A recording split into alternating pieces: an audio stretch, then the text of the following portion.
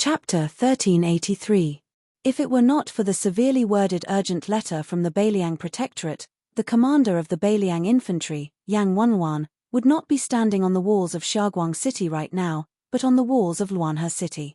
Thus, when the news of the Beimang vanguard breaking through Crouching Bow City in a single day spread back, the Yuju military and political bigwigs all felt a lingering fear.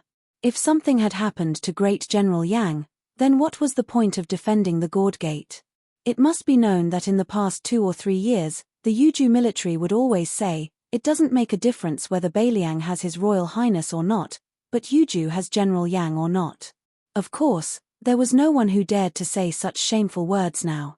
Yang Wenwan and Chen Yunchue, the two stabilizing forces of Yuju, walked side by side to a ballista nicknamed Brother Nine Oxen. Among the Beiliang ballistae, the 9 oxen and 2 tigers ballistae were widely distributed in the major cities. Yang Wenwan weighed the huge ballista that was no different from a javelin with a calm expression, but the thoughts of the people behind him were more or less the same as that ballista. According to the plan, Crouching Bow City would not be able to hold on to the death if Beimang only sent 150,000 soldiers south.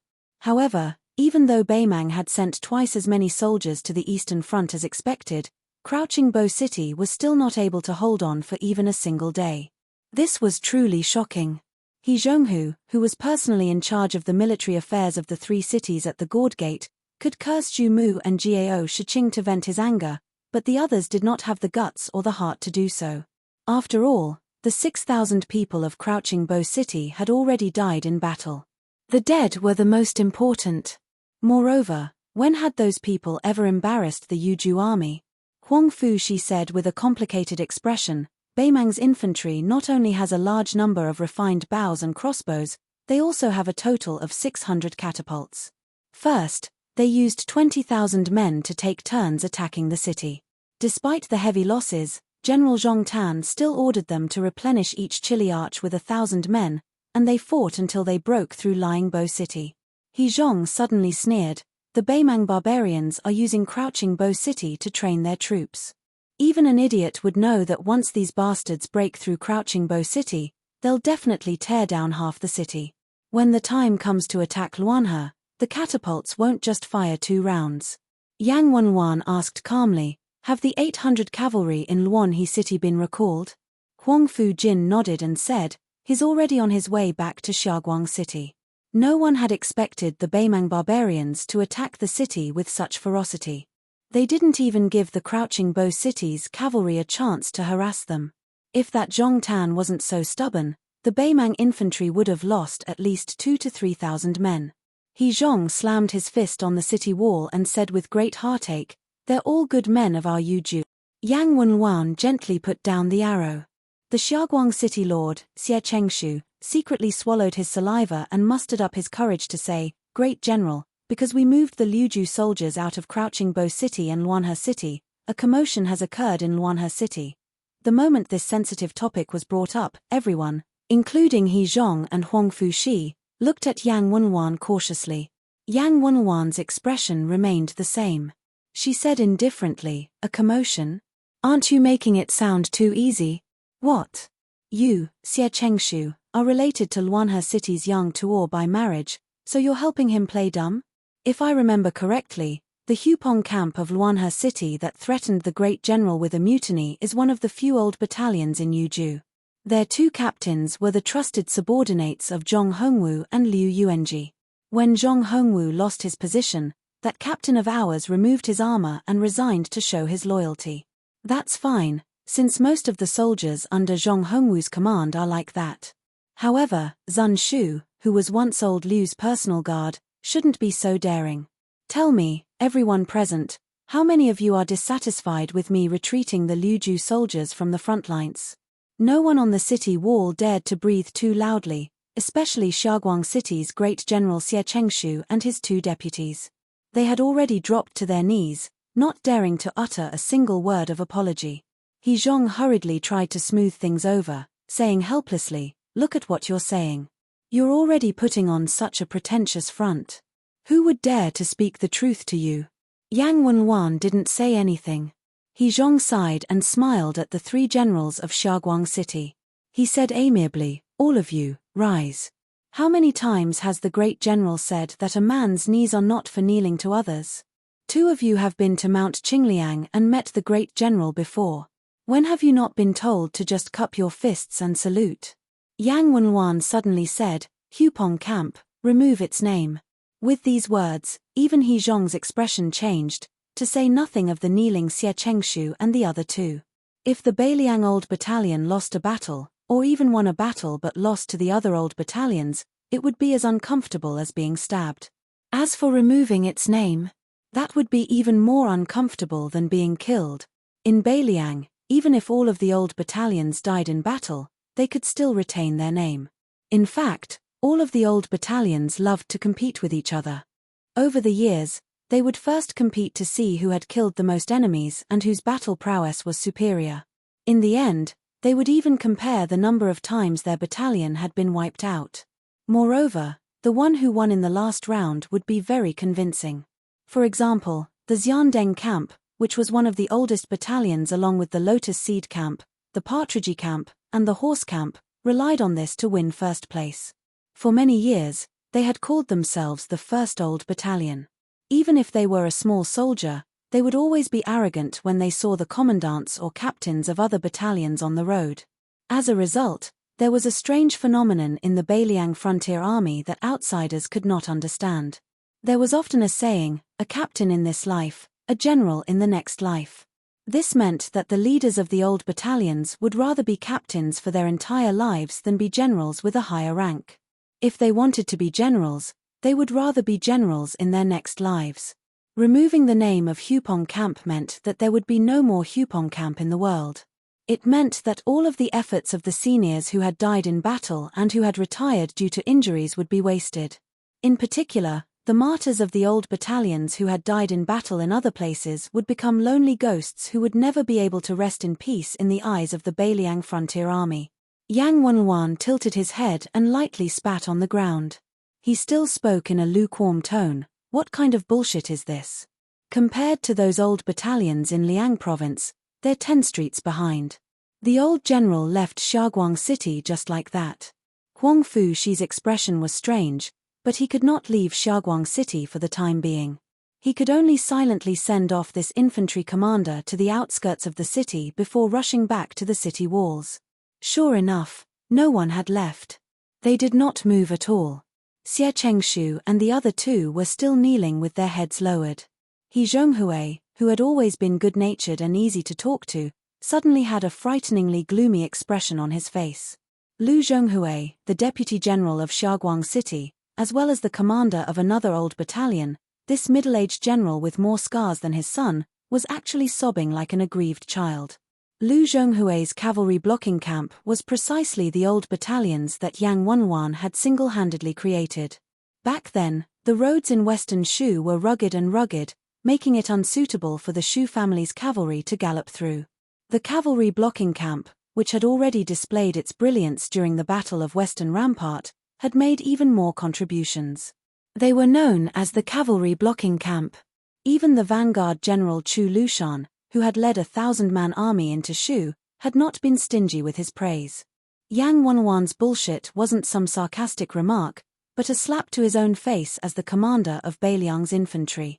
He Zhonghui suddenly placed his hands on the city walls. With his back facing everyone, he said softly, "How can he not be sad that Crouching Bow City is gone? In all of Beiliang, if old Yang doesn't feel sorry for Calabash City, who would feel more sorry for him? Not only Calabash City, but all of the Yuju infantry were personally trained by him. Is he really willing to let our Yuju soldiers die before the Liu province soldiers? That's impossible. Right now, the tens of thousands of Liu province soldiers on the border of Yuju, as well as those from Liangju, including the locals of Liuju, and those who have taken root in Lingju, are all watching us." He Zhonghui took a deep breath and said sternly, "Send an order to Luanhe City. Tiger Pouncing Camp is to be stripped of its name. Lieutenant Zun Shu and the other captains are to be allowed to participate in the defense of the city. If they feel that this rebellion isn't enough to vent their anger, then fine. If they have the ability, then go and kill Luanhe General Yang Qiuo. At worst, I, He Zhonghui, will personally lead the troops to quell the rebellion. Xie Chengshu clenched his teeth and said, "This general begs the great general to allow the soldiers of Tiger Pouncing Camp to redeem themselves. Give them a chance to take back their old name." He Zhonghui suddenly turned around and kicked the Sunrise City Lord away. "Do you think that Yang Wanwan is the only one who is angry at Luanhe City at such a crucial time? Do you think that the 600 Li urgent letter only told our great General Yang not to personally take the risk? Chu Lushan of the Protectorate General, our Lord Protector General, has already said, if the soldiers of Yuju refuse to be controlled, although the war in Liangju is tense, we can still send out a few capable generals to defend the city. Listen, even Chu Lushan wants your in-laws to scram out of Luanhe City. So what if I, He Zhonghui, agree?" The infantry commander had already left. Although Deputy Commander He Zhonghui didn't immediately leave Sunrise City, he was so angry that his face was ashen. He quickly walked down the city walls. Huang Fushi, who was following behind He Zhonghui, asked, "Will it be too much?" He Zhonghui waved his hand and said heavily, "Our Yuju army isn't that delicate." Huang Fushi continued to ask, "Then what about the 200 or so ordinary soldiers who followed Tiger Pouncing Camp and wanted to leave the city? What about them?" He Zhonghui coldly said, "What's there to ask? Of course they will be dealt with according to military law. Immediately executed." Huang Fushi looked at his back and continued to ask, "General He, I'm asking about their family members in Yuju. What about them?" He Zhonghui suddenly paused. There was a long silence. Chapter 1384. Huang Fushi said softly, 200 or so people. This general will consider all of them to have died in battle. If Mount Qingliang and the Protectorate ask about it in the future, I will take responsibility. He Zhong suddenly turned around. "Huang Fushi, what are you planning?" Huang Fushi smiled but did not say anything. He Zhong suddenly narrowed his eyes and said slowly, "Huang Fushi, to be honest, I really don't like you as a Yuju general. Even if you did me a favor this time, I still hate you. I've seen too many smart people like you." Huang Fushi smiled calmly. "If I were really smart, shouldn't I just do things and not say anything?" He Zhong suddenly smiled and turned to leave. He sighed softly. If the great general was still alive, even if he didn't come to Xiaoguang City, he would have made an appearance at the Protectorate and not be like this. Let alone people, we can't even see the shadow of our king of Beiliang. Huang Fushi wanted to say something but hesitated. In the end, he did not say anything. Half a day later, in Luanhe City, on a drill ground, the doors were tightly shut. All that was left was a battalion of uniformed soldiers. 2,726 people. They had all arrived. The old barracks attached the most importance to the old rules. Often, the number of people they had at the time of the establishment was the number of people they would have in the future. Apart from a few old barracks that had too few people at the time of their establishment, the vast majority of the old barracks had the same number of people. In the Beiliang army, apart from the great General Xu Xiao's Shu banner, there was only one other type of army that could raise a banner other than the Shu banner. Back then, the Beiliang Protector General Chen Zhibao could not raise the Chen banner. The current cavalry commander Yuan Zhuozong could not raise the Yuan banner either. However, the Lotus Seed camp could, the Horse camp could, the Partridge camp could, and even the old barracks that had the 2 Tiger Pounce banners flapping in the wind this morning could. However, from now on, they would be the same as the ordinary border army of Beiliang. They could not. The Deputy General of Xiaoguang City and the Lieutenant of the Cavalry Blocking Camp, Lu Zhonghui Shu, personally brought a military order and a message to Luanhe City and the Tiger Pounce Camp. As a Deputy General, he brought the military order to Luanhe City's Master General Yang Tuo. The military order was to remove the name of Hupong Battalion. He then arrived at the Hupong camp as a lieutenant of the blocking cavalry camp. He did not enter the camp. At the entrance, he said a few words to Zun Shu, whose face was full of tears. "First, I ask your entire camp to die in battle. When you see the seniors below, you can go kneel. On the martial arts field." Zun Shu stood at the front with an expressionless face. Beside her were 23 senior captains and 47 deputy captains of the old Tiger Pounce Battalion. Many of them even raised their arms to cover their faces. Zun Shu said solemnly, "It is I, Zun Shu, who have let you all down. I have let down all the seniors who died in the tiger pouncing camp." Zun Shu pounded her chest with her fist. "I don't understand General Yang's military orders. I don't understand the first one, and I'm not convinced by the second one. I can't accept it from the bottom of my heart." Zun Shu rubbed her face and smiled bitterly. "But it's useless to be unconvinced. Could it be that our tiger pouncing camp is really going to mutiny and rebel in Phoenix Crane City like Great General he said?" Zun Shu looked at those faces and said in a low voice, "I don't care if you have such thoughts or not, but if anyone dares to do so, I'll be the first to chop them to death. If you do, come out and fight me one-on-one. Become a lieutenant first." Zun Shu suddenly laughed. "You brats, I can knock down an entire group of you with one hand." In the crowd, someone suddenly shouted, "Lieutenant, if I kill a few more Baimang barbarians tomorrow, can General Yang return the title of Tiger Pouncing Camp to us?" Zun Shu did not lie to these brothers and shook her head. Zun Shu suddenly shouted outside the martial arts field, "Yang Tuor, take your men and scram. I'm an old soldier of Yojo's Tiger Pouncing Camp, not a rebel.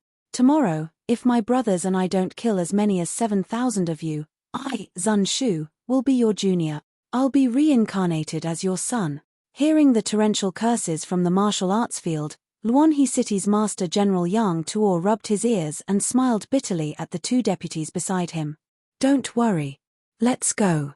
However, before he left, Yang Piaro shouted back, "Zun, remember this. If you don't kill as many as we do in the next few days, remember to be Yang Tuor's obedient son." Mother *Ker. The sound of swords being unsheathed could be heard from the martial arts field. Yang Tuor hurriedly left with his men. At this moment, Hong Jingyan's Ruran cavalry was the same as before. They were about to arrive outside Yuju City, but they were destined not to participate in the siege. Of course, this meant that Luanhe City, which was better equipped than Crouching Bow City, was about to welcome a battle to the death. Baimang had a total of 500,000 soldiers. In the commander's tent, a fat man was walking around the Bailiang sand table again and again. No one knew what this king of the South Courtyard was muttering to himself. Fatty Dong walked to the sand table near the western region and stopped for a moment. He then circled to Jeju and stopped again. When he saw the area between Bailiang and Western Shu, he also stopped for a moment. Finally, he walked to the center of the table and placed his hands on the table. He said softly, "Once Crouching Bow City was conquered, the entire Central Plains must be cursing Bailiang for being a pile of shit and the Shu family's iron cavalry for bragging." Dong Zhuo habitually tapped his teeth. "I know you're definitely not hiding in Mount Qingliang. You have three choices. You can break through the western region of Liu Province and deal with those monks on Mount Lantuor in the western region. Or you can go to the border of Western Shu and make a face-to-face deal with Chen Zhibao and cut off some meat for Bailiang. Or you can go to the horizontal water Silver Harrier in Jeju and help Yuju clean up the mess the new lord of Liyang gave you." The fat man lowered his voice and muttered to himself, "I don't care if you go to Western Shu. If you go to Jeju, those 20,000 low-level cavalry who didn't get any benefits because of Wei Jingtang will definitely not be enough. If you go to the western region, then it'll be a real headache. Do you think I can arrange for a governor or a general to personally lead an army of tens of thousands to wait for you there? Even if I'm willing, others won't be." Dong Zhuo began circling the table again. "Why don't you throw a copper coin and guess if there's any words?" "That won't do. You can't play around with national affairs." "That's right. Dong Zhuo, you're the king of the southern courtyard today. You have to be careful when you do things." "Yes. That's reasonable." "Huh. Why are you guys still standing there like idiots? Hurry up and give me a copper coin." When Hutu City, the largest town in the northwest of Liyang dynasty, was being bombarded by more than 1,000 catapults, the Bailiang Protectorate, which was not far from Hutu City, was still operating quickly and orderly. The Protector General even had the leisure time to sit in front of a sand table that included the terrain of Yu River and Ji provinces, taking the time to pay attention to the battle that was about to unfold in Luanhe City. The Yuju army didn't care much about the movement in Luanhe City, treating it as a local general acting on impulse, But those who had the qualifications to stand in the main hall of the protectorate knew that Protector General Chu wanted to kill. If not for the words of Xu Weixiong, who had yet to leave this place, Chu Lushan really wouldn't have cared about whether or not Yang Wenwan would be humiliated. He would have already sent people to Luanhe City to take over the border. For this reason, the deputy commander of the infantry, great ancestor Ji Yu, had already argued with Chu Lushan.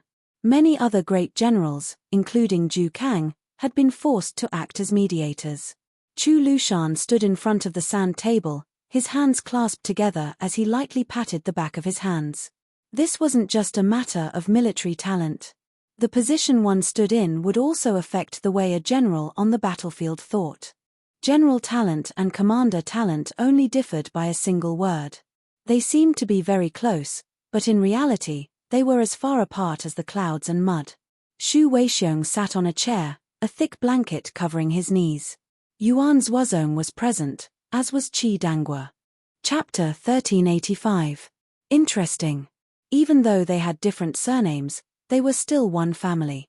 Xu Weixiong gazed at the sand table and said softly, "Judging from the losses we suffered at Hidden Bow City, even if Yang Yuanzhan's method is very Central Plains, he'll still be able to take down 150,000 or even more Beimang with only 40,000 men.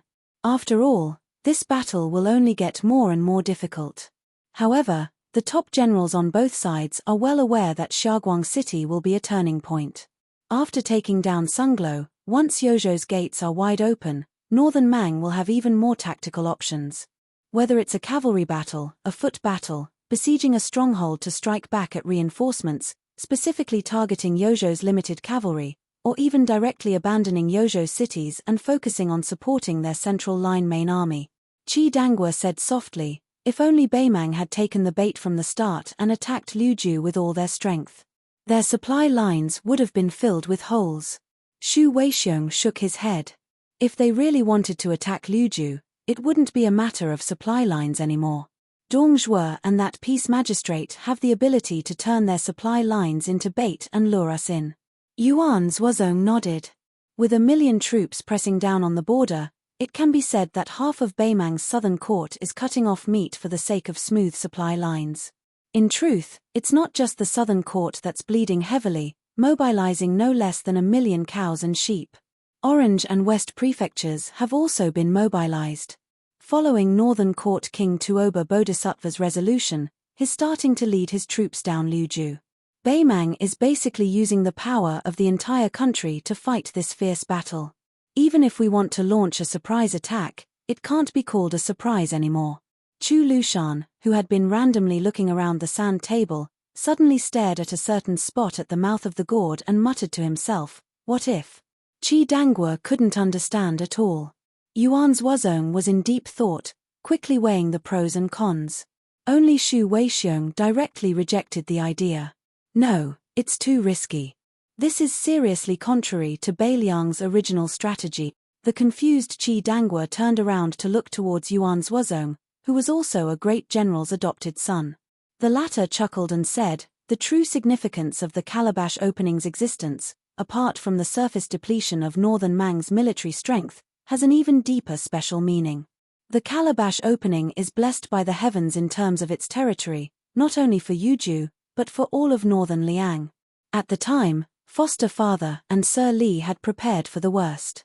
If Liangju was breached, then there were 3 paths of retreat. The first was to lead the army back to Western Shu, where they would sit in Shu and rely on Nanzhao. This was the best plan. Now, the second was to enter the western regions through Liuju, but this was the worst plan. After all, we did not have a stable foundation in the western regions. The third plan of retreat was to defend the west and north of Yuju to the death. If necessary, we could hold both Hezhou and Jizhou in our hands. Regardless of the feelings of the Liang imperial court, Beiliang would forcefully pull out another horizontal battle line. The key point of this strategy was to treat Calabash Mouth as Xiangfan City of the Central Plains. Yuan Zuozong pointed at the mouth of the gourd and said slowly, "Lord Protector General wants to have a surprise battle at the mouth of the gourd. He wants me or General Zhu to lead the elite cavalry to the mouth of the gourd and swallow Yang Yuanzhan's army in the west. In this way, Liangju and Liuju, which were already lacking in forces, would become even more powerless. But if we were lucky enough to succeed, the risk would be great, but the benefits would be great as well. Xu Weixiong said in a low voice, "There is no such thing as luck in the world. We can't afford to gamble, and Beiliang is not at the point where we have to gamble." Qi Dangua secretly revealed an expression of "you're on your own." Yuan Zuozong smiled faintly. Chu Lushan thought for a while and said, "The worst-case scenario for Beiliang is to make Beimang hand over 600,000 soldiers, even if we have to risk everything. This is not difficult." If it was someone else who said this, even if it was Zhu Kang, the deputy commander of Beiliang's cavalry, he would be criticized for bragging to the heavens. But when it came from Chu Lushan, people were willing to believe it wholeheartedly. Chu Lushan, who had been crossing his fingers, slightly bent one of his fingers and pointed at the direction of Ji Bei. Wei Jingtang finally found his conscience and didn't abandon Transverse Water City. Because Transverse Water City is still there, Yu Luandao didn't degenerate to the point of using 10,000 Yuju cavalry to attack Silver Sparrow City, which was almost given to Beimang by Ji Bei with 20,000 soldiers. Actually, the current situation is not so bad. At least Jiyu Gentang didn't yell at Beimang's westernmost border army, "Brothers, you should go and attack Yuju now. Don't always look at me affectionately. If you leave, I, Jiyu Gentang, promise that I won't see anything."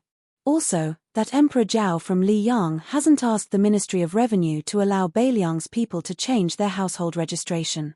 He hasn't asked Hezhou and other places to open their doors like prostitutes, refusing to accept Beiliang's money and even paying for it. Yuan Zuozong coughed lightly. He also realized that it wasn't appropriate to say this in front of Xu Weixiong. Chu Lushan chuckled, and the fearless Protector General hurriedly changed the topic. "I don't really know how to play chess. Well, if I play 100 games with foster father, I can still win 100 games." Qi Dangua rubbed his chin and smiled knowingly. After joking around, Chu Lushan continued, "Wei Jingtang and Transverse Autumn City are variables. We're just as unprepared as Beimang. Let's see who can seize the opportunity. Besides, His Highness is also there." This time, Xu Weixiong flew into a rage.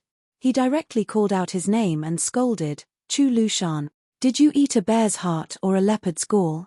Qi Dangua was given a fright and felt like he was falling into the clouds. Yuan Zuozong softly said, "It's too risky. Even if His Highness leads the cavalry of the hidden Luan Dao to break through the 20,000 Beimang light cavalry that traveled a long distance without any support, they might stop there. At most, they'll head west and fight a few small battles. But if we send out additional troops, we'll be forcing His Highness and the 10,000 Yuju cavalry to fight a major battle outside the mouth of the gorge. And right now, Hong Jingyan's Ruran cavalry has yet to move. The Yuju army is separated by half the mouth of the gorge. Even if our cavalry joins up with His Highness, it's still too risky. This risk is even greater than me leading an army to the mouth of the gorge to eat Yang Yuanzan. No." Chu Lushan uncrossed his fingers and raised his arm. He rubbed his eyebrows with his 2 index fingers as he stared at the mouth of the gorge. "Do you think that I'm forcing His Highness? No, it's His Highness who's forcing us." Chu Lushan picked up a bamboo pole and fiercely poked the mouth of the gourd on the sand table. With a ferocious face, he said, "His Highness wants to tell Yuju and Beiliang that during the war, he, the King of Beiliang, Hsu Fengnian, will be here." Xu Weixiong seemed to want to stand up. After struggling for a while, he sat down quietly, closed his eyes, and bit his lips in silence. Yuan Zuozong smiled happily. He squinted his phoenix eyes and exuded a strange elegance. This was the first time he had not concealed his long-dormant sharpness since he became the commander of the Beiliang cavalry. "Then let's do it." After Xu Weixiong opened his eyes, he calmly looked at Beiliang Governor-General with a sharp gaze. "Hutu City can be defended for 40 days. Xu Weixiong looked at the three and said in a low voice, "If we can't do it, none of our soldiers will be able to leave the border of Liangju." Chu Lushan snorted, "At least." Before Xu Weixiong looked at him, White Bear Yuan Zuozong only showed her his back that was already far away. After crossing the threshold, Yuan Zuozong, who always paid attention to his appearance, stretched himself and shook his neck. After doing all this, Yuan Zhuozong quickly walked out of Beiliang Governor-General's house. On the same day, a cavalry of 10,000 quietly left the station. The 300,000 cavalry of Beiliang were the best in the world. And this cavalry was the Beiliang army. The Great Snow Dragon Cavalry. A cavalry of 6,000 showed up outside the mouth of the gorge. The leader was wearing armor, holding a spear and a cold saber. Chapter 1386. Before Hsu Fengnian met with Wei Jingtang, the general of Horizontal Water City, Yu Luandao's Yuju cavalry had already engaged the 20,000 Man cavalry. The Man cavalry was a light cavalry that was temporarily transferred from Jiyu Jiantang's eastern front. Their original intention was to launch a swift assault and devour both Horizontal Water City and Jiyu Jiantang's Silver Harrier cities, which were isolated outside the Great Wall. With that, they would be able to squeeze the 10,000 Yuju cavalry into Ji Bay. At that time, the Yuju cavalry would run out of food and fodder, and the left wing of Beimang would naturally return empty-handed.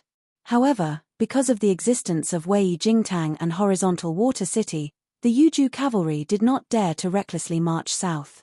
When their scouts found out that Silver Harrier, which was further west, was different from Hengshui City, they had already retreated as promised.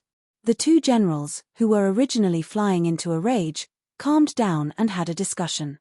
They came to the conclusion that they could abandon Hengshui City and occupy Silver Harrier, which would still be able to intimidate the Yuju cavalry to a certain extent. However, the opportunity on the battlefield was fleeting. After they stopped at the north of Horizontal Water City for a day, when their exhausted army of 20,000 charged towards Silver Harrier, they were ambushed by 5,000 Yuju cavalry from the side about 100 miles away from the border city. The two generals and Yu Luandao both knew that both armies were exhausted, and the key was to see who would snap first. When the Yuju cavalry learned that Silver Harrier had been abandoned, their deputy general suggested a quick return. It was at this moment that Yu Luandao's stubbornness was fully displayed. He insisted on fighting a fierce battle before Beimang obtained the two border cities, even at the cost of damaging the horses' stamina and causing a large number of cavalrymen to fall behind. Although the two deputy generals, who had a steady personality, disagreed with him, but the instinct of Beiliang's soldiers to strictly abide by their orders made the two generals unable to disobey Yu Luandao's bold decision. In the end, after the Yuju cavalry had marched for 500 miles in 3 days, they were gradually divided into 3 groups of cavalry. Yu Luandao, who had better horses and stronger cavalry, personally led the vanguard of 5,000 cavalrymen and finally arrived at the battlefield in time. Like a sharp arrow, they pierced right into the ribs of Beimang's army without any warning, completing their strategic goal of fighting a battle outside of Ji City. With the sudden intrusion of the Yuju cavalry, the Beimang cavalry was caught unprepared and brutally penetrated their formation. After that, the Yuju cavalry even broke the formation of the Man cavalry, causing them to lose contact with each other. As the two flustered and exasperated generals were sent to Ji province, they must be the brave and valiant generals who were good at fighting on the eastern border of Beimang. Although the situation was not favorable for them, they were not going to just sit there and wait for death. In a battle where a large number of cavalrymen were involved, the death of several thousand men was not a small number. However, once the battle was turned into a pursuit by one side, the death of over 10,000 men would be considered a small number. As a result, the two generals who each led over 10,000 men decided to surround the 5,000 Yuju cavalry like dumplings. Although they were destined to win, the result would still be miserable. However, compared to the result of the Yuju cavalry killing over 10,000 men, it was definitely much better. However, the penetrative power and destructive power of Yozhou's 5,000 cavalry left all of the northern Man cavalry's 1,000-men commanders trembling in fear. In the 3 clashes, even though it could be said that Yozhou's cavalry relied on surprise attacks to seize the advantage in numbers, more than 2,000 northern Man cavalry died on the spot. This still left the northern Man cavalry speechless. The elite cavalry armies on the Liyang-Tu Expanse's border that had experienced many battles only had this type of ability at most. Yu Luandao did not lead the 5,000 Yuju cavalry into a fierce battle. Instead, after a few successful assaults, he intentionally or unintentionally moved the battlefield further west. Both generals weighed the stamina of their own cavalry, and found that the gap between the two armies had a slight deviation in tactics. The cavalry at the back of the Baimang cavalry wanted to change their horses and fight again, while the cavalry closer to the Silver Harrier cavalry would chase after them. Actually, this deviation was based on the difference in the number of soldiers that both sides had sent into the battlefield. In fact, it was not a fatal mistake for the Baimang cavalry. Although the Baimang cavalry had suffered heavy casualties, there were still over 8,000 Yuju cavalry in front of them. With their decisive pursuit, not only could they catch up with the Yuju cavalry, they could also join forces with the cavalry at the back and fill up the gap, forming an absolute advantage in terms of numbers. However, when the 2nd Cavalry of over 3,000 Yuju cavalry arrived on the battlefield, it had messed up the Mang cavalry's plan. All the Yuju cavalry were light cavalry, but obviously, this cavalry had sacrificed time in exchange for better equipment. The 8,000 Baimang cavalry who were chasing after Yu Luandao's cavalry at the same level as the front line of Ji North were smashed by this Yuju cavalry. Like a fierce horse charging into a field of wheat, they reaped the lives of over 1,000 Mang cavalry in just a blink of an eye. On top of that, Yu Luandao's main cavalry had launched their assault at the same time. The 7,000 Yuju cavalry, whose morale was high, were now facing the 7,000 Mang cavalry who were covered in wounds and frightened by the mere twang of a bow. How could the latter fight back? On the other hand, the 10,000 Mang cavalry at the back were fierce and tough as well. They quickly turned their horses around, wanting to return the favor and cut the Yuju cavalry in half. But right at this moment, two more fresh forces appeared on both sides of the battlefield. Although their numbers were not large, the blow they brought to the Baimang cavalry's morale was immeasurable. One of them was the 2,000 Yuju cavalry who raised a banner with the character Shu on it, while the other was the banner of Horizontal Water City. They were fewer in number, only 600 cavalrymen led by Wei Jingtang of Horizontal Water City.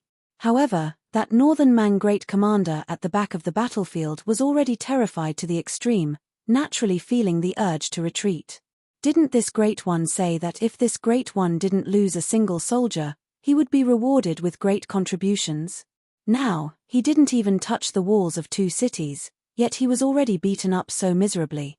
It wasn't that he couldn't save those several thousand cavalry, but after saving them, this great one could only return to being some damn 1,000-man commander. Therefore, the generals Hui Lulu, who was still fighting desperately on the battlefield, felt his heart turn cold. The generals who were drinking and chatting with him in his tent yesterday had run away just like that. Fortunately, Hui Lulu and his 600 personal cavalry charged north and tore open a hole. Afterwards, the Mang cavalry continued to flee north. On purpose, Yu Luandao did not even look at Hui Lulu and the 3,000 Mang cavalry behind him. Instead, he gazed into the distance, staring at the other Baimang generals, Lang Xin, who was slowly retreating. He purposely left that hole. If Lang Xin and his 10,000 cavalrymen were determined to fight to the death, Yu Luandao's Yuju cavalry would only have 2,000 to 3,000 left. This was not because Yu Luandao feared a battle to the death. Otherwise, he would not have come to the north of Silver Sparrow Crossing Water to fight this battle. Instead, he used his Yuju cavalry to fight to the death against the 20,000 men that Jiyu Jiantang should have taken care of. This was completely meaningless to Beiliang. However, while it was meaningless to exchange one life for 2 or 3 lives, it did not mean that it was meaningless to exchange one life for 10 lives. That was why Yu Luandao purposely had Hui Lulu bring his 3,000 crippled cavalry that were in complete disarray to bring disaster to Lang Xin's 10,000 cavalrymen. Yu Luandao, who was known as the pride of West Chu after Cao Changqing, risked universal condemnation and rushed to the dynasty's northwest alone. After entering Beiliang, he deeply understood what a border iron cavalry was, and he also had a comprehensive understanding of the Baimang cavalry. He knew that it was extremely difficult to beat the Baimang elites into complete defeat and then wantonly chase them down. However, if he could bring disaster to the north, then there would be a chance. In fact, Yu Luandao did not even need to make any specific arrangements. When he and his 800 cavalrymen took the lead in chasing after Hui Lulu's 3,000 cavalrymen, another 2,000 cavalrymen who were temporarily unkillable caught up with them. Together with the 600 cavalrymen from Horizontal Water City and the 2,000 Yuju cavalrymen who were the last to enter the battlefield, They all began to charge northward. After Hui Lalu brought his remaining cavalrymen and fled northward, Lang Xin, whose face was livid with rage, had the urge to slaughter all of them when he saw those bastards charging at him recklessly. However, when he saw those Yuju cavalrymen who took out their light crossbows and leisurely shot at Hui Lalu's cavalrymen, or when he sped up, he did not even need to exert any force with his saber. He only needed to borrow the momentum of his warhorse to lift up his saber and cut a large wound on the neck of the Beimang cavalryman. It was an easy and effortless move, but it was definitely enough to kill them all. Lang Xin roared and ordered his men to speed up their retreat. The 20,000 cavalrymen from Beimang had rushed to the battlefield of Jibei in a hurry. Although they were also riding 2 horses each like the Yuju cavalrymen, even though Lang Xin knew the consequences of being hunted down by an army of cavalrymen, he could only wish that his warhorse had 8 legs right now. When Hui Lalu and his personal cavalrymen caught up with the rear of Lang Xin's army, more than 2,000 of the remaining 3,000 cavalrymen who were lucky to break through the encirclement had been killed silently. In the 6 hours of long pursuit and escape, more than 2,000 of Lang Xin's cavalrymen were killed by the tireless Yuju cavalrymen. Like a cat catching a mouse, men from Beimang cavalrymen were dying all the time, and small groups of cavalrymen were breaking away from the main army and fleeing in all directions. Finally, before night fell, the chief general of Yuju cavalrymen, who had a handsome face, finally stopped his pursuit after personally killing Hui Lalu. Chapter 1387. The 600 cavalrymen from Transverse Water City followed the Yuju cavalrymen and collected military merits. Their main task at the border of Liyang was to defend the city. Although they had never participated in a war like today, where both sides had more than 30,000 cavalrymen, they had never stopped engaging in small-scale skirmishes. It happened every now and then. The Transverse Water City cavalrymen, who were known as the elite of Ji province, did not fall into a disadvantage. But who would have thought that killing Beimang barbarians was as easy as harvesting wheat in June and July? As the veteran soldiers of Ji province, which was also an important border area like Beiliang, the soldiers of Ji province had their own pride honed from years of fighting on the battlefield. Therefore, when they heard that Cai Nan, a general under Jiyu Gentang's direct command, appeared at the border of Beiliang with 60,000 cavalrymen and encountered old Liang, who only brought 10,000 cavalrymen to the south, none of them dared to challenge him. It was said that Cai Nan was the first to kneel down, as if his knees were weak. It was as if he brought 60,000 cavalrymen to be inspected by Xu Xiao. This farce was widely spread in Ji province and the capital. But what the outsiders could not understand was that Cai Nan, who was given the title of General kneeling with 60,000, was not reprimanded by the Ministry of War. Even Jiyu Gentang, who was in charge of the military affairs of Northern Region, did not seem to be dissatisfied. Cai Nan's official hat was still on his head. After this battle, Transverse Water City of Ji province finally understood that the 300,000 cavalrymen of Shu family were collectively called the 300,000 cavalrymen of Shu family. The real cavalry was about 120,000 cavalrymen, and the main force was in the north of Liangju. Among them, Yuju, who was mainly infantry, had less than 20,000 cavalrymen. Then, Shu family casually let an unknown newcomer of Beiliang, Yu Luandao, lead 10,000 cavalrymen and killed 12,000 Beimang cavalrymen with less than 3,000 casualty. On the way back, the general of the 600 cavalrymen of Transverse Water City could not hold back his curiosity. He ran to the young General Yu, who was covered in blood, and carefully asked if the cavalrymen of Beiliang were all as sharp as his Yuju cavalrymen. Yu Luandao shook his head. That Transverse Water City cavalry leader felt relieved. Then, Yu Luandao smiled and said that the Liang province cavalry was much stronger than the Serene province cavalry. That old cavalryman from Jeju, who thought that all 600 cavalrymen under his command were elites, immediately broke down. Finally, Yu Luandao said that there was a saying in the Beiliang frontier army that if the 2 Liao provinces of Beimang and Beiliang were counted, there might be more than 1 million cavalry in the world. But ultimately, there were only 3 types of cavalry in the world.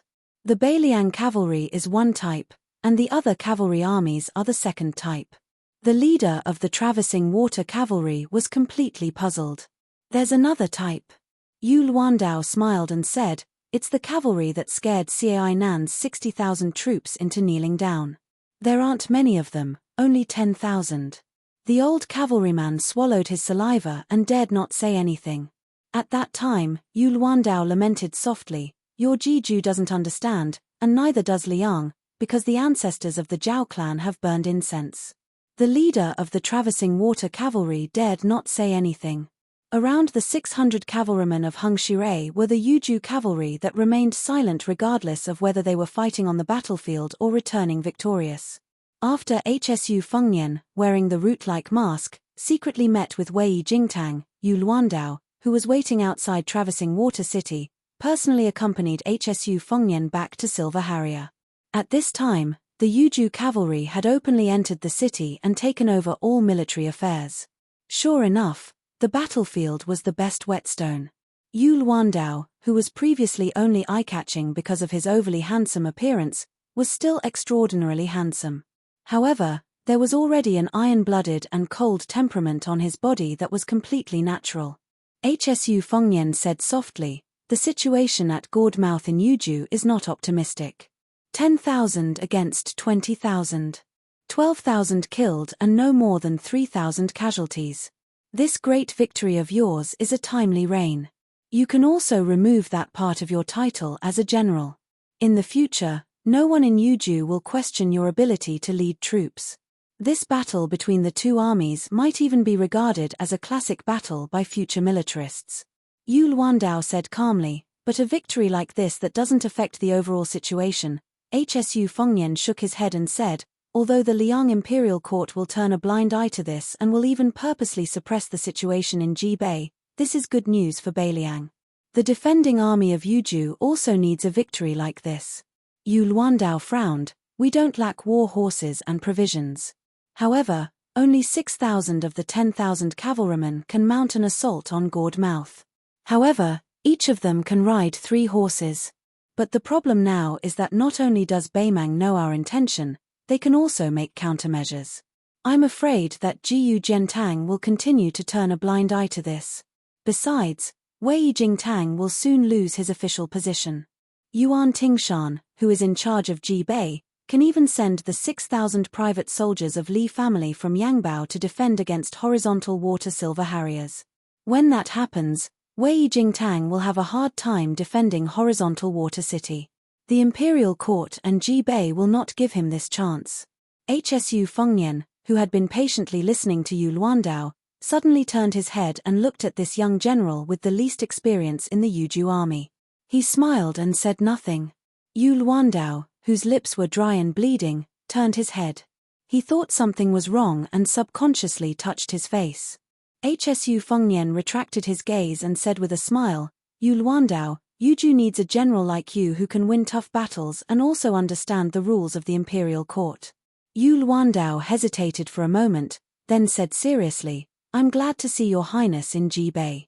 Hsu Fengnian nodded and said, "Jibei is not Beimang's territory. Let Li Yang do whatever he wants.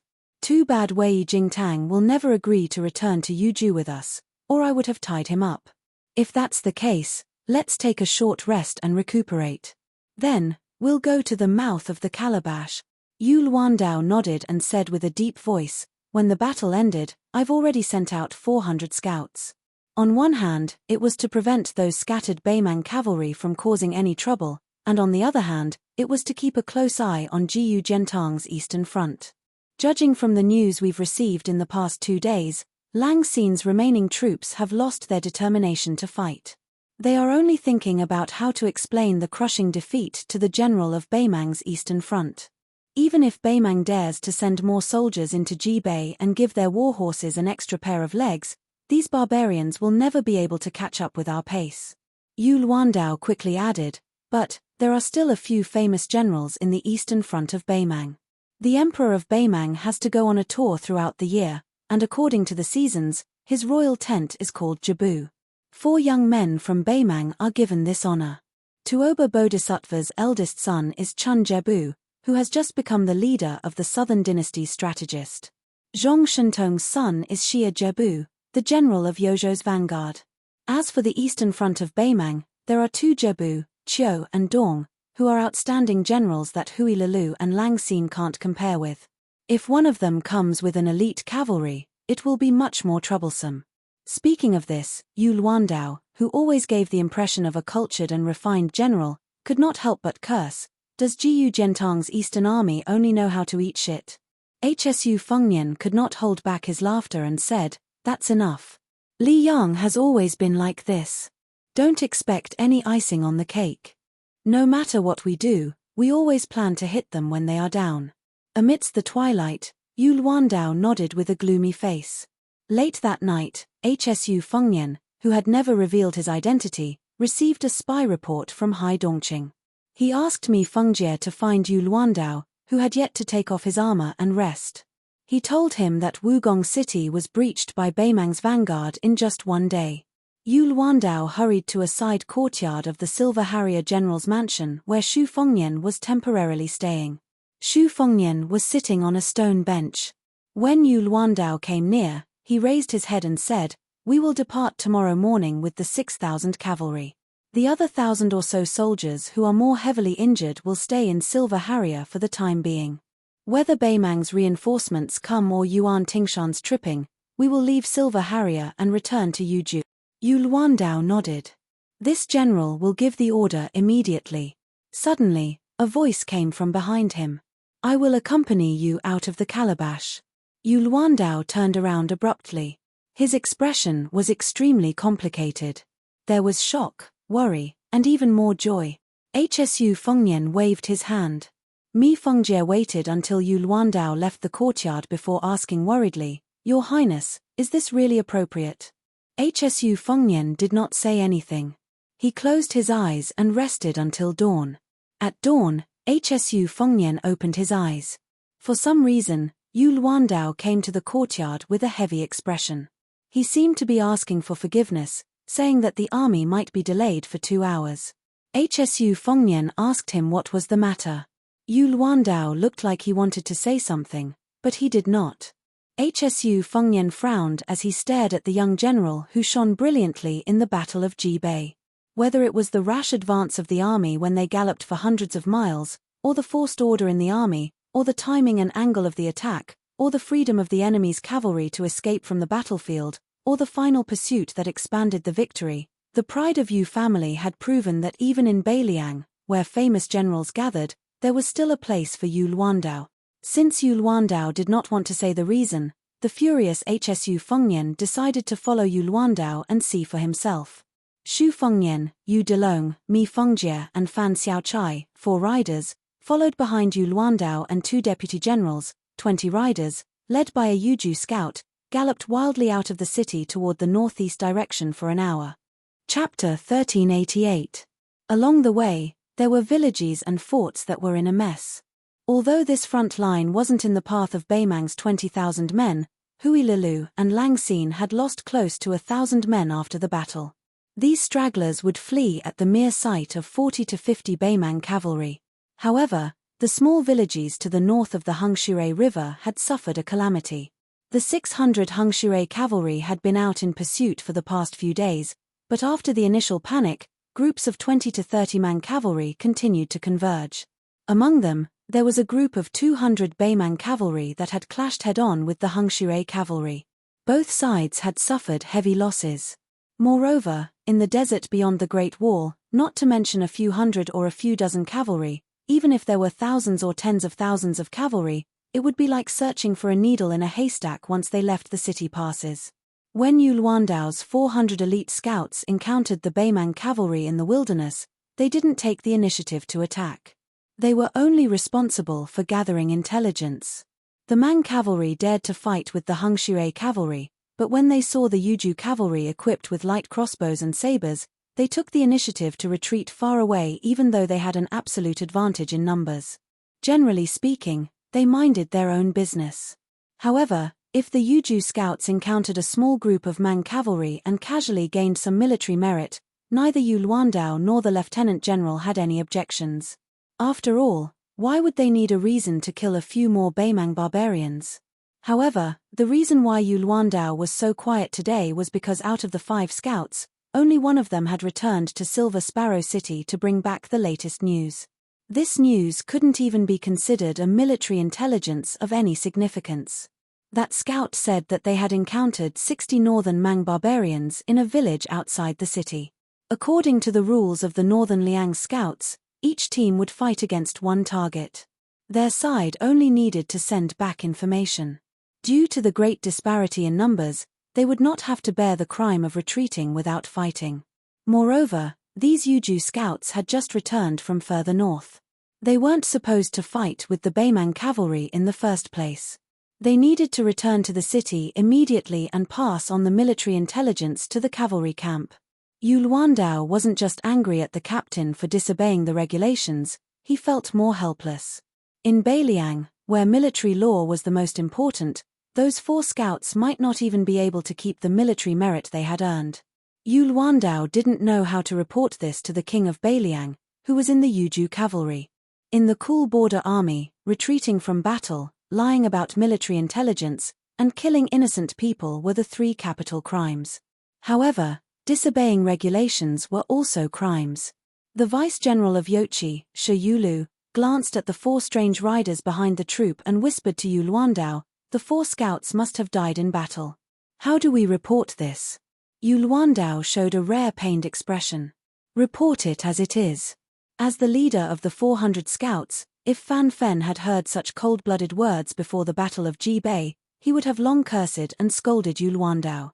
But after the battle, all the soldiers of Yu province now had great admiration for Yu Luandao. Fan Fen whispered, "General Yu, can't you make an exception? How about we ignore their previous military merit and just report that they encountered a large group of Mang cavalry and 4 of them died on their way back to the south?" Yu Luandao didn't say anything. The cavalry galloped into the village near the river. The corpses of the villagers could be seen everywhere. The village, which should have had 40 to 50 families, was now completely deserted. Only a few willows with bent branches outside the village were spitting out a few patches of green in this early spring when all living things should be growing. On the wheat drying field in front of a cottage to the north of the village, they saw the corpses of a family of 5. 2 old men were hacked to death by the Beimang war sabers at the door. The middle-aged man who was supposed to go to the fields to sow wheat was still clutching his hoe after he died. His son's head was right in front of him. The young headless body was closer to his mother. The woman was stripped naked and raped by the Beimang cavalry. Her limbs were chopped off. The young scout sobbed and said, "The sergeant couldn't stand it and asked me to bring the military intelligence back to Silver Sparrow City. Then he said that he died in battle further north and asked me to ignore the 3 of them. I didn't want to leave, so the sergeant kicked me and said that all 5 of them died here. What should we do about the military intelligence?" On the wheat drying field, the cold blades and light crossbows of the 4 Yuju scouts were taken away. Their armors were taken away, and only 4 corpses were left. One of them died under the mud wall. The arm holding the blade was chopped off by the Beimang cavalry and placed on his head. 2 of them died on the wheat drying field. The sergeant's corpse was tied to a long bench and used as a target. His body was full of bloody holes caused by arrows.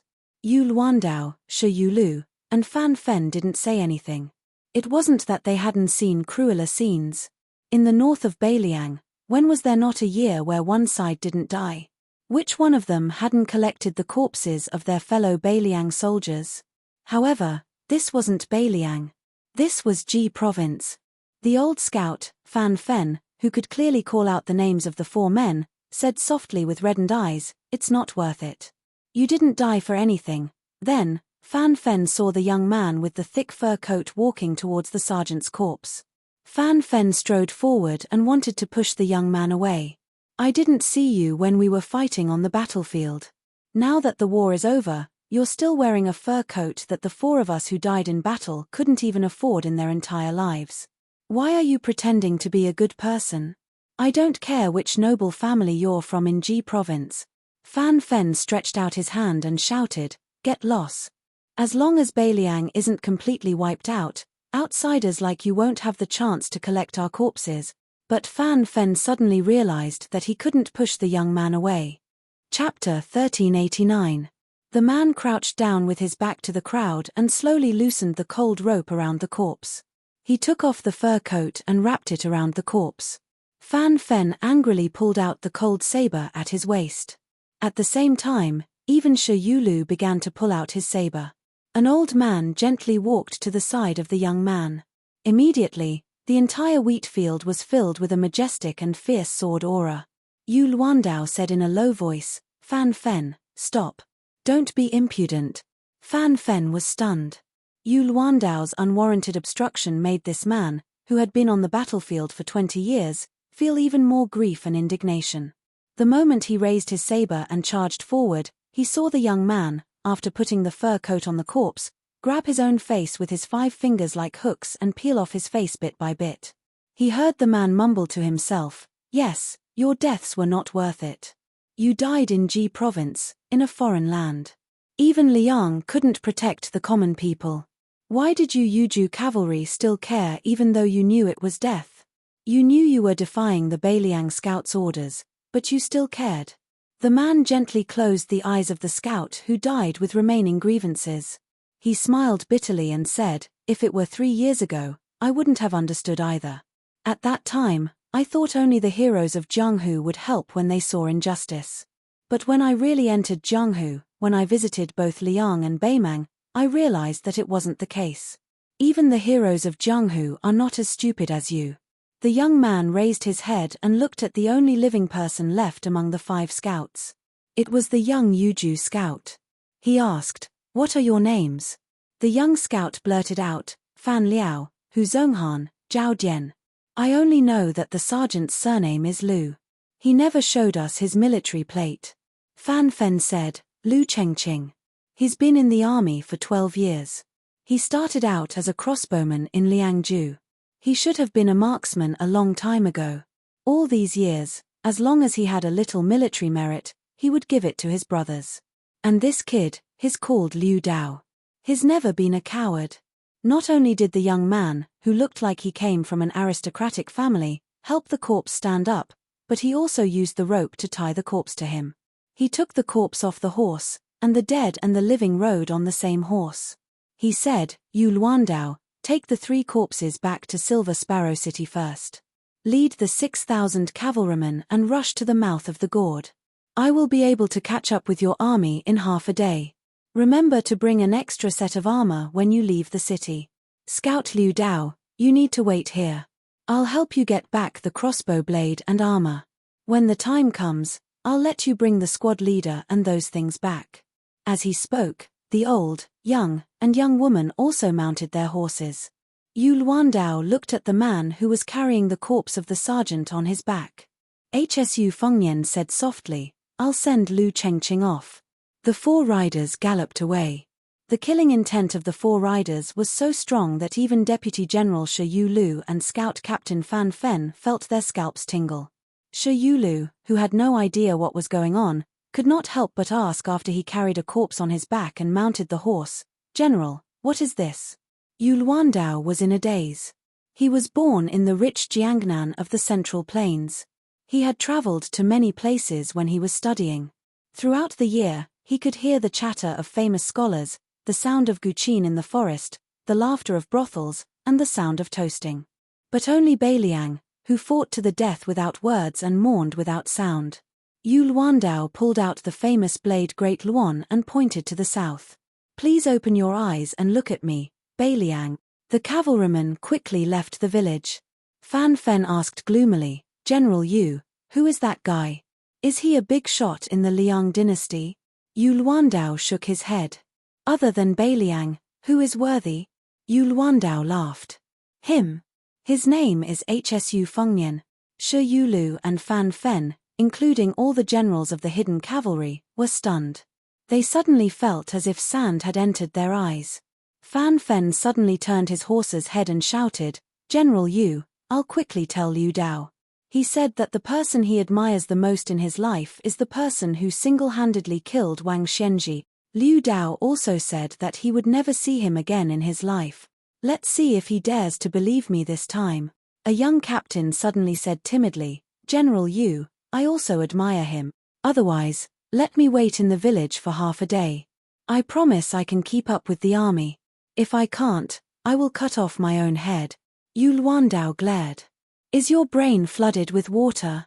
Next, His Highness will follow us to the mouth of the calabash.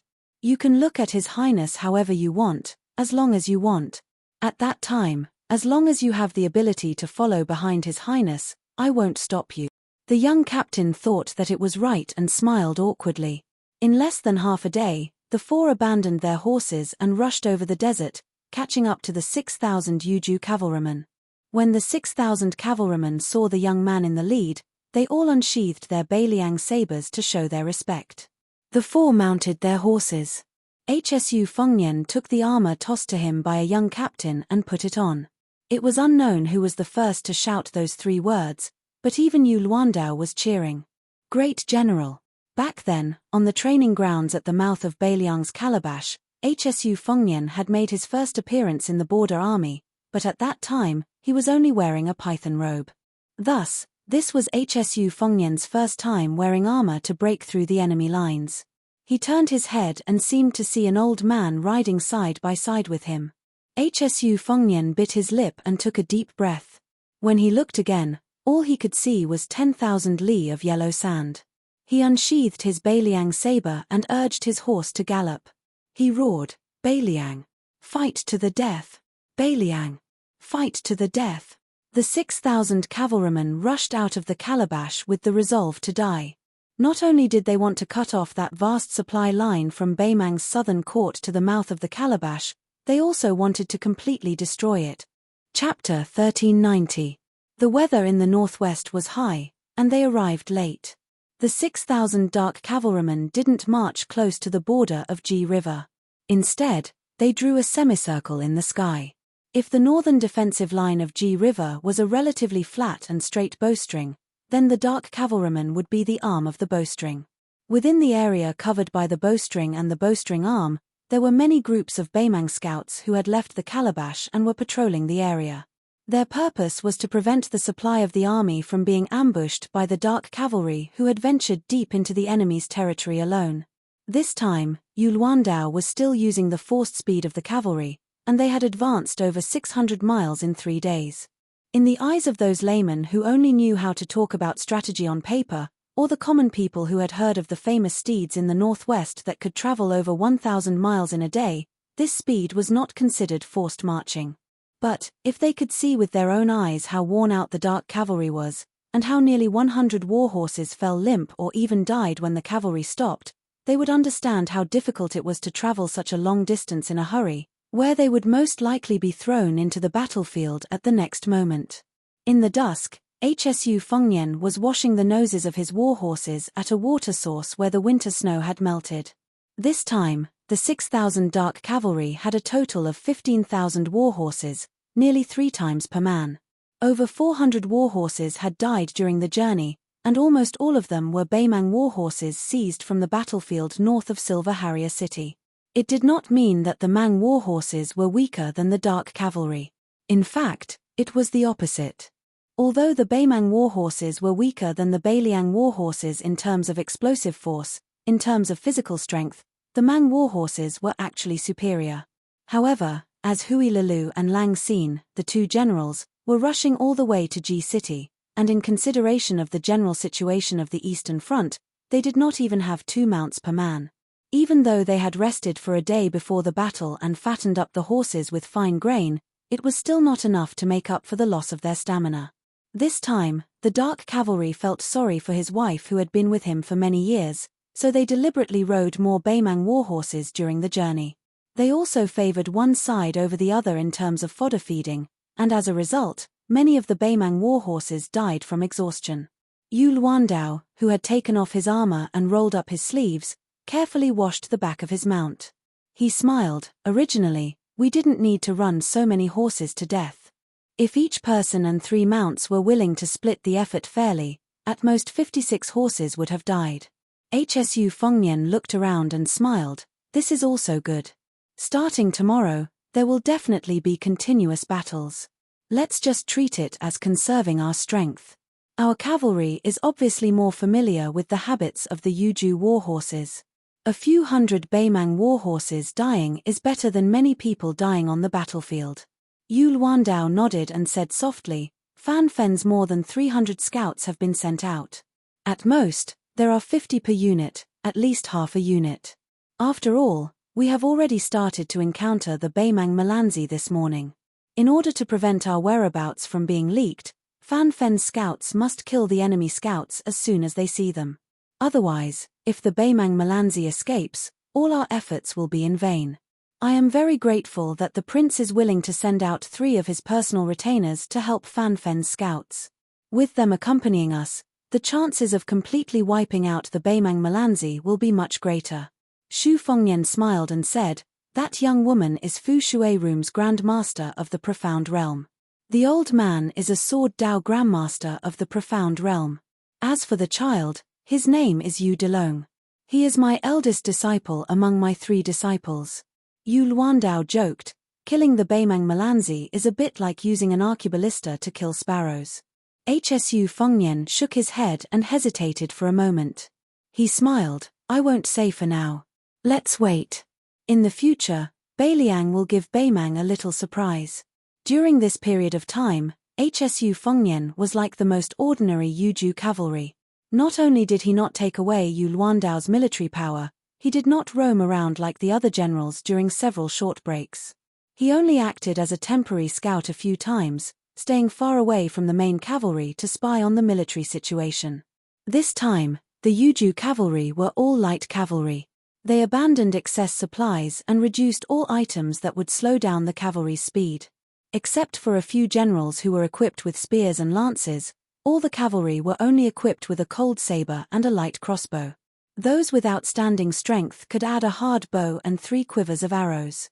In the past few days, the army had maintained a column formation. When they entered the battle zone tomorrow, they would spread out horizontally in battle. In this forced march, the Yuju cavalry had opened the eyes of Hsu Fengnian, who had never entered the bottom level of the border army before.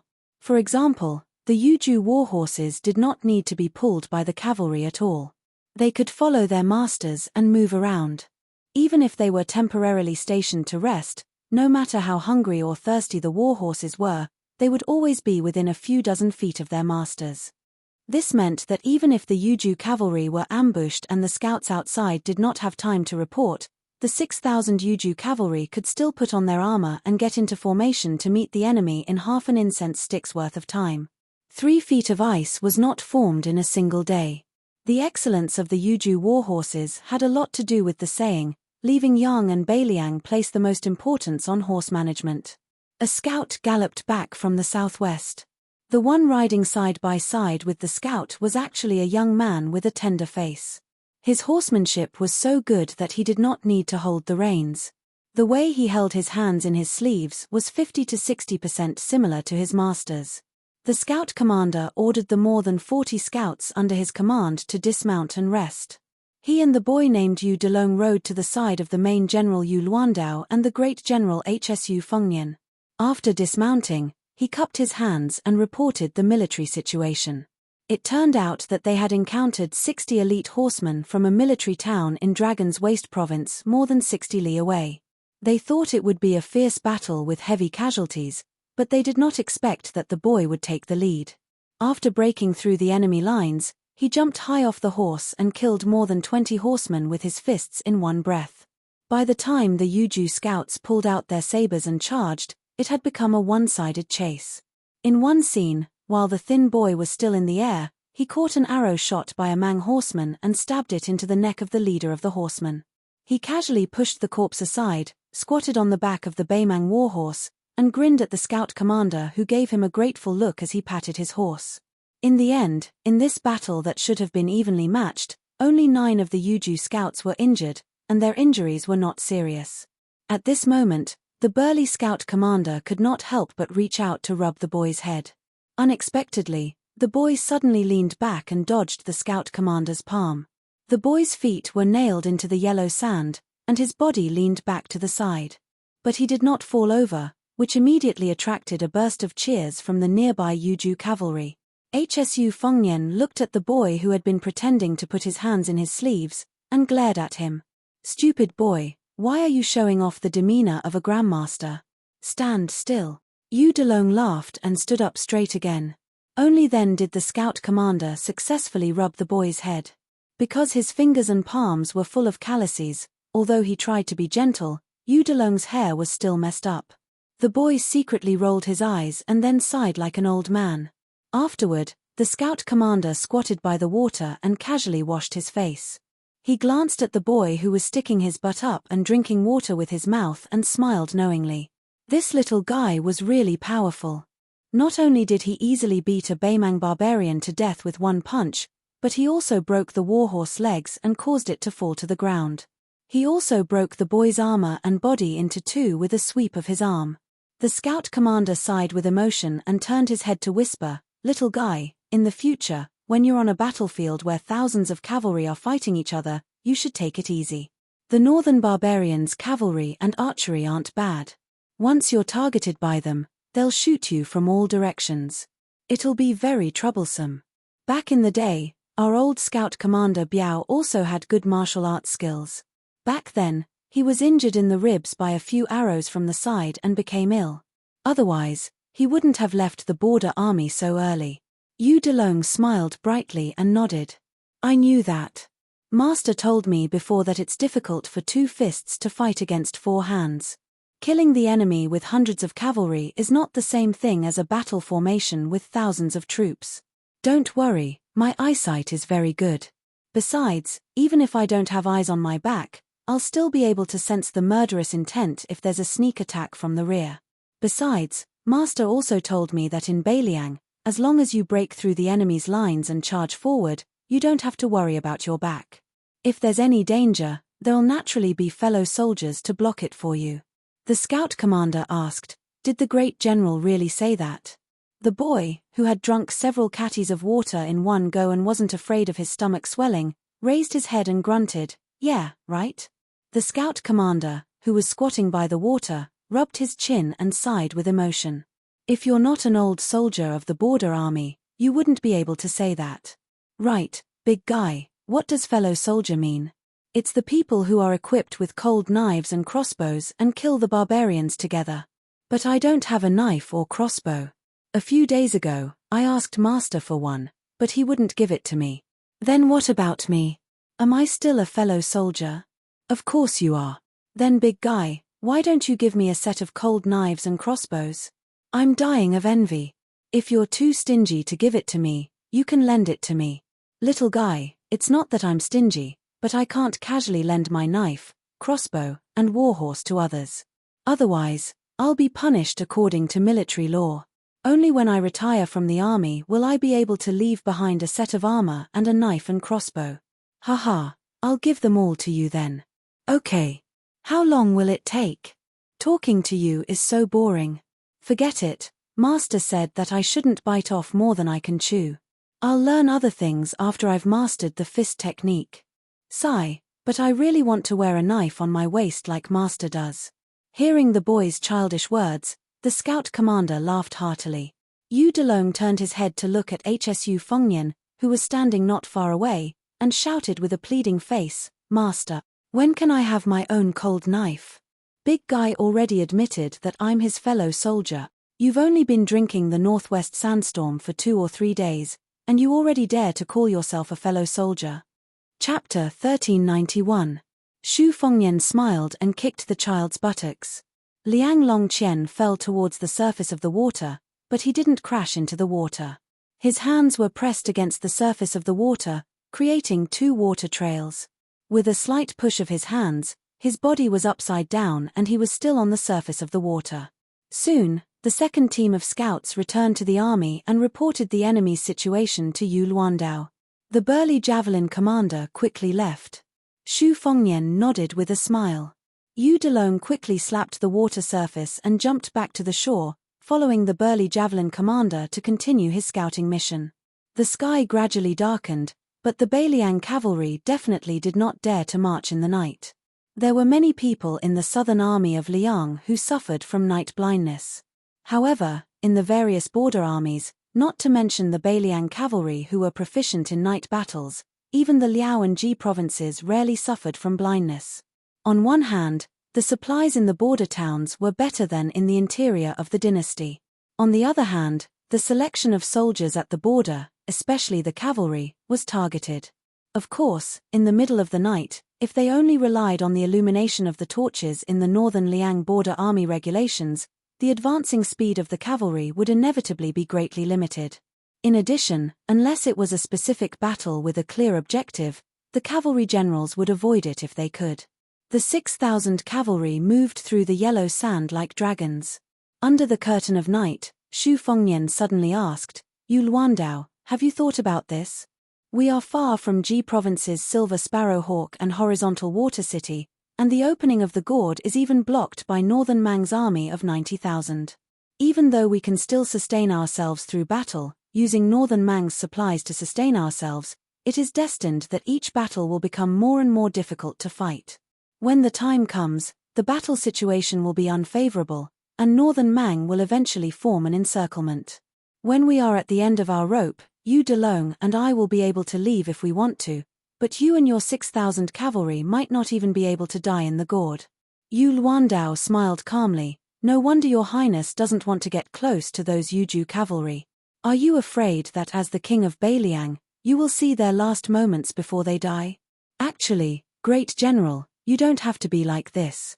Ever since the day we set out, we already knew what our fate would be. These soldiers might not have read much, or even never read a book. However, after years of war, none of them are stupid. It's not like there aren't any who don't want to die in Ji Province. Due to various reasons, more than 1,000 people left. Some were afraid of death and used their connections to get in through the back door. However, there were also some who were forced to leave because they were the only sons of their families and were too young." Yu Luandao's expression was exceptionally calm as he slowly breathed in. "However, since we've come, we've already accepted life and death. Even if we were hesitant before the battle, we can't be cowards on the battlefield." Afraid of death? Of course, there were.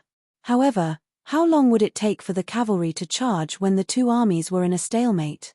If one's limbs went soft and they were afraid of death, they would really die. After one charge, he would die very quickly. After the charge, those who didn't die would see their comrades die one by one behind them. They would just lie there alone on the battlefield and naturally wouldn't be afraid of death. This is how war is. Ever since our Beiliang great general left Liaodong, we've been injecting energy into the Shu family's cavalry.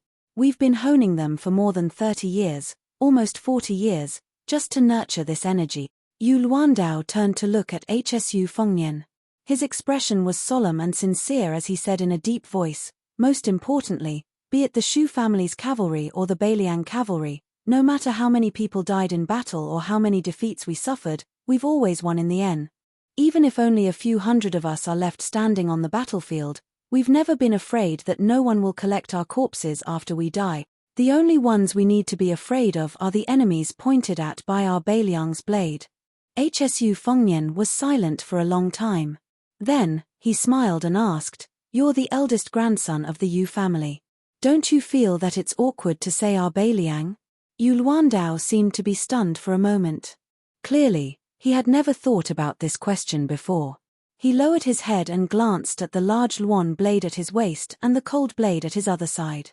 When he raised his head, his eyes were especially clear as he said slowly, "When I first arrived in Beiliang, of course I wasn't willing to consider myself a Beiliang citizen. Later on, I don't remember when I blurted it out. But since I don't have the slightest impression of it, I think it should be a matter of course. I, Yu Luandao, like the scenery of the northwest Great Desert from the bottom of my heart. It's desolate, vast, and magnificent. Being in it makes one feel small. Even the smell of horse dung in the army camp will be liked after a long time. It's not like the prosperous cities in Jiangnan where no matter how good the wine is, one will feel nauseous after drinking too much. No matter how expensive the rouge on a beauty is, one will feel disgusted after smelling too much. I, Yu Luandao, have been raised by my parents and my family. I can only let them down in this life." Speaking to this point, Yu Luandao removed the great Luan blade from his waist, one of the world's top weapons. He lightly tossed it to Hsu Fengnian and said with a smile, "If I really die in battle outside the mouth of the gorge, it'll be difficult to collect my corpse. In the future, Your Highness can just place this blade in my cenotaph." "Oh right, Your Highness, other than the cenotaph, I also want a piece of the forest of steles behind Mount Qingliang." Hsu Fengnian tossed the priceless Great Luan blade back to Yu Luandao and said with a bitter smile, "Put it away for now. Even if there's a slim chance of survival, as long as it's not a situation of certain death, don't lightly talk about collecting my corpse." At the end of the 3 in the morning, the sky had not yet turned green and white. A group of phantom cavalry scouts galloped over. The platoon leader and Mi Fengjie, whose sword sheath had long been torn off, were respectively at the front and back.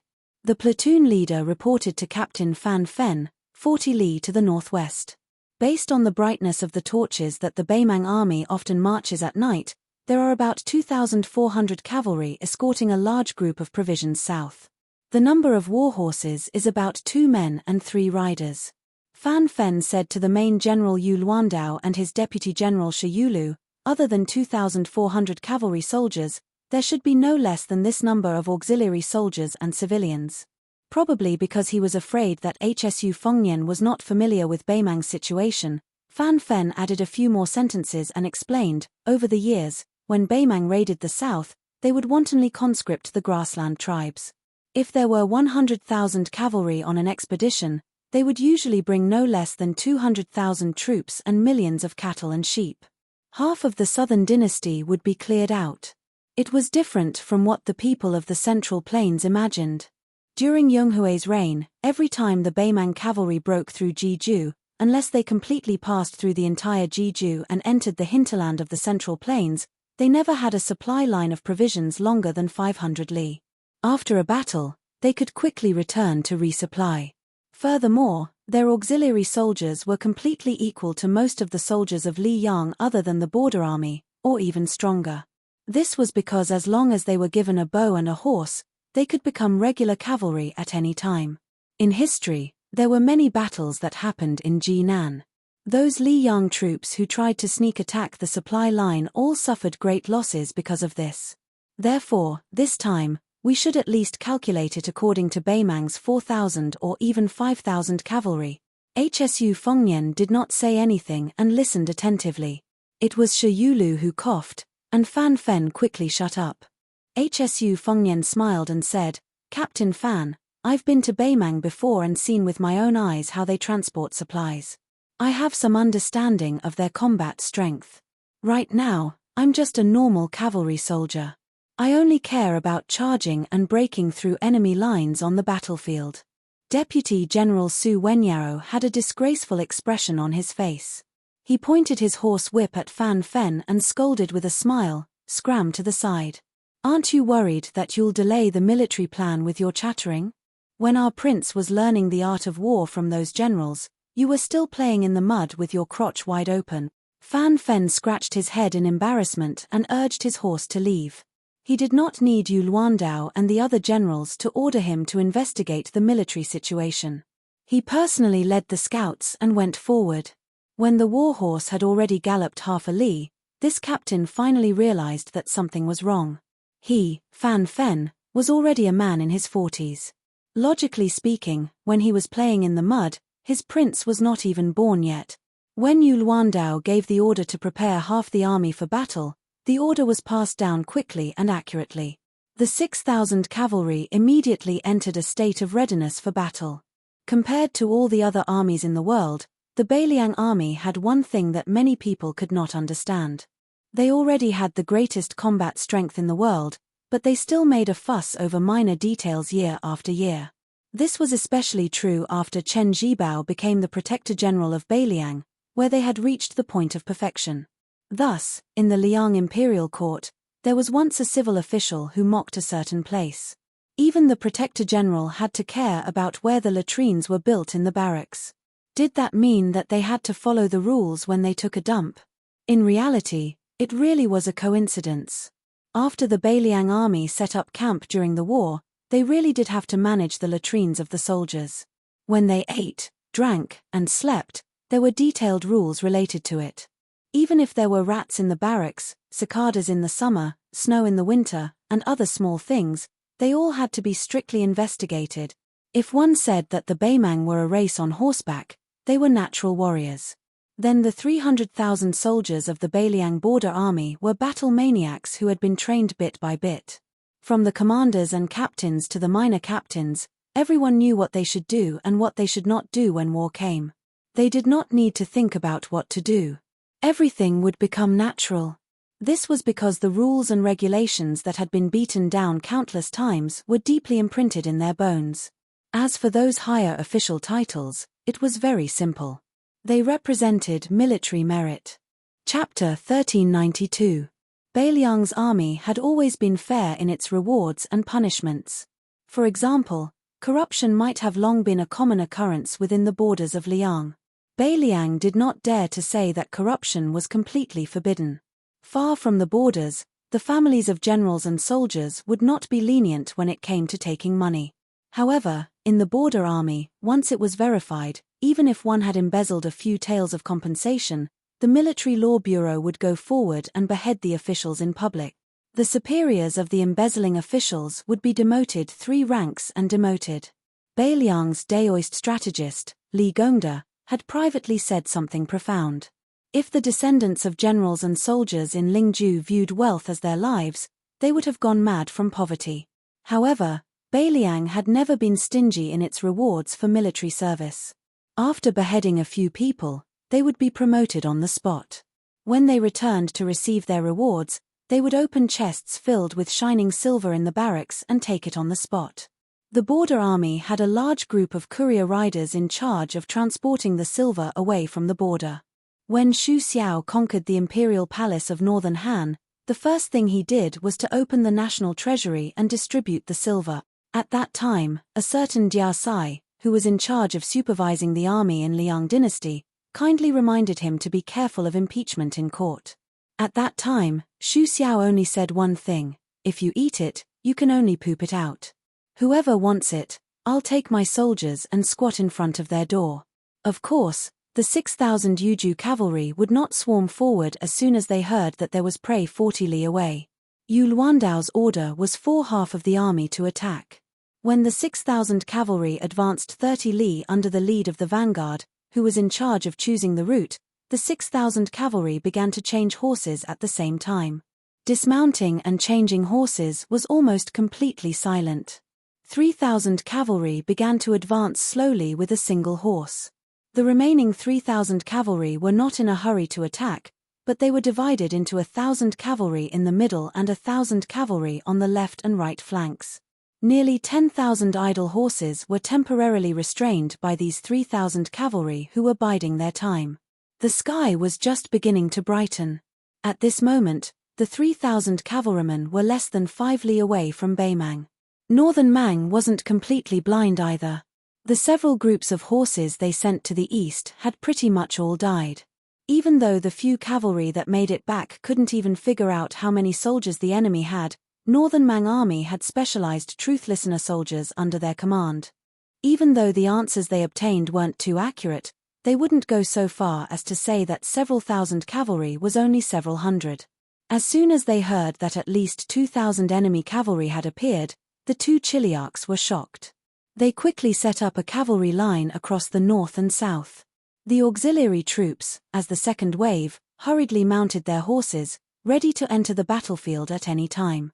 The Battle of the Western Wall in Liang and Daechu had been at odds with each other for several years. From the initial 70 to 80,000 against 100,000, in the end, both sides had exhausted almost all of their national strength to hundreds of thousands against hundreds of thousands. There were constant casualties, and constant reinforcements. During this period, both sides had used countless brilliant and tragic battles. Among these battles, there was a principle that later generations of military strategists were taught. In a battle where the difference in strength and morale between the two sides was not great, the side that staked everything from the beginning and did not know how to let elite troops make the final decision at the crucial moment would often lose miserably. The reason why Chen Zhibao was able to stand out and become the only young general who was on par with the 4 famous generals of the spring and autumn period in terms of military achievements and reputation was precisely because, in his hands, he had fought time and time again in the classic battles where the enemy was at a disadvantage but slowly turned the situation around and then turned defeat into victory. Moreover, In any battlefield where he had the advantage in military strength, he had never lost. The two armies faced each other from a distance. The battle lines had already been pulled apart to what they thought was the best width. When the two Chiliarchs saw that banner, they no longer had any wishful thinking. It really was that word. Shu. No matter why these 3,000 cavalry would appear outside the mouth of the gorge, they were truly the Bailiang cavalry. The Bailiang cavalry advanced in an orderly manner. Kill. As if they could not endure that suffocating feeling, the 2,400 Baimang cavalry began to push their war horses to their maximum explosive power, taking the lead in a rapid charge. The roars of the Baimang cavalry rang through the clouds. On the other side, the two deputy generals of the Yuchi cavalry who had not yet truly charged suddenly spurred their horses. While charging forward, they slightly shifted their direction. After approaching the cavalry at the center of the front line, Shi Yulu laughed loudly. "I am honored to be able to fight side by side with the great general." Su Wenyaro also said, "What General Shi said is what I was thinking." That cavalry did not say anything, only smiling and nodding his head. Near this cavalry, a blank space seemed to have appeared in the cavalry formation. This was the order of the main general, Yu Luandao. When the two deputy generals returned to their original positions, Yu Luandao pulled out his cold blade, raised it high, and lightly waved it forward. Charge! There were none of the heart-wrenching roars of Baimang. There was only the sound of blades being pulled out and horse hooves. Although the 3,000 Yuju cavalry were silent, the eyes of each cavalry were filled with an unswerving determination and passion. "We have never fought side by side with the great General Xu Xiao. But we have now. In the future, the Bailiang Frontier Army will envy us like how we envied those lieutenants and generals. Even though we might not have the chance to personally witness their envy. But, there are no buts. Let us fight to the death outside the mouth of the gorge." The two armies passed by each other. Saber against saber. The remaining 2,600 Yuju cavalry did not even turn their horses around, charging straight at the 2,000 Baimang auxiliary cavalry. In the blink of an eye, 2 Baimang Chiliarchs were dead. Half of the 20-some centurions were dead.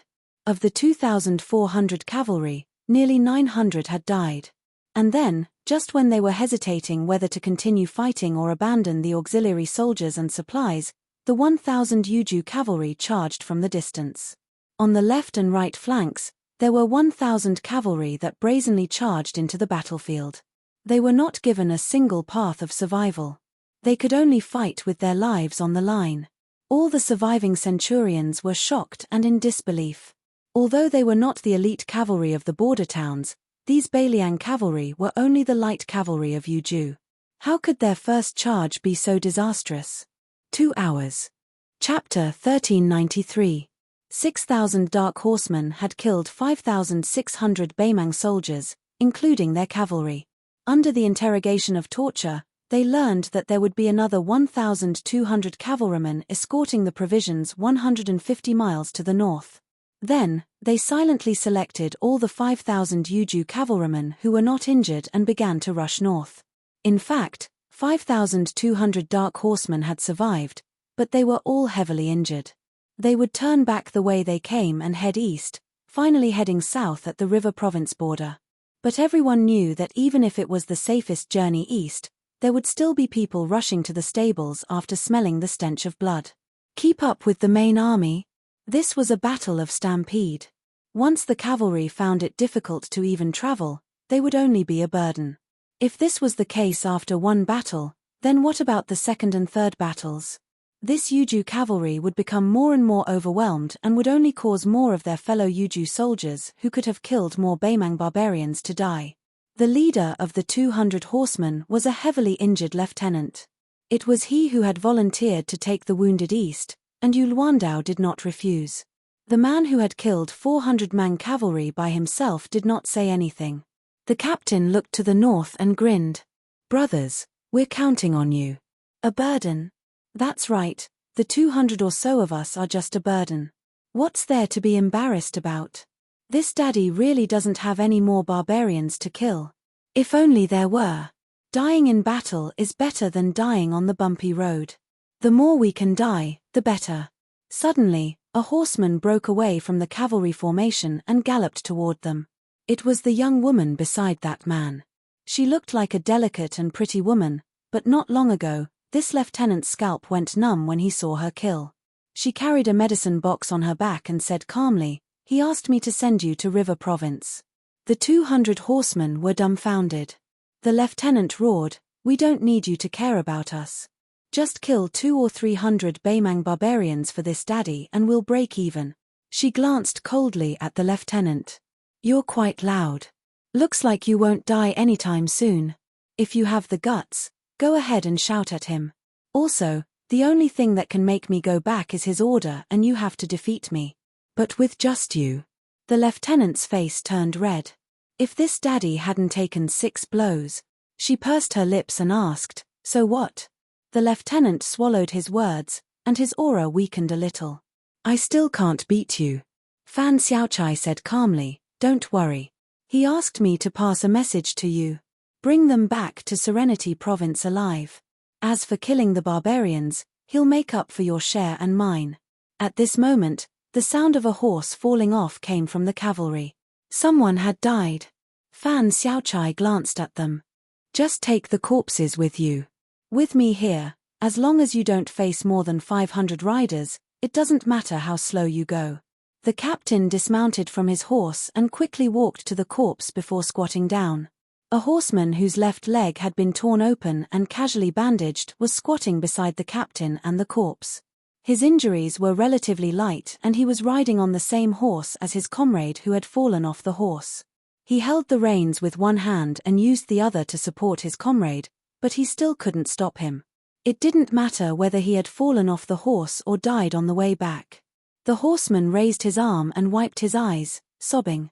Before he fell off the horse, he said that he hadn't killed enough Baymang barbarians in this life and that he would reincarnate in our Bailiang in his next life. Fan Xiaochai tilted her head and raised it so that no one could see her eyes. "Grandpa, Dad, it's not shameful for you to lose to this kind of Shu family cavalry." Farther north, Yu Luandao said angrily for the first time, "Is it time for me Fengjie to leave after the next battle? And the next battle will be Yu Delong. Then what will you do?" HSU Fengnian nodded. Yu Luandao was about to speak. HSU Fengnian turned to the commander and said calmly, "I'll stay here until all of you are dead. If the Baymang can even keep me here, then they'll be able to do it." Yu Luandaozhen was truly enraged. He had never been so angry in his life. "Mother **K, I can't beat you," Shi Yulu said in a low voice, "Prince." HSU Fengnian smiled. "I know what's important and what's not. Before coming to Ji Province, Huang Fu Jin had already reminded me. Don't worry, I still stand by what I said. As long as the king of the northern courtyard doesn't come here personally from Liu Province, it's not difficult for me to leave. Besides, most of the Baymang Chi refinement warriors are dead, but we still have the Guanyin sect in Bailiang. Now, I can know where Tuoba Bodhisattva is, but he doesn't know where I am. Even if there's danger, I can get the news in advance. Besides, if Tuoba Bodhisattva wants to come here, he has to go through 2 obstacles.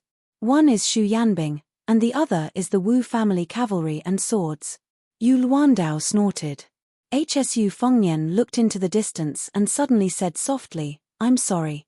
Yu Luandao, Shi Yulu, Su Wenyao, Mi Fengjie, Yu Delong, and the dozen or so cavalry nearby all fell silent. Then, Yu Luandao, Shi Yulu, and Su Wenyao began to hum a song at the same time. Brilliant Bailiang spirit-suppressing song. Sending off our comrades. Farewell. Yu Delong had never heard of this song, but he began to hum along with them with a sobbing tone. He finally put on his cold saber. A set of iron armor was tied tightly to the horse's back. It was the one he had taken from the corpse of the big scout. Until now, Yu Delong still didn't know the big guy's name. His master had asked him to bring it back to Yu Ju. Yu Delong pursed his lips and wiped them hard. He gripped the saber hilt tightly and choked, "Big guy, before master chased me away, I promised you something. I wasn't bragging. I, Yu Delong, will definitely do it. I'll kill 1,000 Baymang barbarians." There was a sad song between heaven and earth. It spread to the 5,000 Yuju cavalry. They began to hum together. They were going to die so generously. There were millions of households in Beiliang. How many of them were wrapped in iron armor and withered bones? Scholarly honors were paid with a pot of wine. How many emperors, kings, generals, and ministers were there? Good men, don't say that the heroes of the world have fallen into my trap. Little girl, don't hide your admiration deep in your belly. Come, come, come. Let's see who's beating the beauty drum. Come, come, come. Let's see who's the Yang realm's butcher. Come, come, come. Let's see who's going to fight for the throne with me. Chapter 1394. The 3,500 dark cavalry quickly left a battlefield strewn with corpses. Behind them were waves of thick smoke from the burning of provisions. This was already the 5th time the dark cavalry had helped Northern Mang light up the smoke signal outside the gorge. 14,000 Beimang soldiers and auxiliary soldiers had been killed, and nearly 200,000 cattle and sheep had been scattered. The northernmost part of the Phantom Cavalry's tracks was actually already in Longyaro province. Then, they quickly headed south. In the battle just now, the Phantom Cavalry had not taken the initiative to attack, but Beimang's interception. Beimang had used the lives of 2,000 ordinary Phantom Cavalry soldiers to determine the location of the elite Phantom Cavalry, thereby reducing the Phantom Cavalry's room to maneuver. It was likely that the main cavalry forces of Longyaro province would soon hear the news and move. While retreating, Yu Luandao suddenly raised his head and saw 2 birds chasing each other in the sky.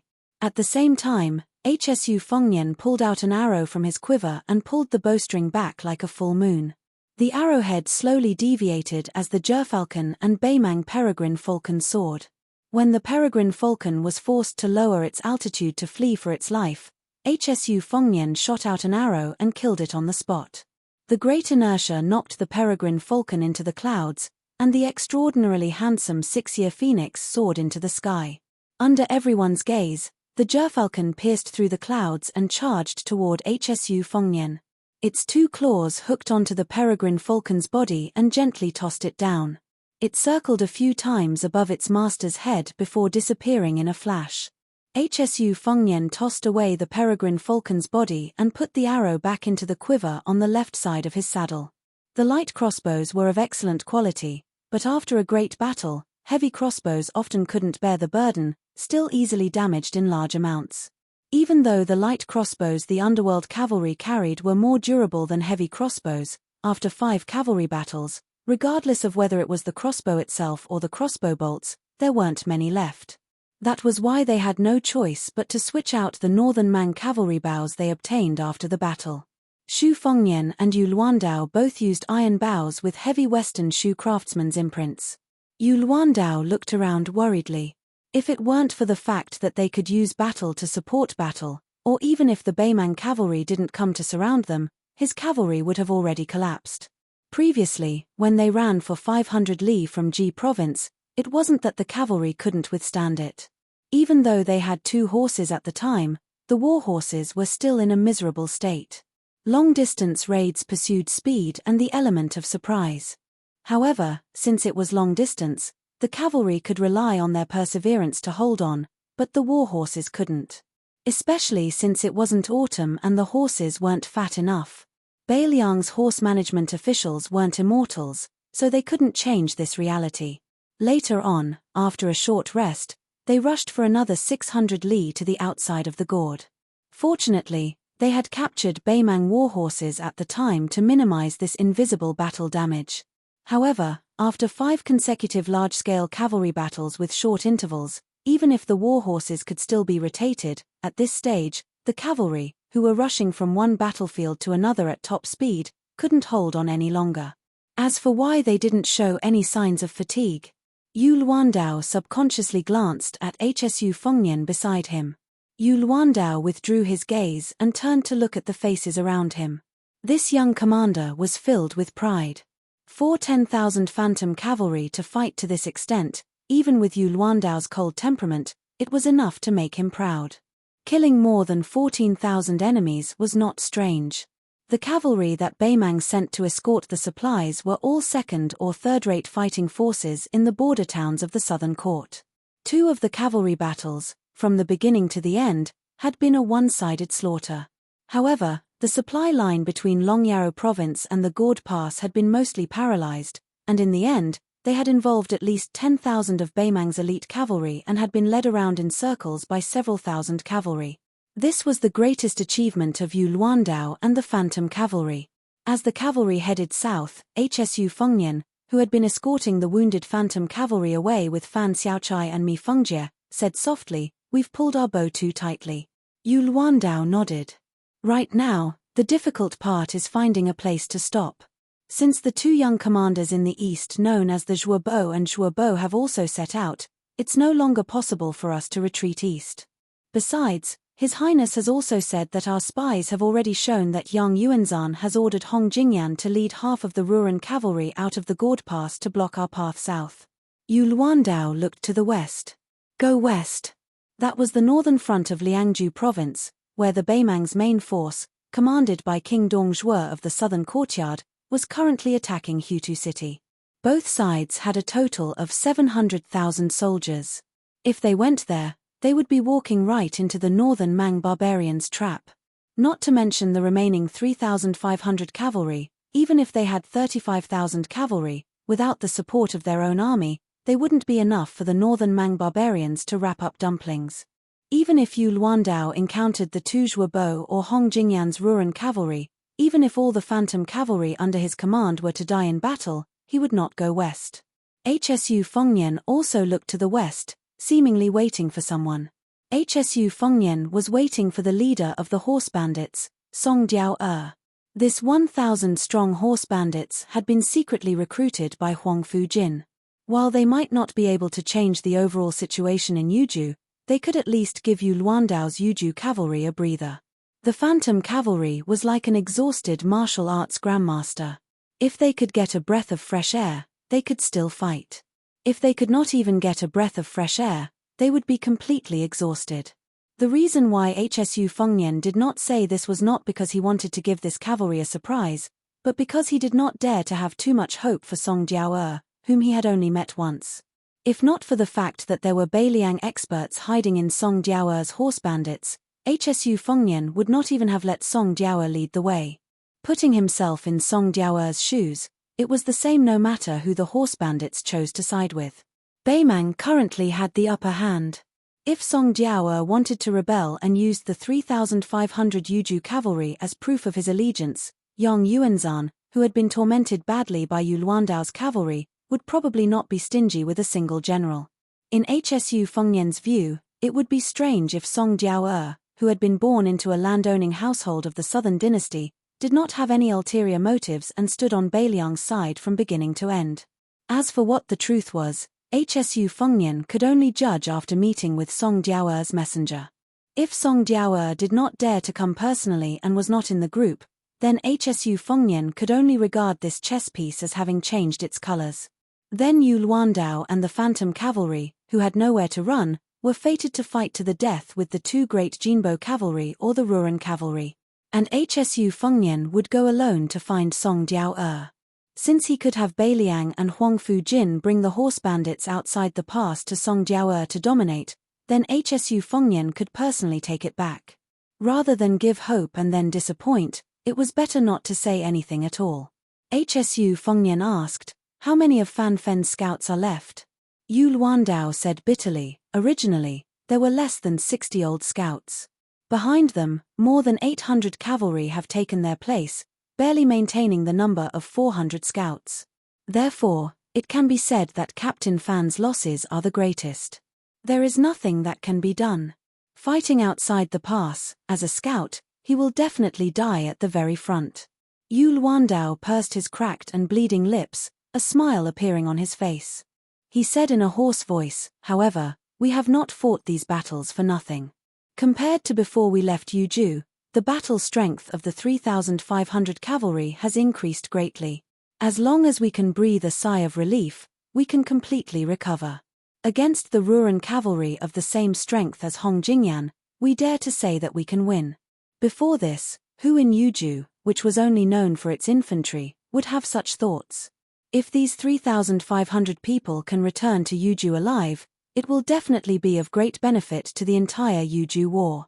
Deputy Generals Shi Yulu and Su Wenyaro both had subtle expressions, not daring to speak. They were afraid that Hsu Fengnian would misunderstand the main general's words and misunderstand that the Ruran cavalry was complaining about their awkward situation. Yu Luandao suddenly laughed and said cheerfully, "After this mess, not only will the Dragon's Waste, Hushi, and Tangerine prefectures suffer great losses, their vitality will also be greatly damaged. I'm afraid that the northern grasslands will also continue to lose meat. Those big factions that Tuoba Bodhisattva had suppressed with great difficulty might start to stir again. They originally had objections to attacking Beiliang first.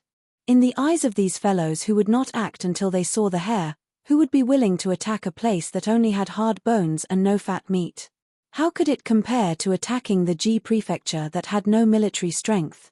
As long as they passed Ji prefecture, it would be the rich central plains with thousands of miles of fertile land. Countless gold, silver, and people would be snatched until their hands went numb.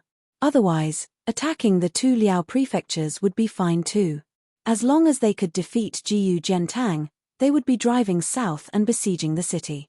Not to mention how many enemies we have killed on this trip to the Calabash mouth, we can definitely make Dong Zhuo and the Taiping Commandery, who insist on attacking Beiliang first and then attacking the central plains, gnash their teeth in hatred.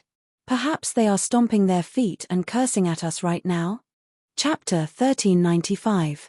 Su Wenyaro lowered his head and checked the arrows in the quiver one by one. They were all made of dense hardwood and the arrowheads were very heavy. However, compared to Beiliang's arrows, there were still some slight differences. However, on the whole, they belonged to the same type of arrow. These two were like close relatives and could be said to be two completely different types from the many bows and arrows in the Liang border. The latter focused more on shooting range, shooting speed, and adhered to the 3 strikes before facing the enemy in ancient military books. This was not because the latter had taken a different path. It was just that the battles in the interior were mostly infantrymen versus infantrymen, so the speed of advancement was naturally slower than the cavalry charge. As for the former, even if Liang Mang's arrows were supported by the outstanding strength of the northern warriors, they still only sought the 4 words death by breaking armor. In fact, the Beimang cavalry did not embark on this extreme path in the beginning. It was only because of the 20 years of confrontation that they were seriously affected by the superior armor of the Beiliang. Otherwise, with Beimang's superb horsemanship and archery, they could often exhaust the enemy to death like flying kites when facing most of the other Liang border army. Su Wenyaro casually threw away 2 arrows that had cracks on their shafts. After hearing the main general Yu Luandao's humorous words, he laughed softly and raised his head. He said, "Those Zishis are not really stupid. They know that if they don't take down Beiliang, all their talk about going south from Ji province and conquering the central plains and fighting all the way to Taiyan city is fake. How many people do we have? We've already made their supply lines chaotic. If the entire Beiliang border army is left unattended, what will happen to the southern dynasty?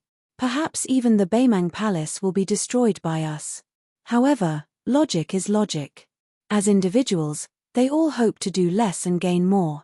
If the Beimang bigwigs want to attack Ji province and Liaodong, I, Su Wenyao, can't wait for so many of them. How many fewer people will die in our Beiliang? Shi Yulu nodded and said in a low voice, "Fatty Dong and that Taiping order really deserve to die." The chief scout officer Fan Fen suddenly arrived on horseback, reporting the military situation to the officers. 30 li to the south, there are 800 cavalry. Their armor is even better than the northern Mang cavalry we encountered before. They should be the vanguard that withdrew from the gorge. From the looks of it, if we continue to head south, we will encounter 2 or 3 more of these small cavalry groups at most, and then we will encounter the Ruran cavalry very quickly.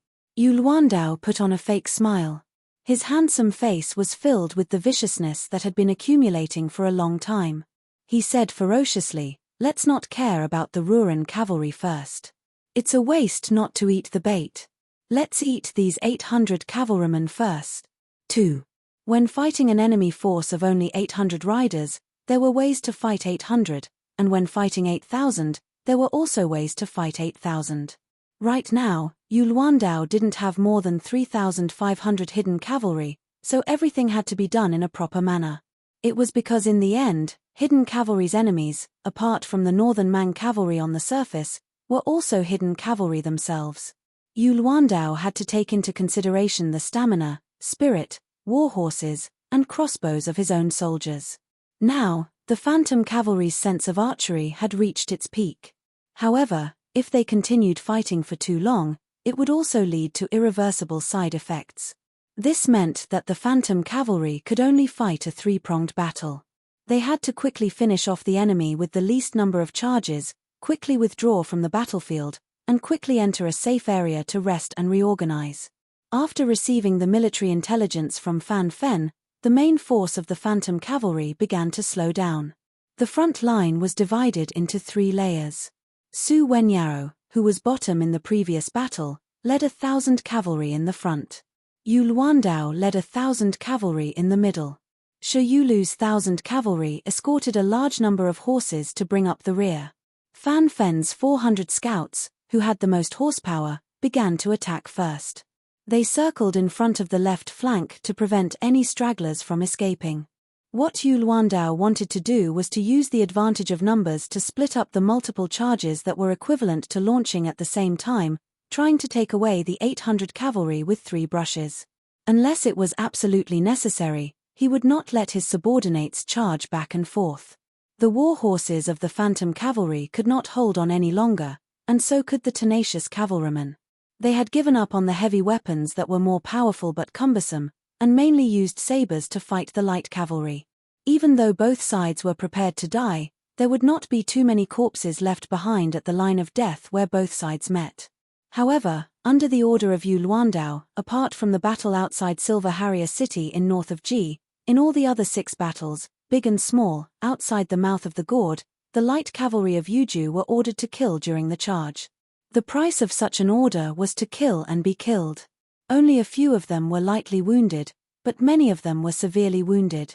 The most secretive and cold-blooded part of Yulwandao's strategy was that, besides the fact that it was easy for the Phantom Cavalry to secure the victory right from the beginning, there were not many wounded cavalrymen who left the main force after the battle and retreated to the east. Shiyulu and Su Wenyaro were well aware of this, and so were the captains and officers. However, no one objected to it, and no one questioned it. No matter how soul-stirring the poems from the frontier fortress were, they could not describe the cruelty of the battlefield where everyone was forced to commit suicide. Each man of Yuju cavalry rode 3 horses. Which of the war horses did not carry the sabers of their fallen comrades? Regarding this kind of extra burden, no matter how cold-hearted Yulwandao was, and no matter how strict he was about the details, he could not bear to control it. Outside the battlefield where the killing had yet to begin, a group of 5 Baimang cavalrymen rode in the opposite direction of the 800 cavalrymen. They were rushing south at top speed, trying to send the important information to the main force in the south that they had encountered the Yuju cavalry. Suddenly, an inconspicuous little black dot that had bypassed the main battlefield appeared from the rear flank. This figure was running as fast as thunder, much faster than the war horses. He made a semicircle and blocked the path of the 5 cavalrymen. Both of his feet stepped on the yellow sand and kicked up a cloud of dust. The 5 cavalrymen were stunned by this strange scene. 100 paces in front of them stood a thin and weak child with a Bailiang saber on his back. When he was 20 steps away from the leading horse, the child who appeared and disappeared mysteriously had already dodged 4 arrows. He leaped high into the air and caught the last arrow that was aimed at his chest. He punched the warhorse head with his fist. The warhorse head exploded and its front legs were broken. The warhorse was almost flipped upside down by the punch. The squad leader jumped in front of the warhorse, but his chest was hit by the child's fist. He directly knocked the warhorse behind him out of the way. The third rider's throat was pierced by the child's arrow, and he fell off his horse and died. The 2 squads on the left and right who had dodged the attack did not dare to continue fighting. They spurred their horses and charged forward. The child turned around and ran wildly. He caught up with a cavalryman and grabbed the tail of a warhorse with both hands. His feet steadied, and the galloping warhorse hooves came to a halt. Its tail was broken, and it neighed in pain as it desperately tried to speed up. The child rushed out with a single step, standing shoulder to shoulder with that warhorse. With a casual sweep of his fist, he struck the warhorse abdomen, sending the northern Mang scout on its back flying along with the warhorse. That scout, whose feet didn't leave the stirrups in time, fell to the ground and was forcibly knocked to death by the warhorse back. The child's figure did not slow down at all. He quickly caught up with the last cavalryman, who was trembling in fear.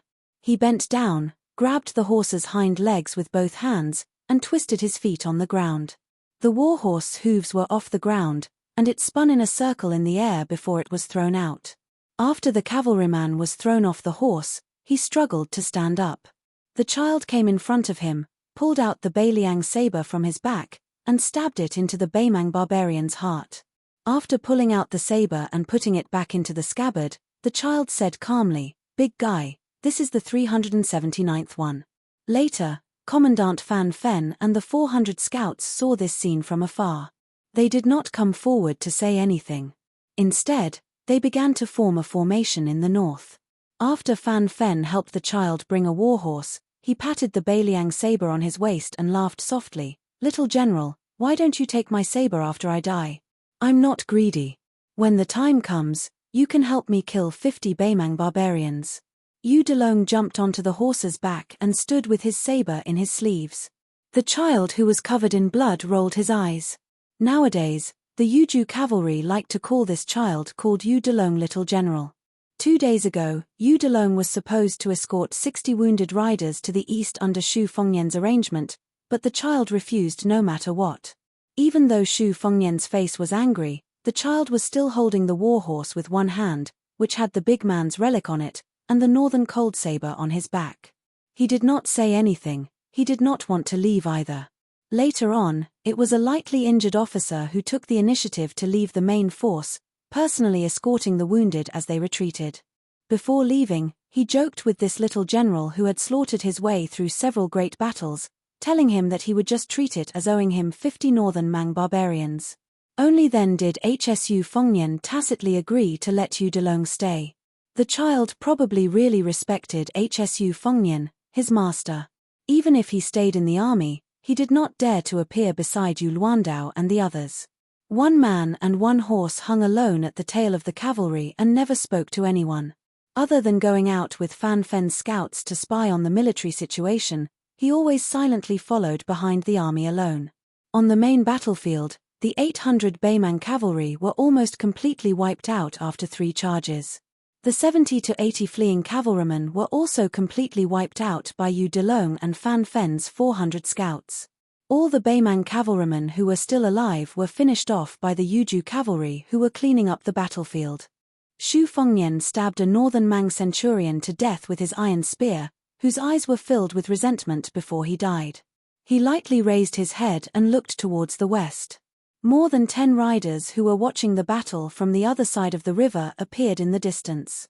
Hsu Fengnian's heart sank. He did not see that familiar figure in his field of vision. Chapter 1396. Hsu Fengnian patted his horse and dragged his spear forward. Just as he and his horse were about to cross the battlefield, a young Baimang cavalryman fell at the edge of the battlefield. His neck had been cut by a cold saber during the charge, and blood was flowing out. The dying young cavalryman raised his arm and tried to lift the Baimang saber. Hsu Fengnian glanced at him lightly. He did not hand over his spear and continued to urge his horse forward. But soon, not far behind him, 2 phantom cavalrymen narked their bows and shot arrows at the same time. One arrow pierced through the Baimang cavalryman's saber-wielding arm, while the other pierced the young barbarian's cheek from the side. The dozen or so cavalrymen who came with Hsu Fengnian were all wearing armor, but their styles were messy. They did not look like they were from the regular border army. Most of them had a strong bandit aura that could not be concealed. The leader of the cavalrymen was still shocked when he saw Hsu Fengnian up close. He climbed down the mountain and dismounted, not daring to reveal Hsu Fengnian's identity. He knelt respectfully and said, "I, Hong Piaro, am late. I cannot atone for my late arrival." Hsu Fengnian nodded and said, "Get up." Hong Piaro stood up and said in a low voice, Song Jiao is already on his way. He has more than 1,200 cavalrymen under his command. Before he came, there was a setback and more than 300 people were purged. Among them, 4 of the Beimang spies were dug out. Hsu Fengnian did not comment. He smiled playfully and said, "Dug them out." Hong Piaro did not dare to speak. This middle-aged man, who was not very tall and honest, lowered his gaze. He did not even dare to breathe loudly, but his eyes were burning. Hong Yu was once the second guest minister who had trained the private cavalry of Mount Hui. Later, he parted ways with the first guest minister, Huang Fengfua. The latter was still a wild swallow who was unwilling to fly into the palace of the emperor and minister. Hong Yu, who was more ambitious, joined Beiliang's army and hoped to make a name for himself on the battlefield in the northwest. Unfortunately, he was never put in an important position. Later, under Huang Fujin's instructions, he infiltrated Song Jiao's thieves' lair. He was both an assistant and a surveillance officer. Hsu Fengnian's realm dropped greatly, but his eyesight was still there. Hong Piaro and Huang Langfo had been stuck at the door of Master Realm for many years, but they couldn't break through the barrier and couldn't improve. Then, like Mi Fengjie, they were lucky enough to meet the great year of the Jianghu and finally reached the first grade. Hong Yu was now a true first-grade Vaja realm martial artist. He was only one step away from the Finger Xian realm where one could ask for immortality with a light tap of the finger. However, it was not accurate to say that it was a great year for the emergence of dragons and snakes in Jianghu, because too many great grandmasters had died in the past few years. Just in the Liang dynasty alone, there was Wang Mingyan, who was ranked 11th in the world, Li Chungang, the sickly tiger Yang Taisui, Song Nianqing of the Sword Pool, Han Shengxian of the Human Cat, Liu Hao of the Capital, the Dragon Tree Monk of the Two Zen Temples, Xie Lingzhen of the Spring Invitation Cottage, and so on. These outstanding top masters left the banquet one after another. It was not as simple as making room for others. There were many mysterious changes that involved fate and fate, such as Wang Xianji's generous gift to Yu Delong and someone in Western Shu's usurpation after the death of the Dragon Tree Monk. Someone from the group of horse bandits behind Hong Yu clicked his tongue and said in a strange tone, "Chief Hong, I just found out that your name is not Hong Biao but Hong Yu. You still treat your brothers as outsiders. Don't you think you've lost your place as a hero? Why, are your knees weak after seeing Beiliang's General Yu?"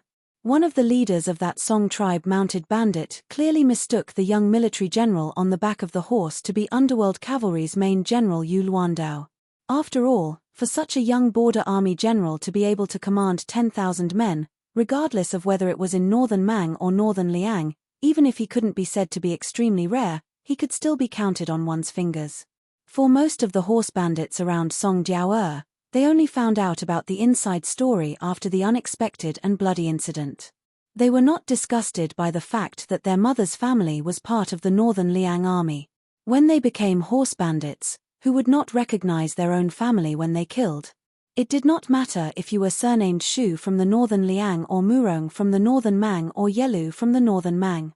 Whoever gave them money and good horses, whoever was generous, would be the boss. But if it was said that they had some good feelings, it was pitifully little. Hong Yu, who was very utilitarian, was willing to be Hsu Fengnian, the leader of the Beiliang cavalry. During this period of time in Song Jiao's bandit lair, he put the big picture first and endured everything silently. He had long suppressed his anger. When he heard the small leader who was not even Song Jiao's confidant talking in his ear, his killing intent rose. Just as Hong Yu was about to smash the poor guy's skull with one palm, Hsu Fengnian stretched out his iron spear and patted Hong Yu's shoulder. He smiled and shook his head at him. Hsu Fengnian looked into the distance. Song Jiao's cavalry was about to arrive. At this time, Yu Luandao, Shi Yulu, Fan Fen, and Liulong's 4 horsemen also rode their horses over. They did not pay much attention to these horse gang bandits even though they were wearing armor and carrying swords. On the contrary, Fan Fen, who used to be a scout, was somewhat ashamed. Previously, he had only focused on killing in the battle formation and had actually missed these motley crew of riders. The senior commandant with evil intentions stared at these guys with gloomy eyes. Who was the best at cheating on others at the border? It was not a large group of horsegang swallowing up a small force, but the Bailiang frontier army used these horsegang bandits as training targets. This was similar to the Bailiang scouts going to the refugee land to kill people to train and become crossbowmen. This was especially true for the Rouge army, which was a terrifying heavy cavalry once they put on armor. Usually, when they had nothing to do, they would go out of the pass with light armor and light cavalry. They liked to scatter into groups of 100 to search for horsegang bandits outside the Great Wall. They did not carry cold swords or crossbows, but all carried iron spears. That was not all. The other Wei Xiong army had a popular catchphrase even in the southern Baimang dynasty. It was called, "Fatten up and then kill until the end of the year." It meant that every time the Wei Xiong army received information from the Bailiang crossbowmen, if there were not more than 1,000 horsegang bandits, they would not pay attention to them and would deliberately raise a tiger to invite calamity. However, once they received information that there were more than 1,000 horsegang bandits, they would randomly pick a day before the end of the year and march straight in to kill all of them. When Hsu Fengnian appeared alone, the few horsegang bandits behind Hong Yu did not feel much and dared to put on airs. However, when Yu Luandao and his 4 horses stood side by side, the natural gap between the horsegang and the Bailiang frontier army was immediately revealed. Hsu Fengnian said softly to Yu Luandao, "There will be 1,200 horsegang bandits appearing soon. Although we are allies in name, it is hard to say if there will be any accidents. Bring 1,000 ghost riders over first, and we will plan for the worst." Fan Fen was eager to try and secretly swallowed back the honorific prince that was at the tip of his tongue. He shouted with all his might, "The 400 men I have are enough. It was not easy to kill in the first place. My brothers are itching to kill." Yu Luandao did not act on his own. He looked at Hsu Fengnian and the latter smiled and nodded. Fan Fen did not need to give any orders. When he raised his arm high and made a gesture of gently clenching and unclenching his fist to the west, the 400 scouts immediately surged forward like a tide. This clearly showed that he was showing off his strength, causing the dozen or so horsegang bandits outside of Hongyu to involuntarily retreat. Yu Luandao glanced at these horsegang bandits, who were fine in small-scale battles, but would be difficult for large-scale cavalry. He came to Hsu Fengnian's side and gave him a questioning look. Hsu Fengnian explained, "The horsegang is very familiar with the territory outside the mouth of the gorge. They can provide a place for our army to rest and reorganize." Yu Luandao heaved a sigh of relief and said happily, "If these bandits can really succeed, I dare not say anything else, but even against the 10,000 Ruran cavalry, our 3,200 cavalry will not only be able to recoup our losses, we will definitely have a surplus." An hour later, more than 1,000 cavalry came whistling from the distance. With the arrival of the main force of Song Jiaoer's horsegang, the dozen or so cavalry behind Hongyu grew bolder. Among them, the more impetuous and violent ones even dared to glare angrily at the 400 Yuju scouts. Of course, this was already the greatest boldness they could muster. As for actually drawing their swords against the scouts, that was something they would not dare to do even if they were given a few more guts. In this period of time, the entire Liangmang border was rumored to be crazy and valiant. The horsegang, who paid the most attention to their keen sense of smell, naturally would not miss out on this matter. They set out from Yuju to the northern part of Jizhou, and finally rushed all the way to the north of the mouth of the gorge. The young generals called Yu Luandao had beaten the 10,000 Ruran cavalry of Baimang down to only 3,000 to 4,000. Among the enemies they had already fought, there were the 2 senior generals on the eastern front of the Baimang, the Huguan, Chengyu and Binglu, which were the 3 major military towns on the border of Longyao province. Moreover, they were about to face the hunting of the 2 Jabo generals in autumn and winter. Hong Jingyan would personally lead 10,000 Ruran cavalry north to intercept them, and they would also have to deal with the Chun Jabo urgently rushing from the west to the mouth of the gorge. Of the 4 Jabo generals, other than Xia Jabo, who was still on the grasslands, and Yelu Yuhu, a member of the imperial family, the other 3 were all people who had the potential to become Baimang great generals. It was just a matter of who could reach the top first. All of them had come for Yu Luandao's head. There was also a rumor that whoever could wipe out the Yuju cavalry would be able to bring Yu Luandao's head to the western capital of the southern court to have an audience with the emperor, becoming the second Beimang Great General after Dong Zhuo to be able to raise an unlimited number of private army.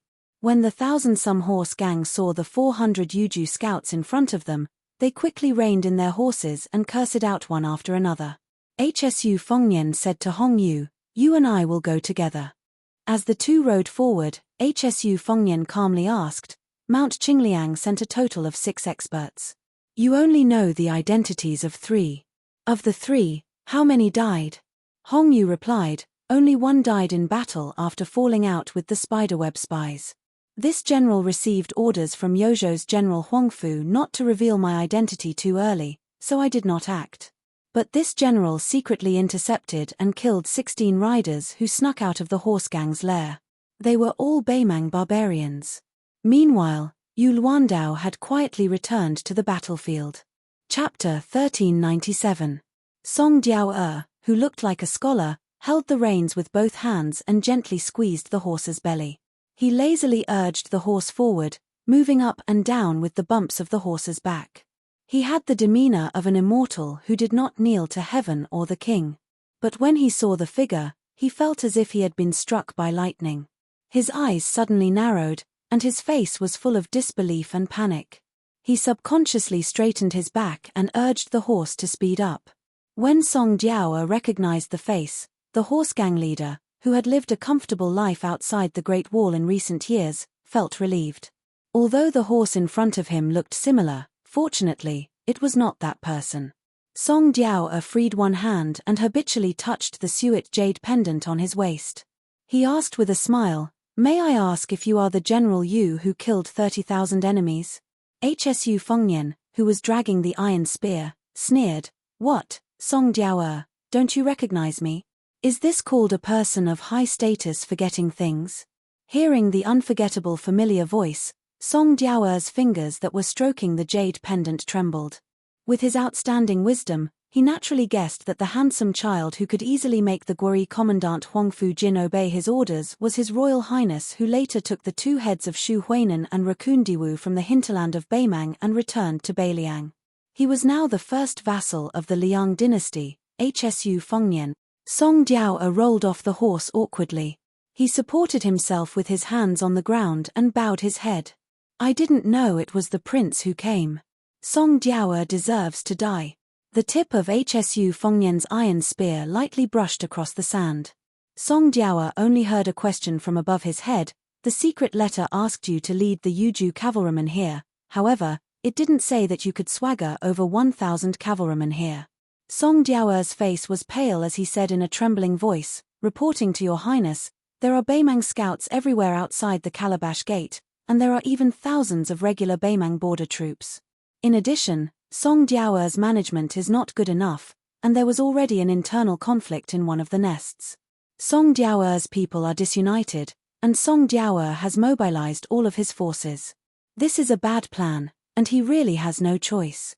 In order to smoothly lead the way for your highness and General Yu, and not reveal any secrets, he can only bring all of his brothers with him to that most secretive valley with the Beimang cavalry. This way, even if there are still Beimang remnants in Song Jiao's team, the news will not be able to escape." HSU Fengnian turned his head to look at the sky. After a glance, he turned back and smiled. "It doesn't sound like a bad plan, it's clearly a foolproof plan. Song Jiao, you are very considerate." Song Jiao still had his head lowered. "To be loyal to your highness and die for you is a great blessing that I have accumulated over several lifetimes. If it weren't for your highness and General Huangfu's nurturing, Song Jiao would be a pitiful worm leading 36 cavalry outside the pass.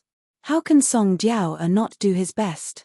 HSU Fengnian looked at the 1,000-strong mounted bandits outside the pass 200 paces away. His indifferent gaze swept across them, and many of the mounted bandits also looked at him curiously, as if they were curious. No matter how famous the young Luan saber was, it should not have made the fearless leader Song Jiao so cowardly. The atmosphere was particularly solemn. More than 1,000 mounted bandits and 400 Yuju cavalry were facing each other. In the middle was HSU Fengnian on horseback and the kneeling Song Jiao. HSU Fengnian rode behind HSU Fengnian. HSU Fengnian raised his arm, and this action scared the mounted bandits. They thought that the two sides would fall out with each other. It was true that more than 1,000 mounted bandits could do whatever they wanted in the desert beyond the Great Wall, but in front of them were more than 3,000 Yuju iron cavalry. Did the mounted bandits have nothing better to do than fall out with the Beiliang frontier army? Why did they want to charge and kill? They must be tired of living. At that time, Song Jiao had used bloody means to suppress the forces that supported Beimang. Many of the central forces had stood by and even sided with Song Jiao because of Song Jiao's ruthlessness, and also because they feared the Beiliang cavalry from the bottom of their hearts. Although it was the Beimang army that was suppressing the Beiliang army, the mounted bandits were more afraid of the Beiliang cavalry.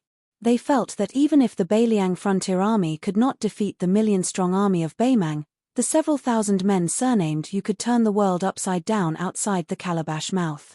If he was determined to deal with more than 1,000 mounted bandits, wouldn't it be easy for him to send several thousand of the Shu family cavalry? But soon, all the mounted bandits were relieved. A bird pierced through the clouds and landed on the arm of the armored general. Many of the mounted bandits secretly broke out in cold sweat. Damn it, the general of the Beiliang cavalry, Yu Luandao, was not only good at commanding troops, but also good at showing off his power. HSU Fengnian gently waved his arm to signal Hai Dongqing to leave. He did not pay attention to Song Jiao, whose expression could not be seen clearly. He raised his iron spear and pointed at two people in the mounted bandits. He asked, Hong Yuang, how long have those two been with Song Jiao? Hong Yuang looked up and saw the young man and woman. He slowly said, I heard that the young man first appeared a year ago, but soon left the mounted bandits. Not long ago, he came back with the woman. The spider web spies among the mounted bandits were also exposed by him, which led to the internal strife. I only know that this person is the bastard son of the third family of the Gusai prefecture. He has known Song Jiao since he was young. Song Jiao said that this person almost entered the chess and sword music school. For some reason, he is sick and always smells of medicine. As for the woman, her identity is unknown. I only know that she is from the Golden Cicada prefecture and has the nickname Buckthorn. Usually, she likes to drink with people. I have observed this woman. She is close to the master level. Her hands are full of calluses. She has practiced martial arts, but she does not have a strong Jianghu aura.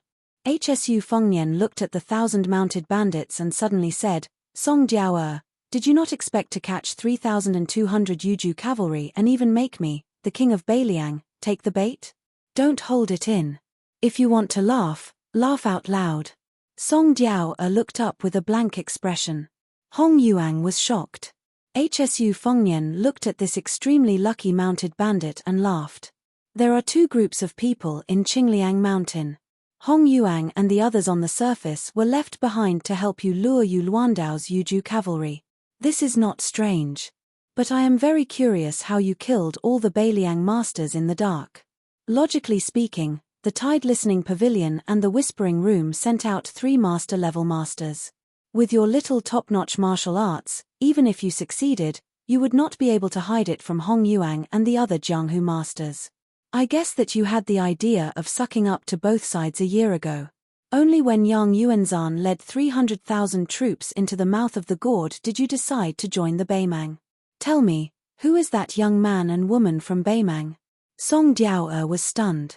He looked up and met HSU Fengnian's eyes. Then his face tensed up bit by bit. Then the corners of his mouth curled up. His smile began to ripple. When he patted the dust off his robe and stood up, there was already a radiant smile on his face. The furious Hong Yuang was about to crush this daring ant to death. Xu Fengnian held the gun with one hand and waved his other hand to stop Hong Yuang from killing. He asked, other than those two couples, who are you hiding from? Who else can help you stay calm in the face of danger? Or how many? Song Jiao's smile did not diminish. He extended a finger and waved it. Not many, just one. What a coincidence, it just so happens to be able to contend against your highness. Of course, this old ancestor did not come for you at the beginning. So, ever since this humble one met your highness, this humble one's luck has been so good that it can't be stopped. 3 riders suddenly appeared from the group of horse gang. Hsu Fengnian said to himself, Tuoba Bodhisattva, Hong Jingyan, Murong Baoding, Deng Maro, Zhong Liang. Beimang doesn't have many martial arts grandmasters now. Tuoba Bodhisattva shouldn't be here. I've met the other four, except for Deng Mao, who was defeated by Wang Xiu, and they are not here. Since the ascension of the great immortal Yuan Qingshan, Daoda sect has no successor. The chess and sword music school has 5 first-class CI names. Sword Qi is almost dead, so the Bronzeman Grandmaster is gone. Not long ago, the great music house also died. That Han Jiyu who won the first prize of the 2-word CI is the crown princess, so it's even more impossible. 5th Raccoon of Taibing Mountain is dead. In terms of masters, there is no successor. I heard that Little Thought died in Yuju. As for the person who killed her, he is still waiting for Shu Yanbing's 3rd spear. Song Jiaoer said with a smile, Your Highness, you would never have expected this. In the end, Northern Mang's sincerity is even greater than your Northern Liang's. Before you appeared, they offered a price of a major commander. After confirming that you would appear, Song Jiaoer, would become the #1 person under the Dragon Waste Province's festival warrant. Song Jiaoer bowed to Hsu Fengnian to express his gratitude. Not far behind him were the 3 riders. Hong Yu looked at the funny scene of the horse gang's back soaked with sweat and couldn't help but laugh. Song Jiaoer raised his head and stood properly. He patted his chest and said with a smile, You are indeed the #1 person in the world, Hsu Fengnian. I'm actually scared to death. I thank your highness for not killing me. Hsu Fengnian saw the rider between the young man and woman and laughed involuntarily. He said, Old sir, it's you. The white-haired old Confucian scholar was thin. At first glance, he didn't have the bearing of a master. He was just a poor old pedant. Hsu Fengnian sighed with emotion. The old man was the same. The first time the two of them met was in Wild Goose Pass, which had long since become the Northern Mang Army's barracks. At that time, Shu Fengnian had even teased the nagging old man by saying, Old mister, bend over and see if your bag of books has fallen. The old man was the Beimang Peace Magistrate who had traveled for 20 years. Chapter 1398. The elder pointed at the young man at his side. Tuoba Chiyun, Spring Restraining Bowl, also my chess and sword music school's divination operator is slow, can't be considered a bad chess player, just too slow. Not long ago, he said that you would definitely appear outside the calabash mouth, so this old man followed him here. The elder then pointed at the woman to his left. Yelu Yuhu, she doesn't have any evil intentions, purely wishing to see you with her own eyes. The elder pointed at himself. This old man obviously wants your head, but it's a year or 2 earlier than expected. He is a bit disappointed, but even more so is admiration. To be honest, apart from Autumn and Winter's 7,000 elite cavalry, Hong Jingyan's 10,000 Ruran cavalry will also fill in the gap. If you insist on running, this old man naturally cannot stop you. However, you can only leave behind the 3,200 cavalry and head west alone. Before you leave, if you want to kill to vent your anger, apart from Tuoba Chiyun and Yelu Yuhu, this old man cannot even be bothered to stop the others. It's up to you. Hsu Fengnian asked, Is it Tuoba Bodhisattva waiting for me in the west? The elder shook his head and said, Tuoba Bodhisattva cannot be moved. My great Mang's Qi cultivators are gone, your Beiliang still has Tantai Pingjing and Guanyin sect. Once Tuoba Bodhisattva moves, he will alert the enemy. At that time, Shu Yanbing will definitely come. That Huyen Grand Monastery will be more than happy to not fight with anyone. Hsu Fengnian released an en of acknowledgement. If Tuoba Bodhisattva is rushing over, I will definitely be on my way back right now. Is that Murong Baoding and Zhong Liang working together? The elder said with a sincere sigh, Shu Xiao is #1 in war, #1 in marriage, #1 in the world, #1 in the world, #1 in the world, #1 in the world, #1 in the world, #1 in the world, and even dying of old age in bed, formidable. In my opinion, Zhong Julu is far inferior to Shu Xiao. The old man was like a senior who was chatting amiably with a junior. He said calmly, both sides of the border have been tightly sealed. However, spies in Liangju and Yuju have sent back intelligence. This time, Chu Lushan didn't take any risks. For your sake, he transferred the main force of Liangju to Calabash's mouth. Fortunately, your Beiliang Protector General didn't actually do this, or else our great king of the southern courtyard's 500,000 soldiers would have had to run after him until their legs broke, and perhaps they wouldn't have had any good results. However, in the long run, abandoning Liangju for quick success and instant benefits may seem bold, but it is destined to be unwise. Hsu Fengnian said helplessly, "Old mister, victory is already in your hands. Why are you still helping Hong Jingyan stall for time?" The sickly Tuoba Chi Yun smiled knowingly, while Yelu Yuhu stared intently at this young man who was completely different from the imposing figure he had imagined. From beginning to end, Song Diao had no right to interrupt. He was also tactful. Other than that Hong Jingyan, any one of them could drown him with a spit of saliva. He hoped that no one would pay attention to an insignificant minor character like him. When Song Diao heard the Taiping Ling's harsh words about burning the bridge after crossing the river, he was truly trembling with fear. He was afraid that Hsu Fengnian would casually stab a large hole in him with his iron spear. However, from the looks of it, Hsu Fengnian was too busy taking care of himself. He probably didn't care about the life and death of a mounted bandit like Song Diao. Song Diao rejoiced, but he also flew into a rage out of humiliation. He thought that once he became a major character in charge of half of the border towns in Dragon Waste Province, he would definitely slaughter his way into Yuju. Suddenly, Yelu Yuhu noticed that the Taiping Ling and Tuoba Chi Yun looked at each other and smiled. However, their smiles contained a bit of self-mockery and a trace of helplessness. Yelu Yuhu frowned, still staring at the young man who acted against common sense. Thinking along the lines, she couldn't come to a conclusion, so she had to think the opposite. The guy in front of her couldn't have pretended to be calm in front of the Emperor's preceptor and Tuoba Chi Yun. He definitely had something to rely on. The Crouching Bow City and Luan He City had already fallen. It was impossible for Yuju to mobilize enough troops to cross the layers of defense to support him and the young general called Yu Luandao. Liangzhou's main force also hadn't moved. Liangzhou's main force. She finally relaxed her brows. The playfulness of a cat catching a mouse in her eyes faded little by little, turning into coldness. Hsu Fengnian glanced at the Beimang woman who had allegedly threatened to teach his second sister, Xu Weixiong, a lesson. He smiled and said, "You've been staring at me for a long time.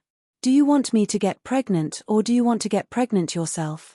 Without waiting for Yelu Yuhu to retort, Hsu Fengnian smiled and said, "You better not fall into my hands one day."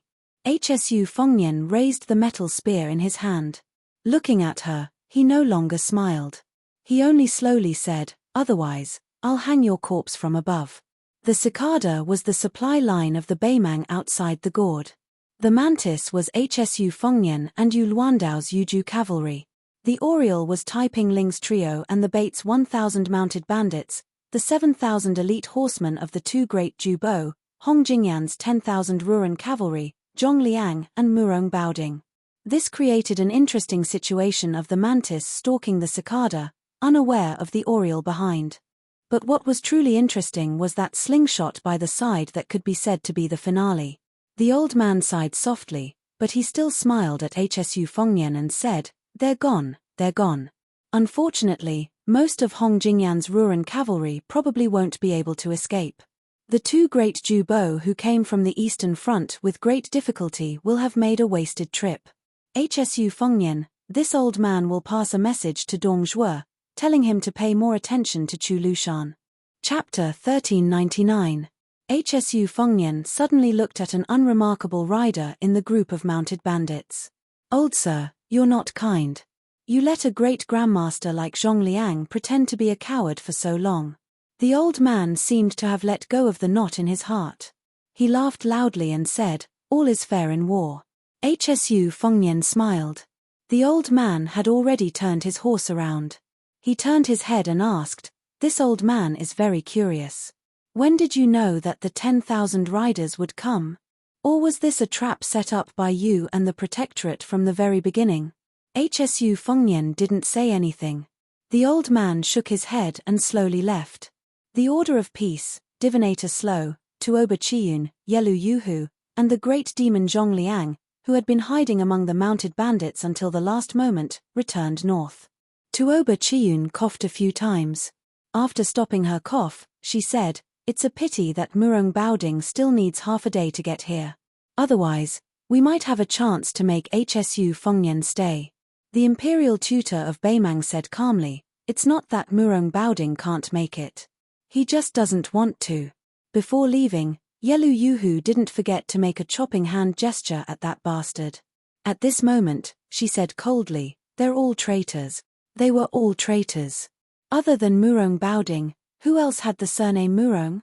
The old man had already closed his eyes to rest, turning a deaf ear. Tuoba Chiyun shouted, "Shut up." The demon Zhongliang, who had returned without accomplishing anything, yawned loudly. He didn't want to get involved in anything. The old man was silent for a long time.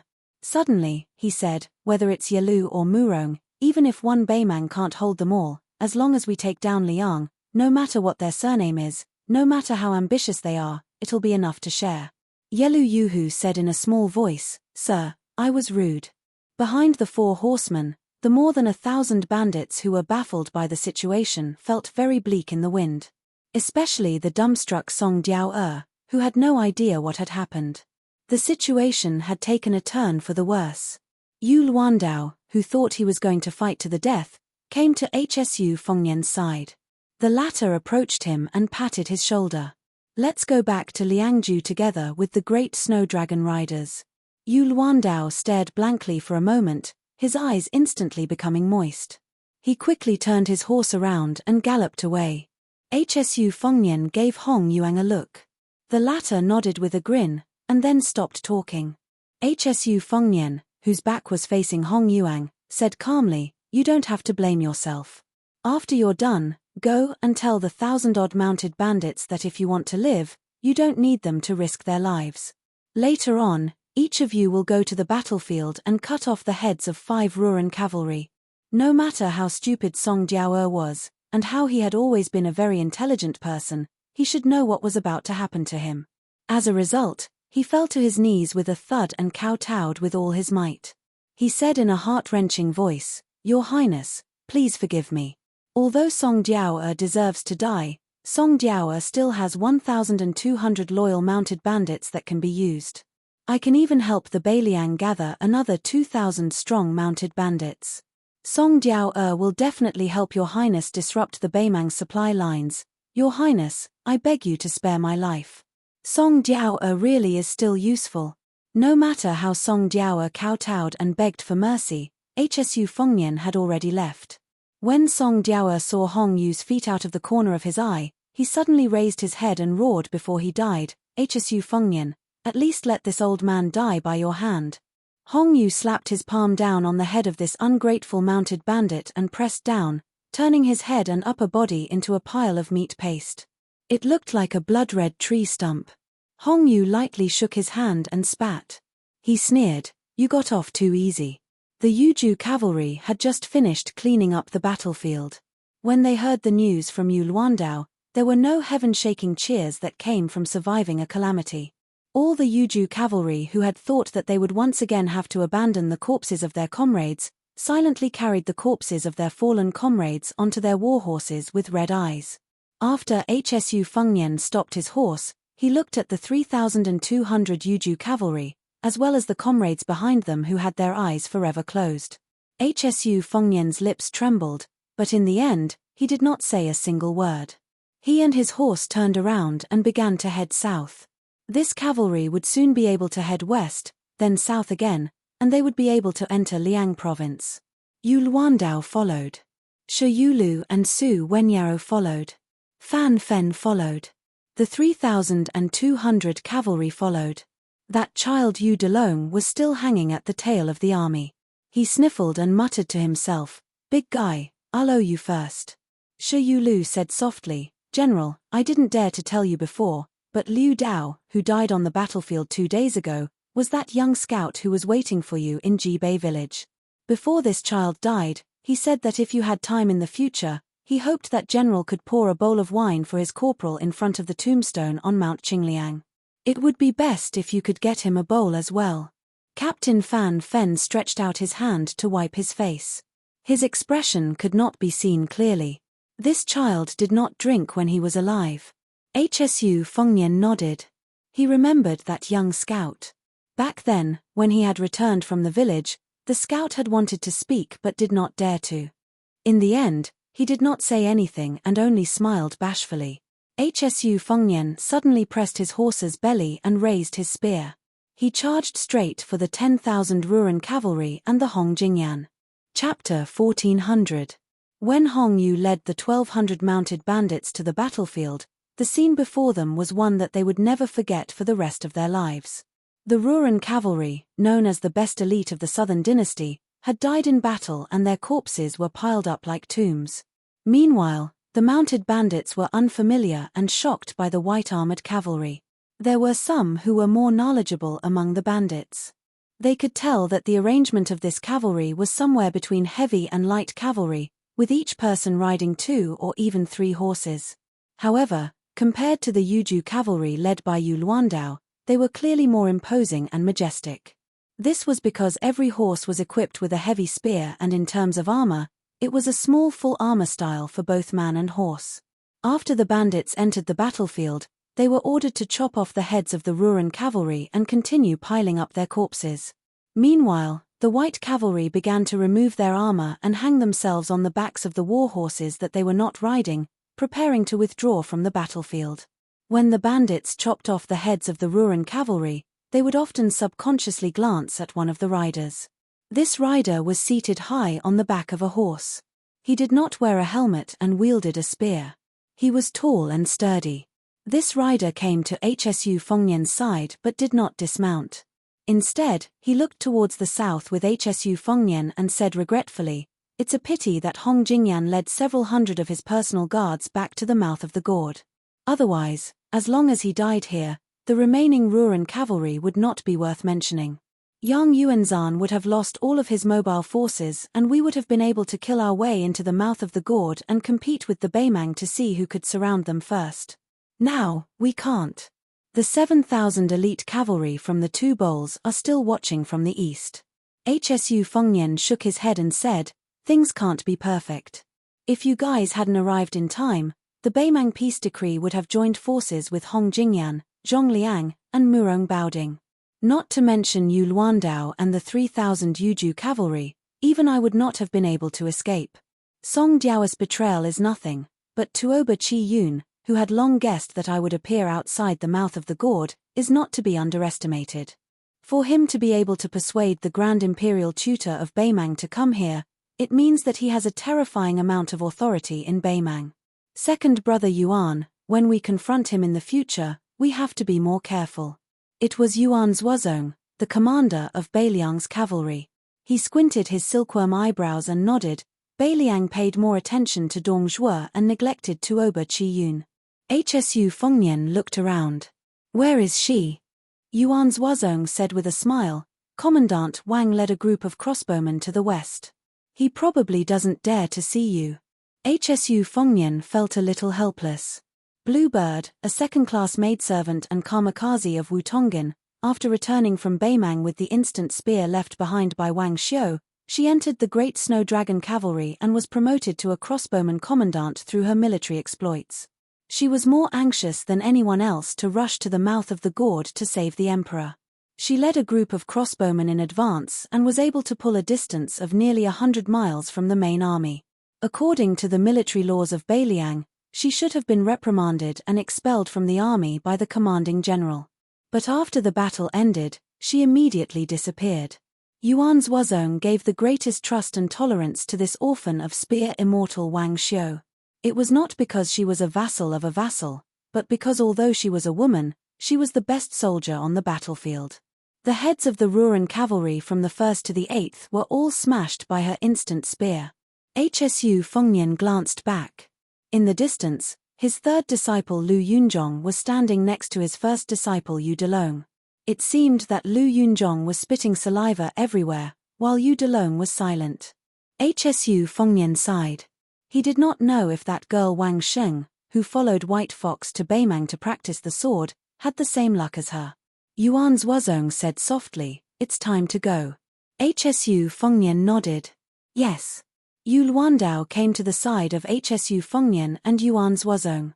Yuan Zuozong smiled and asked, General Yu, the Great Snow Dragon Cavalry is still lacking a deputy general. Are you interested? Although I do not have the authority to appoint, His Highness is here. If you agree, I guarantee that His Highness will not refuse. He will only go with the flow. HSU Fengnian smiled knowingly.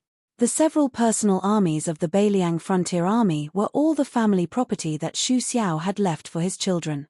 It could be considered the most extravagant thing in the world. Apart from HSU Fengnian's 800 white horses, his youngest son Xu Longxiang's private army had increased from 10,000 to 30,000, becoming the mainstay of Liuzhu. HSU Fengnian's two sisters, Xu Jihu and Xu Weixiong, also had their own personal armies. Beiliang's nearly 10,000 heavy cavalry came from these two armies. The Beiliang Protectorate could dispatch these personal armies under the name of General Xu Xiao's children. However, they generally did not interfere in the specific military matters. Yu Luandao said calmly, the Great Snow Dragon Cavalry is good, but our Yuju cavalry is not bad at all. Yuan Zuozong smiled but did not say anything. He did not care about Yu Luandao's unappreciative attitude. Contrary to the insistence of this Beiliang outsider, he admired him even more. HSU Fengnian suddenly said, at that time, Cai Nan, who was in charge of the military affairs of He and Ji, stopped us. Yozhou's 30,000 cavalry could only send 10,000 out of the border. Old General Tianheng was angry that the Beiliang Protectorate, or to be precise, that I was not tough enough. He was so angry that he did not want to be the deputy general. He took off his armor and returned to his home. It is said that he secretly scolded me that HSU Fengnian's courage was used up when he resisted the imperial edict. Yu Luandao's heart tightened. Although it was inappropriate for General Tian to be angry, Tianheng was experienced and prudent. He was a very righteous commander. The Yuju cavalry could not lack this stabilizing force. If your highness wants to punish me, I am willing to use all my military merits to atone for Tianheng's crime. Xu Fengnian shook his head and said, I don't mean to settle accounts with him.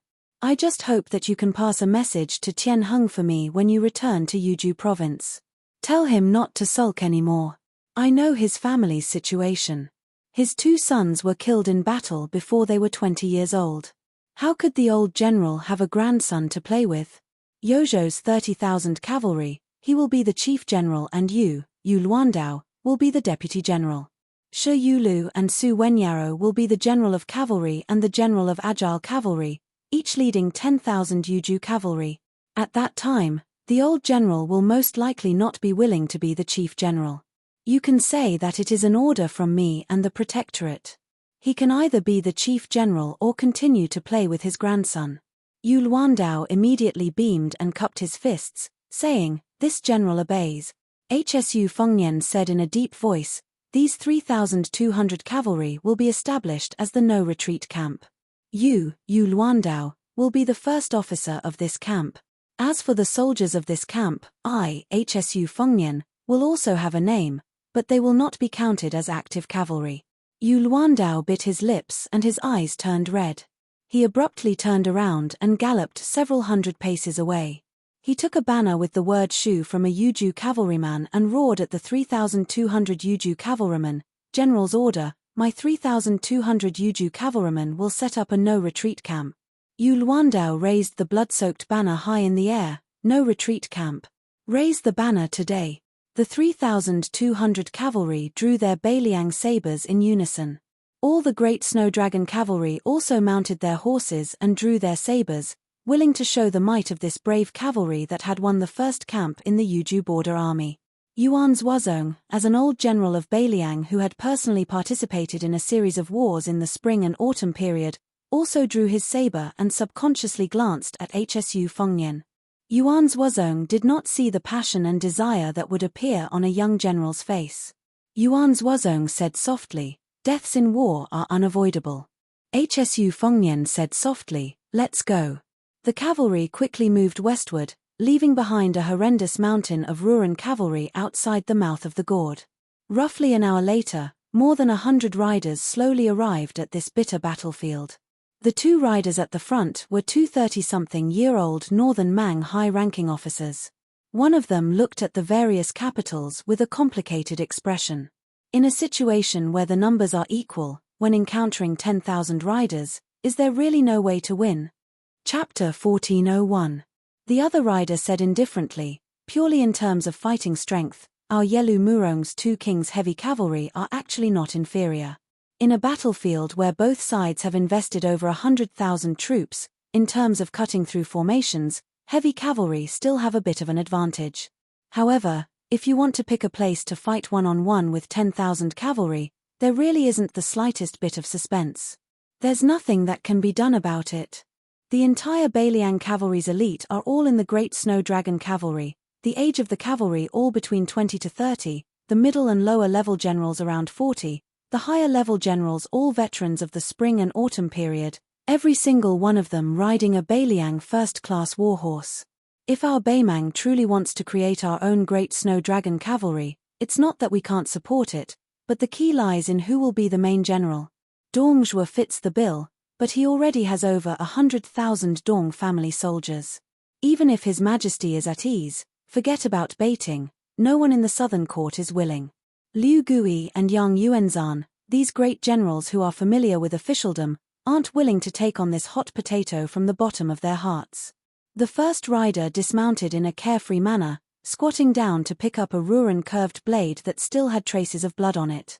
He wiped off the blood on his armor, saying with a sneer, Hong Jingyan really is pitiful. The entire Ruran mountain range's elite troops are his, yet in the end, he still wasn't able to seize the great king of the southern court and was even conferred the title of assistant minister of Shijing's Ministry of War. He finally thought that the Calabash Gate was easy to bully, wanting to lead 20,000 cavalry to unleash a slaughter within Yozhou's borders. In the end, he didn't even have a chance to attack Crouching Bo and Luanhe cities. Yang Yuanzhan and Zhong Tan have already begun fighting Sunrise Light, so he finally had a chance to make a contribution. He eagerly turned around and ran out of the Calabash Gate. Great, in just a short while, half of the Great Snow Dragon cavalry's forces were knocked down. The key is that this fellow didn't even dare to enter the battlefield. I really don't know if he can still sit on the seat of Ruran Lord. As for what he wants to compete with Dongzhuo in the future, I think he should understand that there's no chance. The other rider did not dismount. He shook his head and said, Hong Jingyan is not that simple. The squatting general's thumb lightly touched the edge of the Ruran war saber. I'm very curious as to why that guy didn't fight with the Taiping writ. If he could kill the medicine pot Tuoba Tianyun, and that woman who was about to have her title of Xie Jubo snatched away by Zhong Tan, and then he would bravely die in battle at Zhongliang's hands, how good would that be? Another person said with a smile, from this, it can be seen that in the battle at Liu province, this brother was seriously injured. The squatting general of Baimang stood up and looked at the man on horseback. He smiled and said, Lord Dong Jubo, that Yuan Tingshan from Ji province had personally forced Wei Jingtang to leave the city and fight with us. At that time, I was stunned. With only 700 to 800 cavalry and 4,000 infantry, he dared to fight with nearly 10,000 cavalry. It made me think that there were still tens of thousands of ambushing soldiers in Liyang, or that there was a large cavalry army in Liaoxi tailing us. In the end, in just an hour, Wei Jingtang's men were all dead.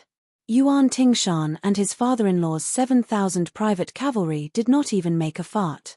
If I hadn't seen the capital built by 10,000 Ruran cavalry today, I would have thought that we Baimang could just casually bring out 100,000 cavalry and bypass Bailiang to flatten the central plains in one go. The general known as Dong Jubo said with a deep voice, the Ji province cavalry gathered by Yuan Tingshan and the private army of the Li family of Yangbao must be waiting patiently somewhere for us to return to the eastern front. You and I must not be careless. Qiu Jubo twitched his lips. After mounting his horse, he tossed out the Ruran scimitar and stabbed it into the roof of a capital. I really don't think much of that mad dog Yuan Tingshan. Instead, I'm very interested in the remnants of West Chu in Guangling. Two of them by the name of Ku Jianghuai and Xie Shibian. After Ku Jianghuai gave up his post, Zhao Yi's lucky general, Song Li, quickly led his troops to reclaim the territory with ease. Originally, They had the upper hand on the Eastern Front, but now, they are being suppressed by Song Li and don't even dare to show their faces. It is said that all the faces in that small imperial court of West Chu have changed. Those who had previously submitted petitions to accuse Ku Jianghuai of possessing an army for his own sake are all dumbfounded now. That is why they have begun to sing praises for Ku Jianghuai. Dong Jubo said softly, as long as Cao Changqing has yet to make his move, it means that even if West Chu does not have the upper hand, it also means that they have not fallen into a disadvantageous position. Qiu Jubo chuckled and said, in any case, the messier it is, the better. Suddenly, this Qiu Jubo turned his head to look at his peer, who was also one of the four great Jubo. Wang Jingchong, do you think there will be a day when Xie Shibian and Ku Jianghuai will appear in Beiliang? Dong Jubo stared blankly for a moment. His expression was grave as he said in a low voice, Great are you, Shui, you also have this kind of intuition? Qiu Yue Bo Daru Shui rubbed his chin. That would be fun. But I like it. Back when Hong Jiao was fleeing north, Wang Jingchong was still a 10-year-old remnant of the spring and autumn period. He had followed his family's private tutor into Beimang while reciting the sage's scriptures. He had long forgotten the environment of his childhood. However, on that kind of wandering path, the incessant sound of reading from the neighboring caravans had left a deep impression on this Qiu Jubo, who had persisted in studying even after his family had entered Gusai Prefecture. On horseback, Wang Jingchong fell into deep thought. He muttered to himself, for the sake of reviving the state, you will cause the land of the Central Plains to sink again. Cao Changqing, do you feel great pain deep in your heart?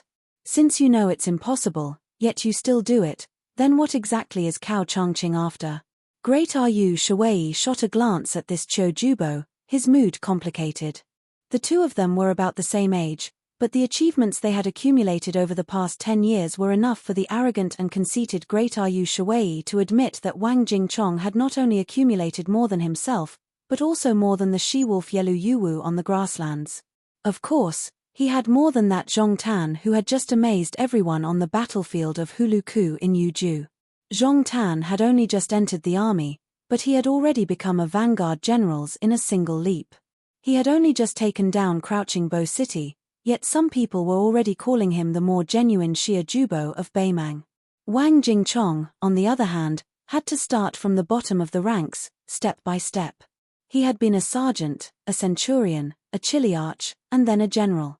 However, in the end, he could only become Qiu Jubo because he had the backing of the Southern Dynasty's Yi clan, which was allied with the Jiao clan through marriage.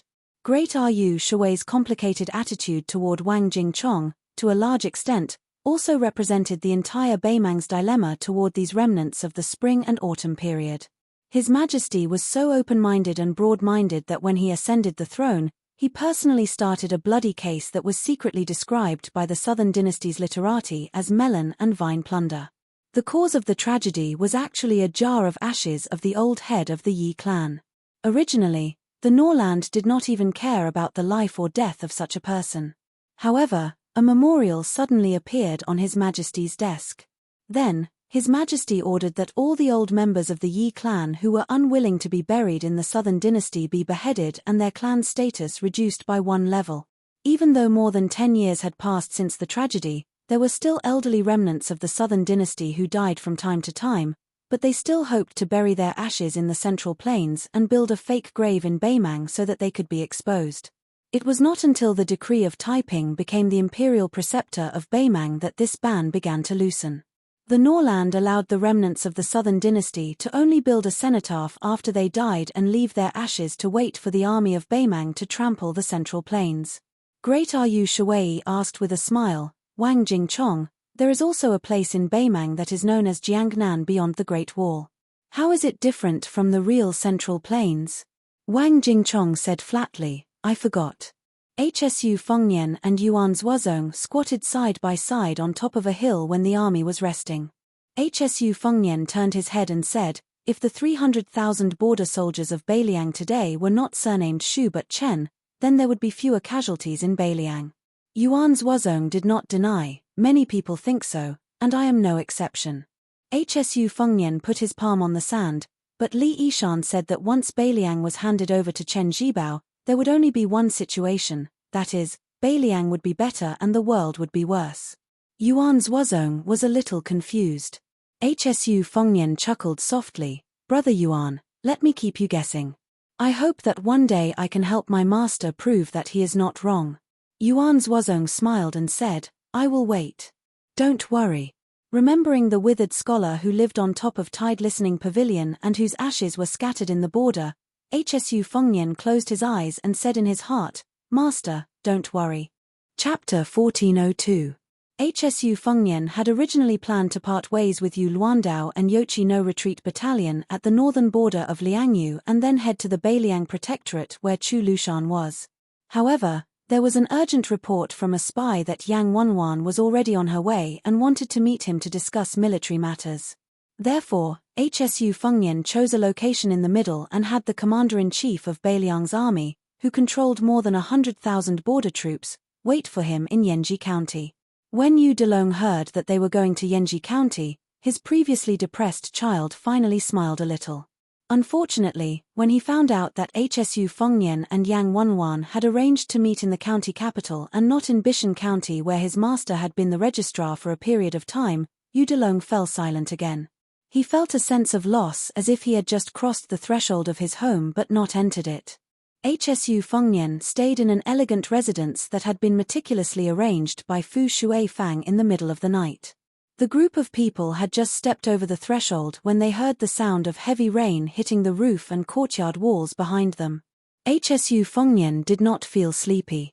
After arriving at the study with a large collection of books, he stood by the window and looked at the curtain of rain in the courtyard. Perhaps it was just as the ancient saying went, late at night is best for reminiscing about the past. For some reason, Hsu Fengnian remembered many of his frivolous actions when he was young. For example, he had stamped the word fake on the hundreds of authentic works of famous artists he had passed through, and he had spent a lot of money on foreign wanderers passing through Bailiang's territory.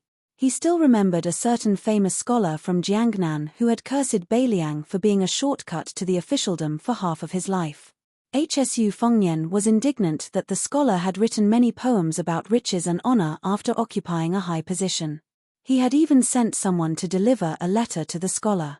The general idea was that the scholar, who had been flattered and praised as a graceful and elegant plaything, should not be regarded as truly rich. If one was truly rich, they would not talk about fine wine, fine food, gold, and jade. What lazy pillow jade cool was all for the poor. In the end, Hsu Fengnian wrote a sentence on the letter, when the rain comes, I listen to the sound of banana leaves 1,000 times. When the rain comes, I sit and watch the lake.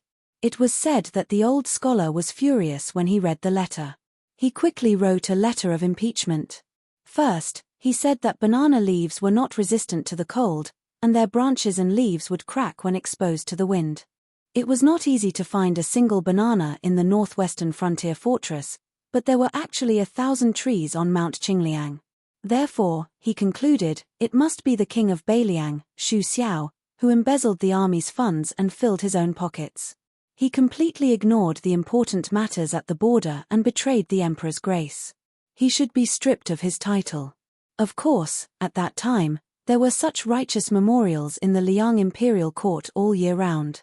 The late Emperor Zhao Dun did not pay any attention to them, but he did not restrict them.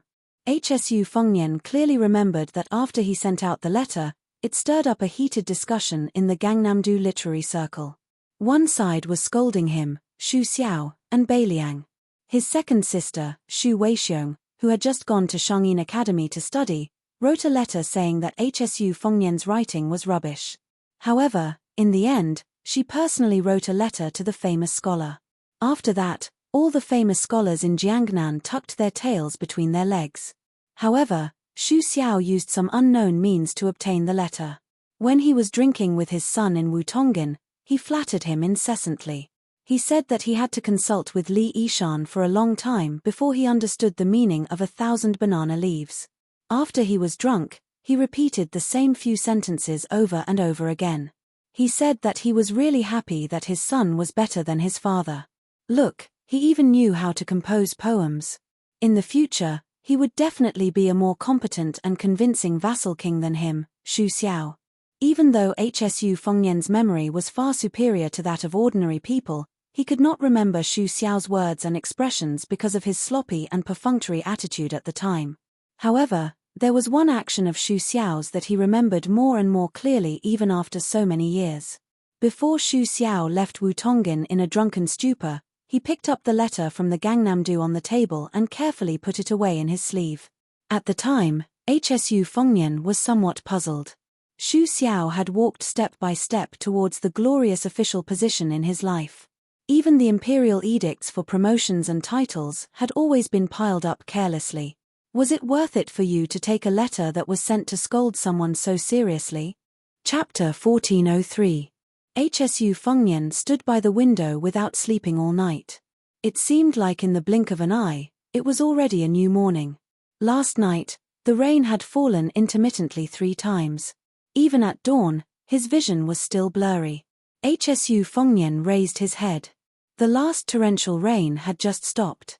The sky was still covered in dark clouds, but with the passage of time, the sunlight shone through the gaps in the dark clouds, illuminating the earth with pillar after pillar of light. From the courtyard next door came the muffled sounds of collisions. It was Yu Delong and Lu Yunzhong, who had temporarily not followed the great snow dragon cavalry to Liangzhou's northern front, exchanging pointers. The 2 disciples didn't use weapons. In close combat, both sides' fists met flesh. Whoever couldn't take it and had to take 3 steps back first would lose. Not long after, the oldest, but only the youngest disciple, Lu Yunzhong, shouted that he was going to take that frost-covered long blade. Yu Delong, who was probably the youngest, but was the eldest disciple, ignored him. The courtyard returned to silence. HSU Fengnian felt a bit of regret. It wasn't that he was like a fan of martial arts and reluctant to leave, nor was it that he had sunk so deeply into the feeling of being unrivaled in the world. Rather, it was that if his cultivation was still at the peak, when he heard that Beimang imperial tutor had Hong Jingyan, Zhong Liang, and Murong Baoding as backup, his hands and feet would not have been tied. But then again, if he, HSU Fengnian, was still fully deserving of the title of new martial emperor, Tai Pingling, Tuoba Chiyun, and the others would not have appeared. HSU Fengnian reckoned that if he were to fight in close quarters, in terms of cultivation level, he, HSU Fengnian, could still be considered a starving camel is still bigger than a horse. He was only slightly inferior to Tuoba Bodhisattva, Ng Tai, Cao Chongqing, Xu Yanbing, Huyen Daguan, and Chen Zhibao.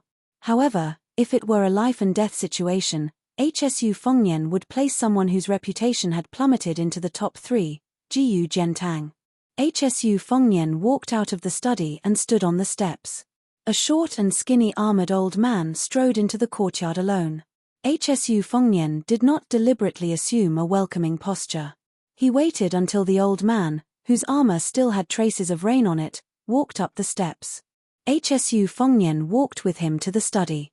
There was already a pot of hot tea on the table, but there were no teacups. Instead, there were 2 large bowls. It was none other than Yang Wenwan. The one-eyed old man poured a bowl and drank it in one gulp. Then, Yang Wenwan placed her fists on her knees and looked at HSU Fengnian, as if she was going to denounce him. HSU Fengnian waited for her to continue. This old general was the biggest mountain in the Beiliang army. After the previous cavalry commander, Zhong Hongwu, fell, Yuan Zhuozong had just succeeded. Yang Wenwan, who had firmly held the power of the Beiliang infantry, could be said to be the biggest force. But many border soldiers and Beiliang people did not know a secret. The Beiliang army, or more accurately, the Shu family army, was divided into 2 factions from the start. One faction was led by the gentle strategist, Li Yishan. After the Battle of the Western Fortress, he advocated that Xu Xiao immediately go north and return to the capital. The other faction was led by the more radical Zhao Changling. They wanted to take half of the country in one go, and tried to divide and defend themselves. They wanted to share the world with the Zhao family in the north and south. In the end, they would fight a battle similar to the Battle of the Western Fortress to decide who the world belonged to. This potential split spread until Xu Xiao was made a king and became a vassal. HSU Fengnian's uncle, Wu Qi, was disheartened at that time and chose to leave the army. There was also Xu Piyu, who later hid his name in Beimang's Dunhuang city.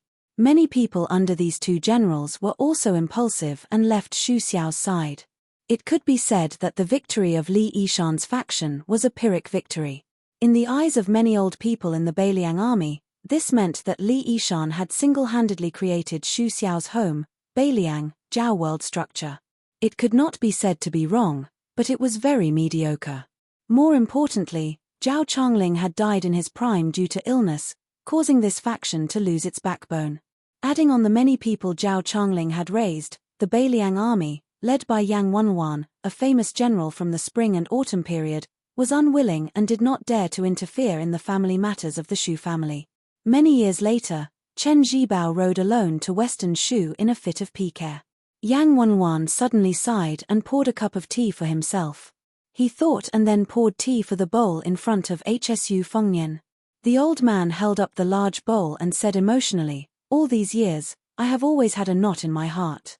I went to Clear Cold Mountain so many times, but purposely did not go to Tide Listening Pavilion to see Sir Li. The general tried to persuade me once, but gave me a lame excuse. After that, the general did not mention this matter. Xu Fengnian didn't say some casual words. Instead, he went straight to the point and said, 'My master never regretted his decision back then when he was alive. He always believed that if he wanted to fight for the world, Xu Xiao and the Xu family's armored cavalry wouldn't have the momentum. Those who wanted to become a minister of the dragon were delusional. It's not that Hsu Fengnian does not respect Sir Zhao, and it's not that I'm just standing there and talking without feeling any pain or taking advantage of the situation. In Tide Listening Pavilion, my master, Chancellor Wang, and my second sister repeatedly deduced the situation back then. The conclusion was the same.' Yang Wenwan's expression was complicated. He drank a mouthful of tea and shook the large white bowl. He laughed self-deprecatingly. Back then, at the crucial moment when the prince was about to succeed to the throne, I, Yang Wenwan, was also guessing who to use to establish my might. After thinking it over and over again, there was one most likely and one least likely. The former was to make an eyesore like me obediently take off my armor and retire to the countryside. The least likely was to take down the Huaihua great general. Regardless of whether Zhong Hongwu's conduct is good or bad, in the eyes of the capital, he has always been an important character that the great general used to restrict me and Chen Zhibao. Hsu Fengnian calmly said, if it was still a peaceful and prosperous time, I would definitely choose Zhong Hongwu. I would not even hesitate to let him choose a trusted aide to become the Protector General of Beiliang after he retired from the border army. I would also think of ways to make you, Yang Wenwan, unable to protect your integrity in your old age. I would slowly cut off your wings and remove Sir Zhao's Lufeng legacy.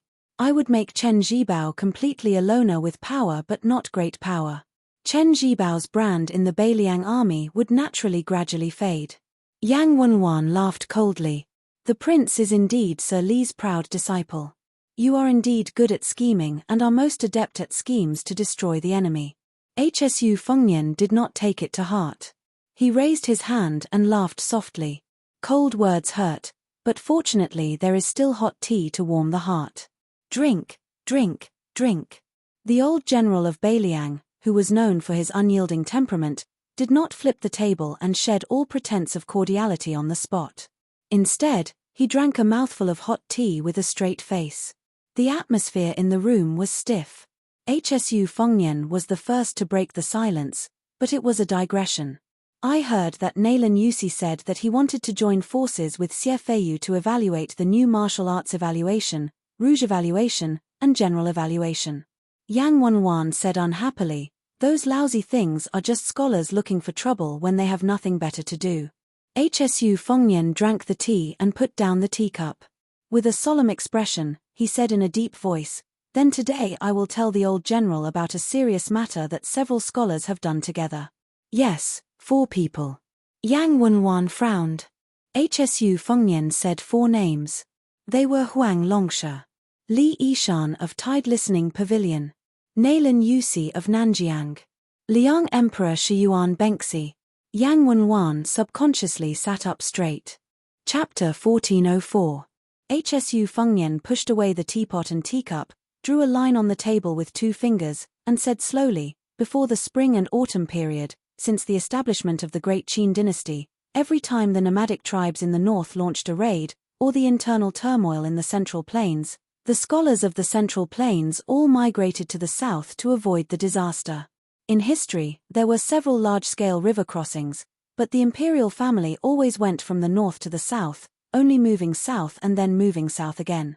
There has never been a northern crossing of the Guangling River. Among them, the Liu family in the last years of the Yongxi dynasty and the Ganlu southbound after the fall of Dafeng were the most typical examples. It can be said that the Chu Jiang of the Nine Kingdoms of the spring and autumn was able to become the leader because the Ganlu southbound gave them the orthodox identity of the Central Plains. The opposite of the past, Hongzhou fled north.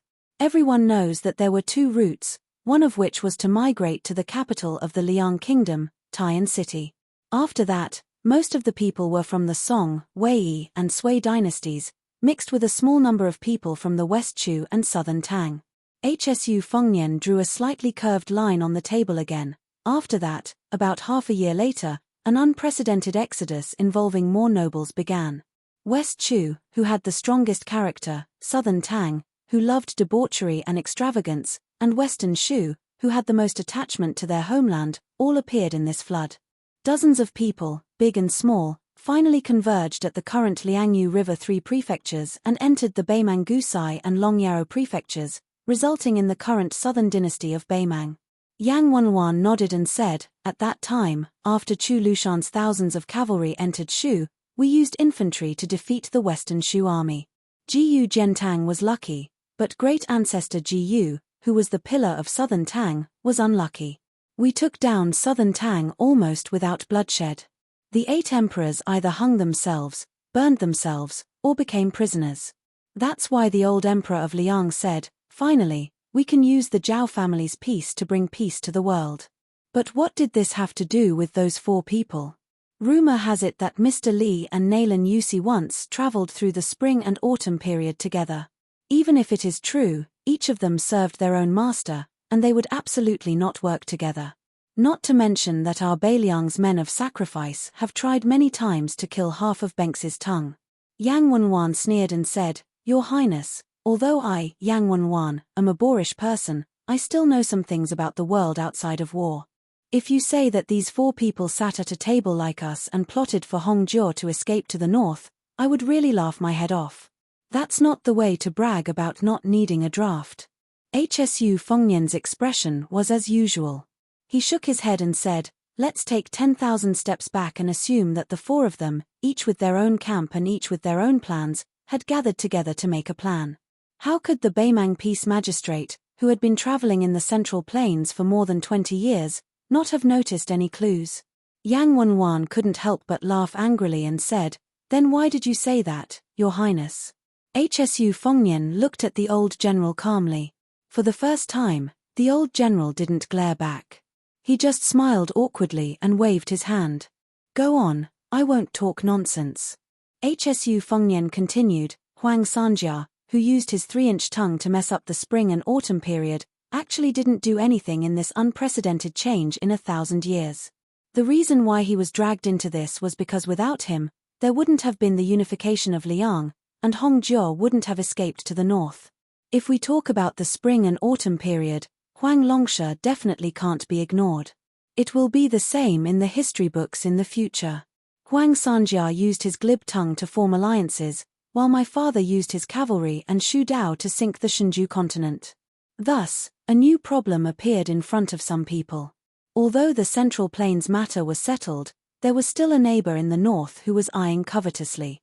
This evil neighbor from the north who would occasionally come to the southern neighbor's house to steal things was even more vulgar and barbaric than the uncivilized Liang in the eyes of the West Chu scholars. Since Liang was able to conquer the Central Plains, then wouldn't it be possible for Beimang, who revered military force, to take a step further and swallow up Liang? Yang Wenwan was stunned and couldn't help but fall into deep thought. He was only a martial artist who led troops into battle. He really hadn't considered this difficult problem. When the great general was alive, almost all of the Beiliang people, including Yang Wenwan, had a strong sense of self-confidence. That was, with the 300,000 Beiliang border troops, the Baimang barbarians could forget about taking a single step south into the Central Plains. What reason did this need? No need. After the great general passed away, it was not long before the million-strong army of the northern barbarians came knocking on the border. Yang Wenwan didn't have much time to think about it. As for Hong Jiao running north, who would care about such an old matter? Hsu Fengnian paused for a long time, as if he was thinking about how to phrase it. When Yang Wenwan looked over with an inquisitive expression, he said, "My master was never willing to mention Naylan Yusi, who was also a strategist. But it's true that he was an old acquaintance with this person. My master didn't tell me about this plan when he was still alive. I discovered it myself from clues." Chen Shiliang was on the top floor of the Tide Listening Pavilion looking through his handwritten notes. At the end of last year, he sent a secret letter to Mount Qingliang, which confirmed my guess. I can conclude that my master must have thought of setting up this big plan at the beginning. The initial idea probably occurred at the end of the Battle of the Western Fortress. Conquering West Chu was equivalent to cleaning up the mess that Huang Sanjia had created. I guess that when he accompanied Xu Xiao north to the capital, he might have met Naylan Yusi, who was traveling north with Zhao Bing, the Prince of Yankai. It's also possible that the two of them didn't meet at all, but they had a very secretive exchange of letters. Old General Mu should have more or less known about what happened later. Xu Xiao, who had lost soldiers and generals in West Chu, had just become the king of Bailiang in the imperial court when he announced that he would wash the Guangling River with blood before conquering the northwest. He wanted the corpses of West Chu's scholars to block the mouth of the river. Not long after, Zhao Bing also became the Prince of Yankai, who had the widest territory.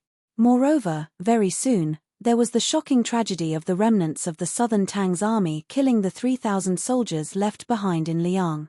The grievous news was urgently transmitted to the capital from 800 li away. At that time, Zhao Bing's mood must have been very bad, because according to his military achievements, he should have been bestowed with the richest Guangling road in the world. There was simply no place for Zhao Yi. As a result, the southern border gave him a show of strength, which was tantamount to pouring oil on the fire. Among the vassals, Zhao Bing, who was the most bloodthirsty, should have been furious. According to common sense, there was a rumor in the unofficial history that Zhao Bing chopped down a cypress tree with a saber, swearing to kill all the young men of the southern Tang. Yang Wenwan made a sound of agreement. This matter is indeed true. At the time, the great general even told us about it as a joke. The old man suddenly made a sound of surprise.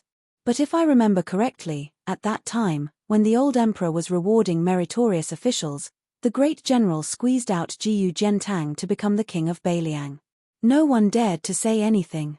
Jiyu Jiantang could only be the minister of war who stayed in the capital. He could only fiddle with that tattered Jiyu hut under the noses of the two emperors. What was the saying? Hsu Fengnian smiled and said, "Chatting with the emperor?" Yang Wenwan smiled and nodded. "Yes." Then Yang Wenwan returned to the topic and said, "But at first, the imperial court intended to let Zhao Bing be the king of Huainan.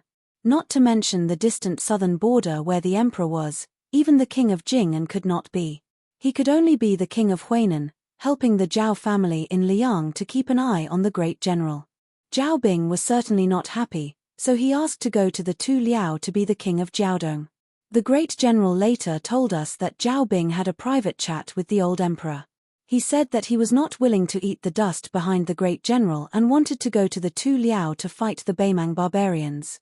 He said that even if Zhao Bing were to die, he would die on the back of a horse. But the result was unexpected. Zhao Bing became the king of Yang. Although he was not as good as Zhao Duan's brother, Zhao Yi, he was still much better than the king of Huainan, Zhao Ying, who had been oppressed for most of his life. Yang Wenwan patted her knee heavily and said in a deep voice, "In this way, it makes sense. If you want to drive away the remnants of the spring and autumn period and force them to cross the Guangling River, you have to force Shu, Chu, and Tang, who should be the most unwilling to leave their homeland. Especially those aristocratic families with 100 years of country, 1,000 years of family, they will not be willing to be homeless dogs after the fall of their country. Your Highness, in this, it was Yuan Bengxi, the fourth counselor who later became the teacher of the Emperor of Liang, who contributed and did something, right?" "What?" Did Mr. Li really have an unknown relationship with this person? Hsu Fengnian shook his head and said, "No. Yuan Bengxi was just plotting for the Zhao family." Yang Wenwan imperceptibly turned into a child who was seeking advice from a teacher. She asked curiously, "Your Highness, what do you mean?" However, Hsu Fengnian was distracted. Yang Wenwan was somewhat helpless. The old man did not have the face to ask again. Moreover, even if Hsu Fengnian did not say anything, she, Yang Wenwan, could not think for herself. Then, the old man seriously pondered for a moment and suddenly said loudly, "After rushing for so long, just drinking tea is boring. It's not enough. Your Highness, would you like some wine?" Hsu Fengnian smiled and got up to get the wine. When he returned to the study with 2 pots of greenant wine, Yang Wenwan could not wait to open a pot and drank 3 mouthfuls in succession before stopping. She wiped her mouth and said with a smile, "Your Highness said that Yuan Bengxi was plotting for the emperor of Zhao family. Does it mean that Yuan Bengxi was not at ease with those deep-rooted maggots in the 8 kingdoms? Since he did not like them, he was afraid that they would cause trouble and delay Zhao Duan from launching the war against Beimang after he ascended the throne. He was worried that these remnants would stab him in the back, so he simply drove them out? This is the same logic as the scholars of Liang having to be officials in foreign lands." Yang Wenwan, who had finally thought of this step, began to doubt herself very quickly. She had no choice but to ask again, but Yuan Bengxi was willing to let so many so-called noble clans go to Beimang in one go? Chapter 1405. At this point, Yang Wenwan suddenly woke up. His eyes suddenly became cold, and his tone also became somewhat indifferent. He stared fixedly at Hsu Fengnian. Since the first year of Yonghui, Liang has issued a heavy law. 10 catties of ironware, 1 craftsman. Once someone enters Beimang, the local officials must migrate for 3,000 li. For so many years, many people on the borders took risks out of desperation, and because of this, they became rich. Afterwards, there were few investigations. But in our northern Liang, in the past 20 years, under Mr. Li's orders, we have killed more than 10 surplus generals and lieutenants with real power. Yang Wenwan clenched the big white bowl on the edge of the table that was filled with hot tea and strong wine. He narrowed his eyes and said gloomily, "Since Wang Ye told me about this Beimang fleeing to the north, naturally there must be a deep meaning. Even if you beat me to death, I don't believe that Mr. Li and that Nailan Yusi wanted to greatly increase Beimang's strength. That's why Beimang gained the southern dynasty for no reason, as well as the nearly 1 million Chuanqiu adherents who constantly talk about the Central Plains as the new era. But if Wang Ye can't give me an explanation today, then I will boldly demand an explanation from Wang Ye on behalf of the dead soldiers of Crouching Bow and Luanhe cities, as well as all the Beiliang Frontier Army soldiers who died in battle." Hsu Fengnian wasn't in a hurry to explain anything. Instead, he dipped his finger in the wine and bent over to point at the north and south ends of the table. "To accomplish this, we must first form a situation where we close the door and beat the dog. Zhao Bing, who threatened to kill all the young and strong men of southern Tang, is doing the dirty work of raiding the base. In fact, he did kill tens of thousands of southern Tang's surrendered soldiers as soon as he arrived at Nanjiang. Among these people, only a few thousand truly had the intention to rebel. Most of the others died unjustly. Someone has done the raiding, but someone has to close the door. Xu Xiao is doing this. It's just that back then, he led the army to Nanjiang and moved exceptionally slowly.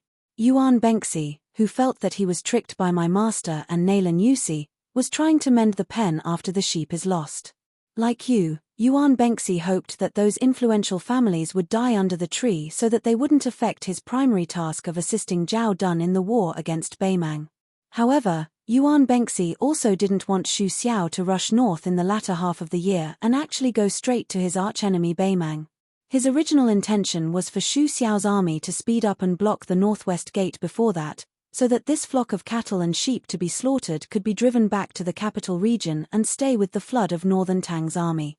Therefore, the imperial court ordered Jiyu Zhentang's trusted general, Cai Nan, to rush west.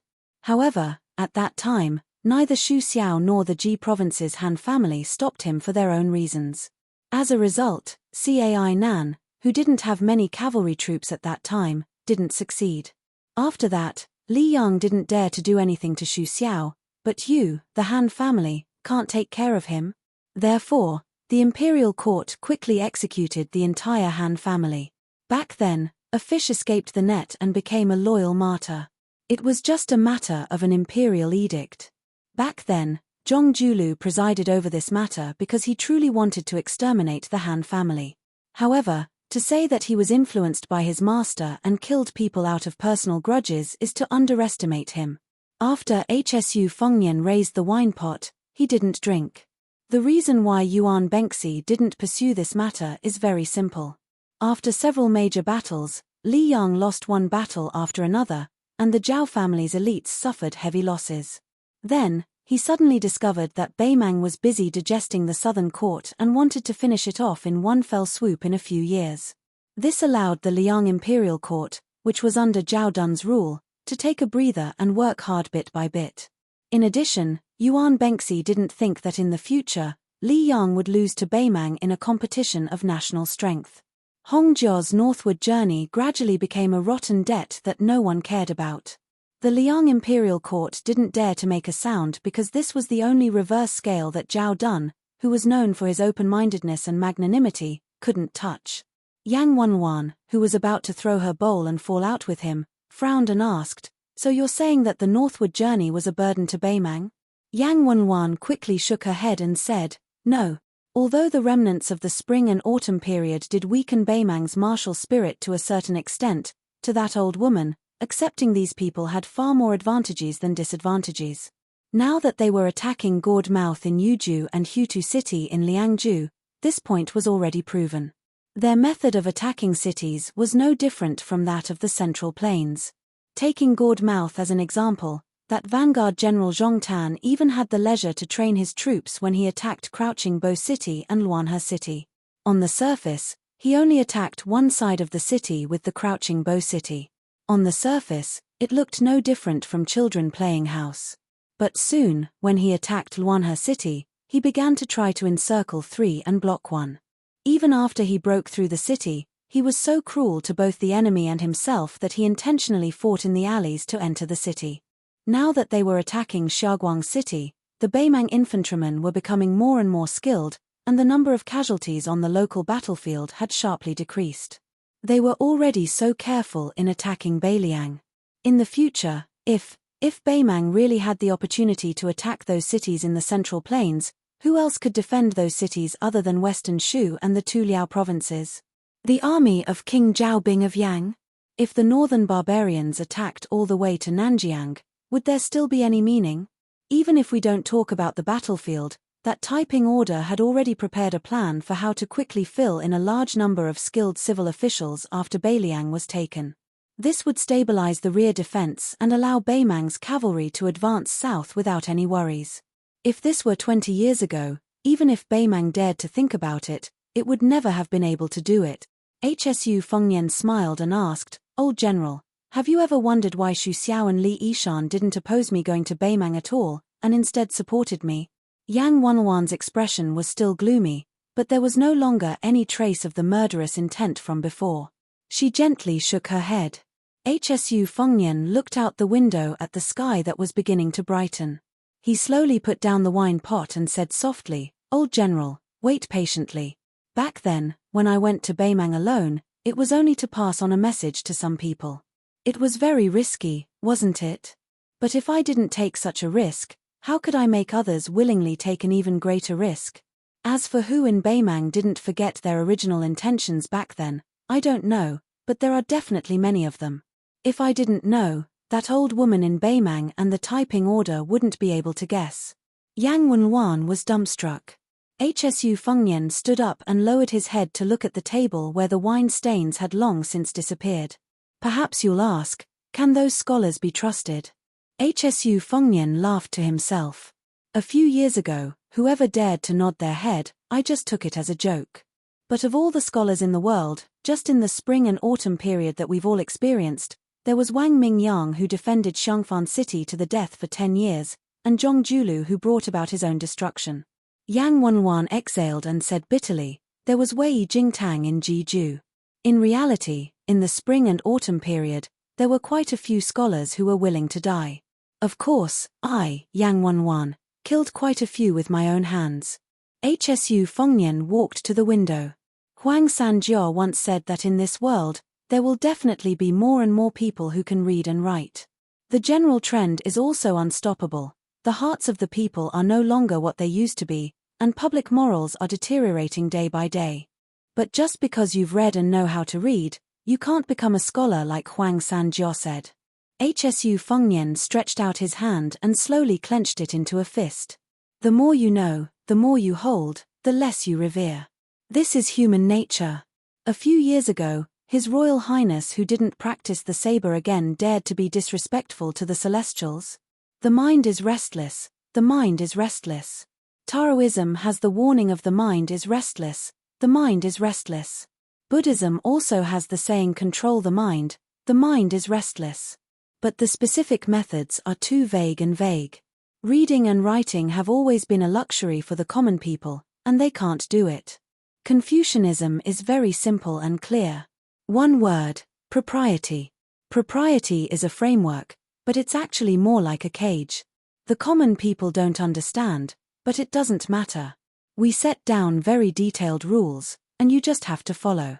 I think that one of the important reasons why Confucianism was able to stand out among the 100 schools of thought and eventually suppress the other schools is because of this. Of course, everyone likes to be free and unrestrained. Freedom is their nature. Under this kind of almost irreconcilable conflict, Confucianism and Moism had a huge disagreement. The Confucian sage had long since proposed that human nature is good. Later generations of sages constantly used various methods to subtly influence people. For example, when a child picked up a book, he had to memorize it, or else he would be beaten 300 times. In the end, this was the result of education. But what's interesting is that the Taoist sage came out to interrupt. He said that the sage abandoned wisdom, and the common people benefited 100 times. Abandon benevolence, and the common people returned to filial piety. Who is right and who is wrong? Perhaps there is no right or wrong. Huang Sanjiao destroyed the spring and autumn period. What he did was only to give the people of the world an opportunity to have a choice called freedom earlier. And Zhong Julu, a scholar who had been a tailor for Li Yang for a full 20 years, used his own death to sow a framework in advance for this freedom of the later generations that he had behind the back of the Zhao family.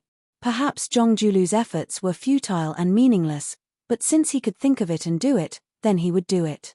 This is Zhong Julu. I, Hsu Fengnian, can't do it. You, Yang Wanwan, can't do it. Those famous ministers of Spring of Eternal Hui can't do it. Even Tantanan and Qi Yanglong can't do it. In fact, other than him, no one can do it. Perhaps Huang Sanjiao, who had no other choice but to scourge the people of the world with his 3-inch tongue, didn't say to us, know me, sin me. Only the spring and autumn period. The former Grand Secretary Zhong Julu, who didn't have a single will or last words, should have smiled and left behind a sentence for the later generations who treated him like a fool: you are not a fish. How can you know the bitterness and happiness of a fish? Yang Wanwan carried a wine pot and stood beside Hsu Fengnian.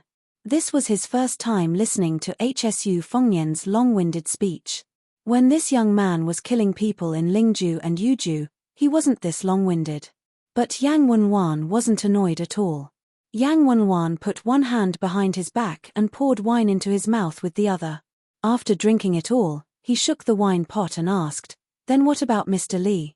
When Yang Wanwan turned his head, he saw the young man smile and point his finger to the north. Hsu Fengnian's face had a charm that a crude martial artist like Yang Wanwan was destined not to have. Chapter 1406. Don't people say that my master is vicious and merciless, and that he likes to exterminate people? Hong Jiao went north because he exterminated the potential scholars in the Central Plains, and then he went to Beiliang. Those 100,000 refugees were just a small part of his plan. Next, it's probably Beiliang. Yang Wanwan sighed, then laughed heartily. Your Highness, the knot in my heart is gone. It's funny. When I first came to Yanji County, I wanted to be thick-skinned and flatter you. You and Yu Luandao fought beautifully in those battles outside the gourd. The establishment of no retreat camp boosted the morale of the entire Yuju. I didn't expect things to change. Just now, I almost wanted to flip the table and beat you up. Of course, the end result would be me being casually beaten up by you. Although your highness didn't make it clear, I, Yang Wanwan, believe in the great general and Sir Li. After confirming this, I also understand why Sir Li didn't look favorably on Chen Zhibao from the beginning. With Hong Jiao going north and leaving Beiliang to him, after the battle with Beiliang, there will definitely be another unjust war in the eyes of scholars in the future. Hsu Fengnian didn't say anything. He looked somewhat tired. Yang Wanwan hesitated, but still said, Your Highness, there's something I can't say. It's uncomfortable to keep it in my stomach. Although Chen Zhibao left Beiliang, I, Yang Wanwan, can guarantee that after staying in Beiliang for so many years, he has never rebelled. He's definitely dissatisfied with you, but he definitely doesn't have any malicious intent to kill. I believe that he's just waiting. If after the great general leaves, Hsu Fengnian can't support Beiliang, then he'll come out and let Beiliang take the surname Chen. As for what the world will take in the end, whether it's Murong, Zhao, or Chen, it'll depend on Chen Zhibao's ability.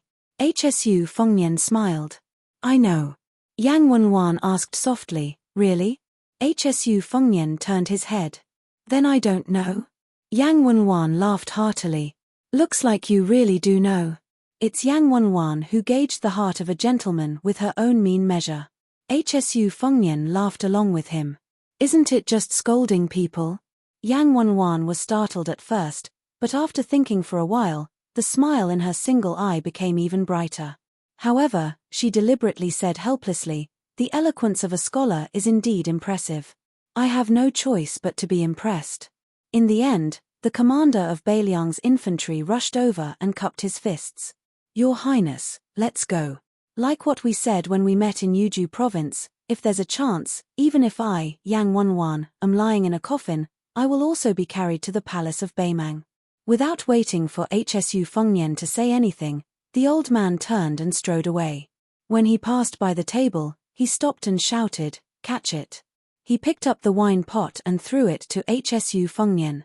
Just treat it as this general treating Wang Ye to a drink. Hsu Fengnian raised his hand to catch the wine pot.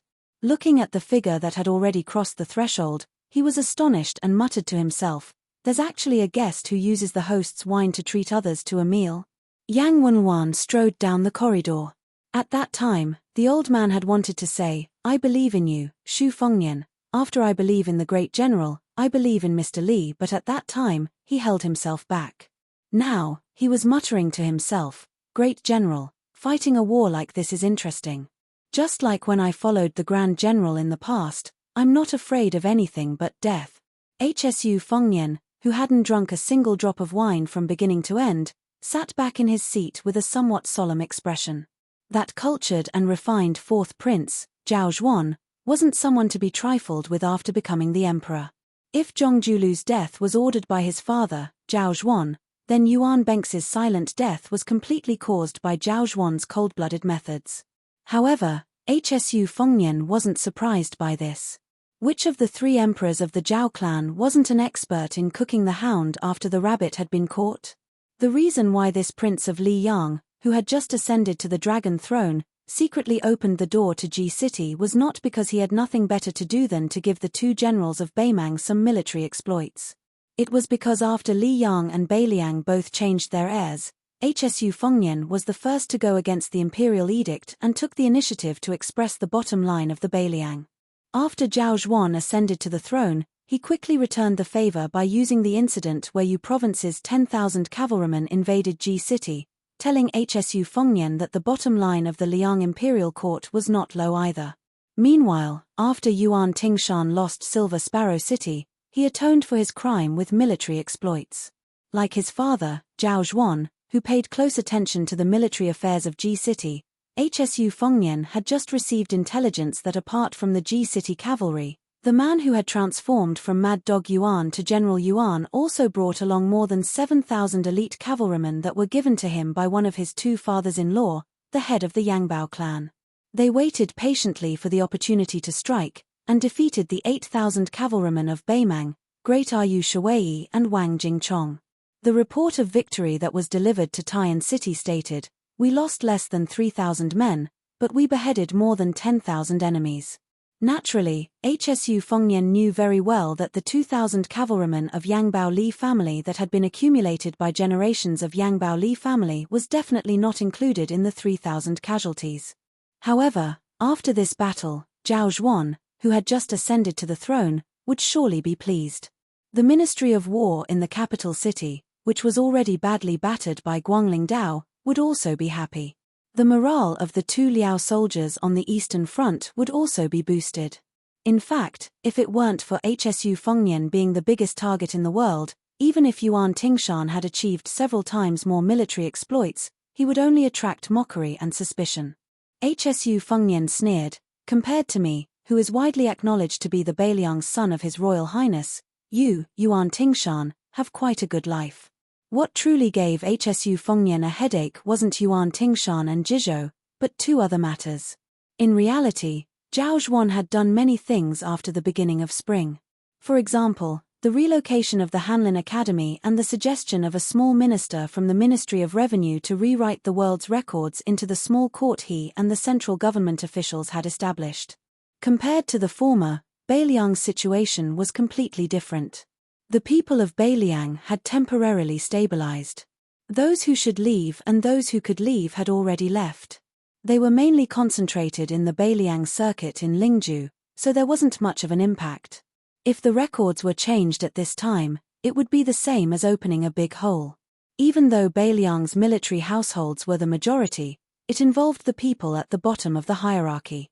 If they could leave, who would be willing to wait for death within Beiliang's borders?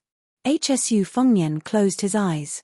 The Minister of Revenue, Yuan Guo, who was the most talkative on this matter, kept his mouth shut.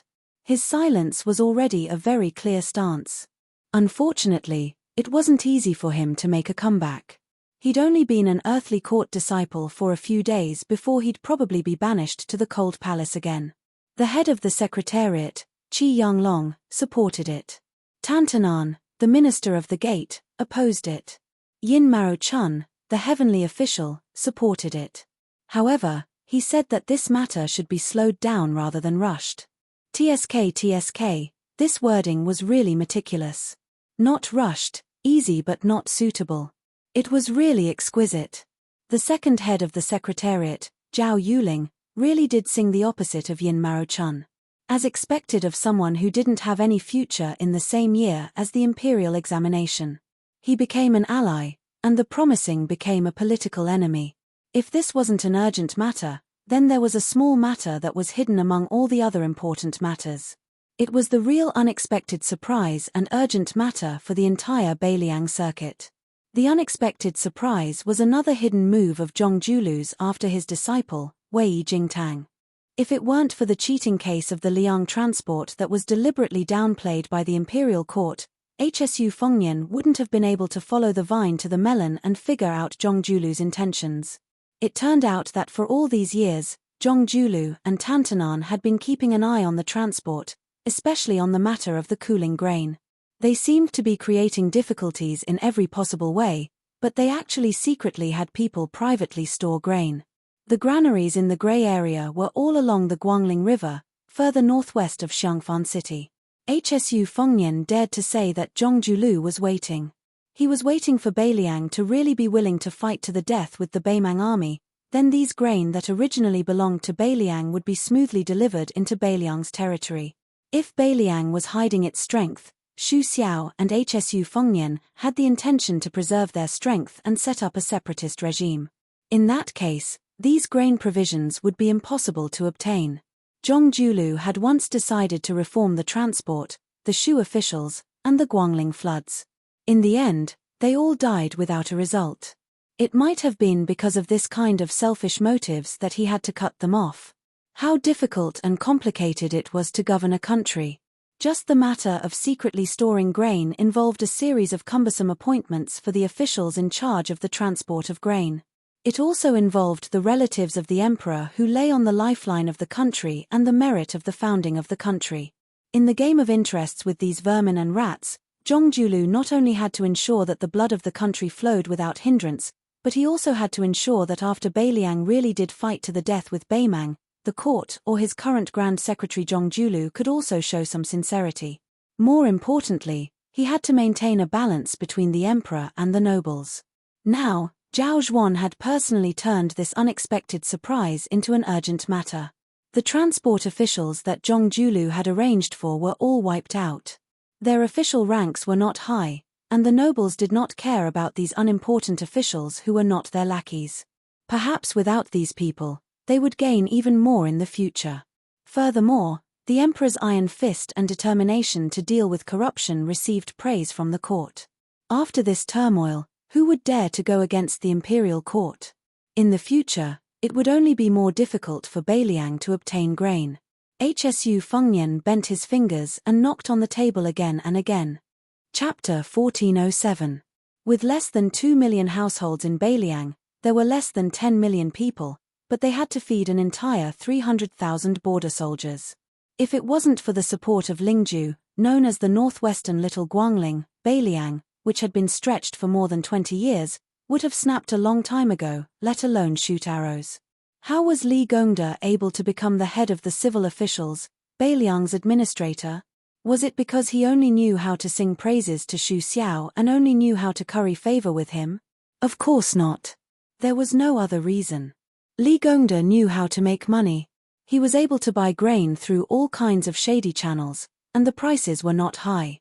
The big shots who accepted the boxes of silver as bribes were, of course, the relatives of the imperial family and the descendants of meritorious deeds. The imperial court was losing a lot of money, and they only earned a small amount of less than 1,000,000 taels a year. Their ancestors and fathers had all sacrificed their lives for Bailiang to unify the spring and autumn period and made great contributions. What did they have to feel guilty about earning some silver? In the short term, these people should not have the guts to get into trouble. Li Gongda, who was still the administrator, ran to Mount Qingliang and complained to the deputy administrator, Song Dongming.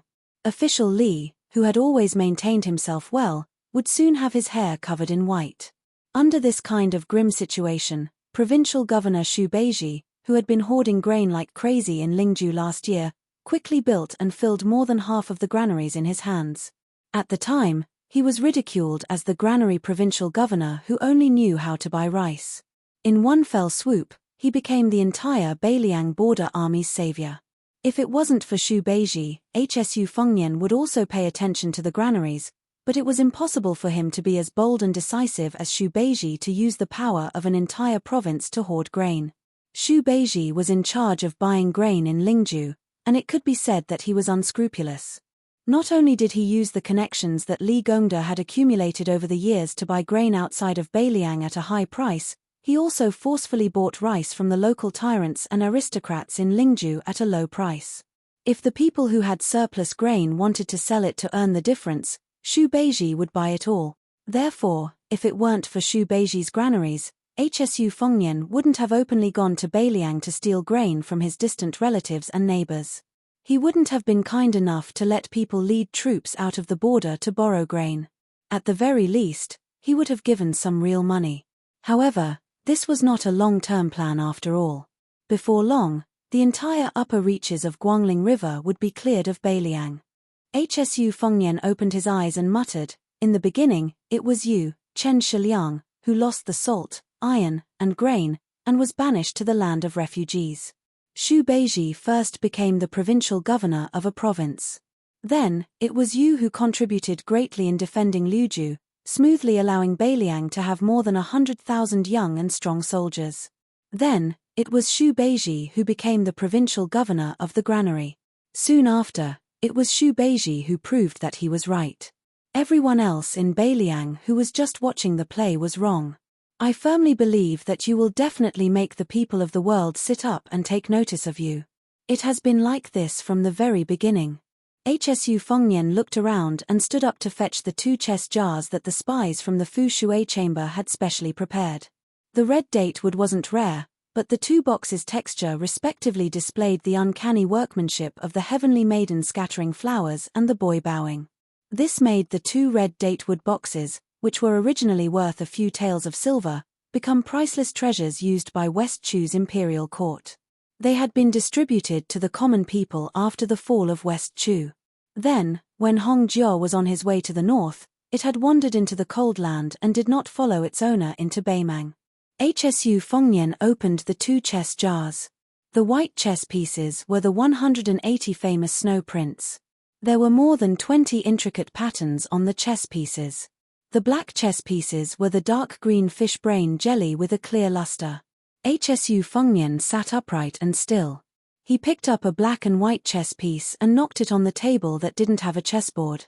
Then, as if he was about to start a game with someone, he placed the white chess jars across from him and softly said, "Master, Xu Beiji and Chen Shiliang didn't disappoint you." Hsu Fengnian looked at the table that seemed even more empty with the addition of the 2 chess pieces. He was in a daze. Finally, he raised his head and looked at the empty table across from him. He didn't say anything. The sky outside the window was blue and white, and the room was no longer dark. The dark clouds had dispersed, and threads of light shone in, clearly illuminating the dust that was usually invisible to the naked eye. In this room where there was only Hsu Fengnian, the chess pieces flew as if they were flying. As the pieces were placed, starting with the 3 words Hsu Fengnian, one name after another came out of his mouth. There were names from Beiliang, Beimang, and Liyang. There were dead people, and living people. Some were famous, some were rising, and some were nameless. When he mentioned Lu Shu, Hsu Fengnian paused and said, under Qi Yanglong's suggestion, Zhao Zhuan opened the 6 academies and added 6 more academicians after the 6 academicians in the palace hall. After making an exception for the old master of the Han family, he took advantage of the momentum to open the way for martial artists to use the word Wu as their title. This was to appease the civil officials, and at the same time to divide the power of the 6 ministries. During this time, it was said that the son of the Zhao family intended to disgust the king of Jing and Yu assisted, Zhao Zun. He summoned Yu to the capital to enter one of the 6 academies, the Hongwen Academy. "Do you want to go? Will Zhao Zun be willing to let you go? Even if Zhao Zun can continue to bear the humiliation and have no choice but to let you leave Xiongfan City in Qingju alive, what price will you have to pay?" Hsu Fengnian suddenly smiled and said, "Since it's difficult for you, and even more difficult for Zhao Zun, then I'll be a good person." Hsu Fengnian didn't turn his head, but he raised his voice and said, "Mi Fengjie, Fan Xiaochai, the 2 of you go to Xiongfan City and invite Lu Shu to Beiliang. If he doesn't want to, then take him." Hsu Fengnian quickly sighed and said self-deprecatingly, "Forget it. If Lu Shu really doesn't want to come to Beiliang, then send him to a place where he won't have to worry about Zhao Go." Hsu Fengnian looked across the table and said in a low voice, "I'm really bad at gambling, and I'm soft-hearted. Fortunately, after so many years, Xu Xiao has often been lectured by you like this. I've seen it with my own eyes more than once or twice." Lowering his head, he saw that there weren't many chess pieces left in the chess jar. The table had also become densely packed with black and white chess pieces. It reminded him of the battle between the Great Snow Dragon Cavalry and the Ruran Cavalry outside the mouth of the gourd. Hsu Fengnian finally began to drink. Before he started practicing martial arts, he had a good tolerance for alcohol, but now he was drunk. He slumped against the back of the chair, his entire body curled up in the chair as he fell asleep. In his dreams, he repeatedly murmured, "They're all gone, they're all gone." Emperor Zhao Zhuan clearly intended to follow in the tradition of the previous emperor's diligence. However, compared to the previous emperor's all-nighters, Zhao Zhuan was clearly more restrained. He even practiced a set of martial arts every morning without fail. It was taught to him by the great Zhenren of Mount Qingcheng, who together with the residents of the Taoist master of Mount Longhu, who controlled the world's Taoism. If the young emperor was said to have listened more than he spoke in that small court meeting where the entire hall was filled with purple, he rarely made any decisive decisions. Now, he was slowly beginning to possess the bearing of an emperor. Other than Qi Yanglong, Huan Wen, and a few other old people, even Zhao Yuling, who had been in charge of the Minister of Personnel for many years, was clearly beginning to feel nervous. The re-examination of the world's editions, the deliberation of the candidates for the 6 academies, the promotion and demotion of former subordinates of the Ministry of Personnel, one after another, forced Zhao Yuling to brace himself to deal with it. This made Song Tonglu feel relieved. The Liang dynasty could not afford any turbulence at this time.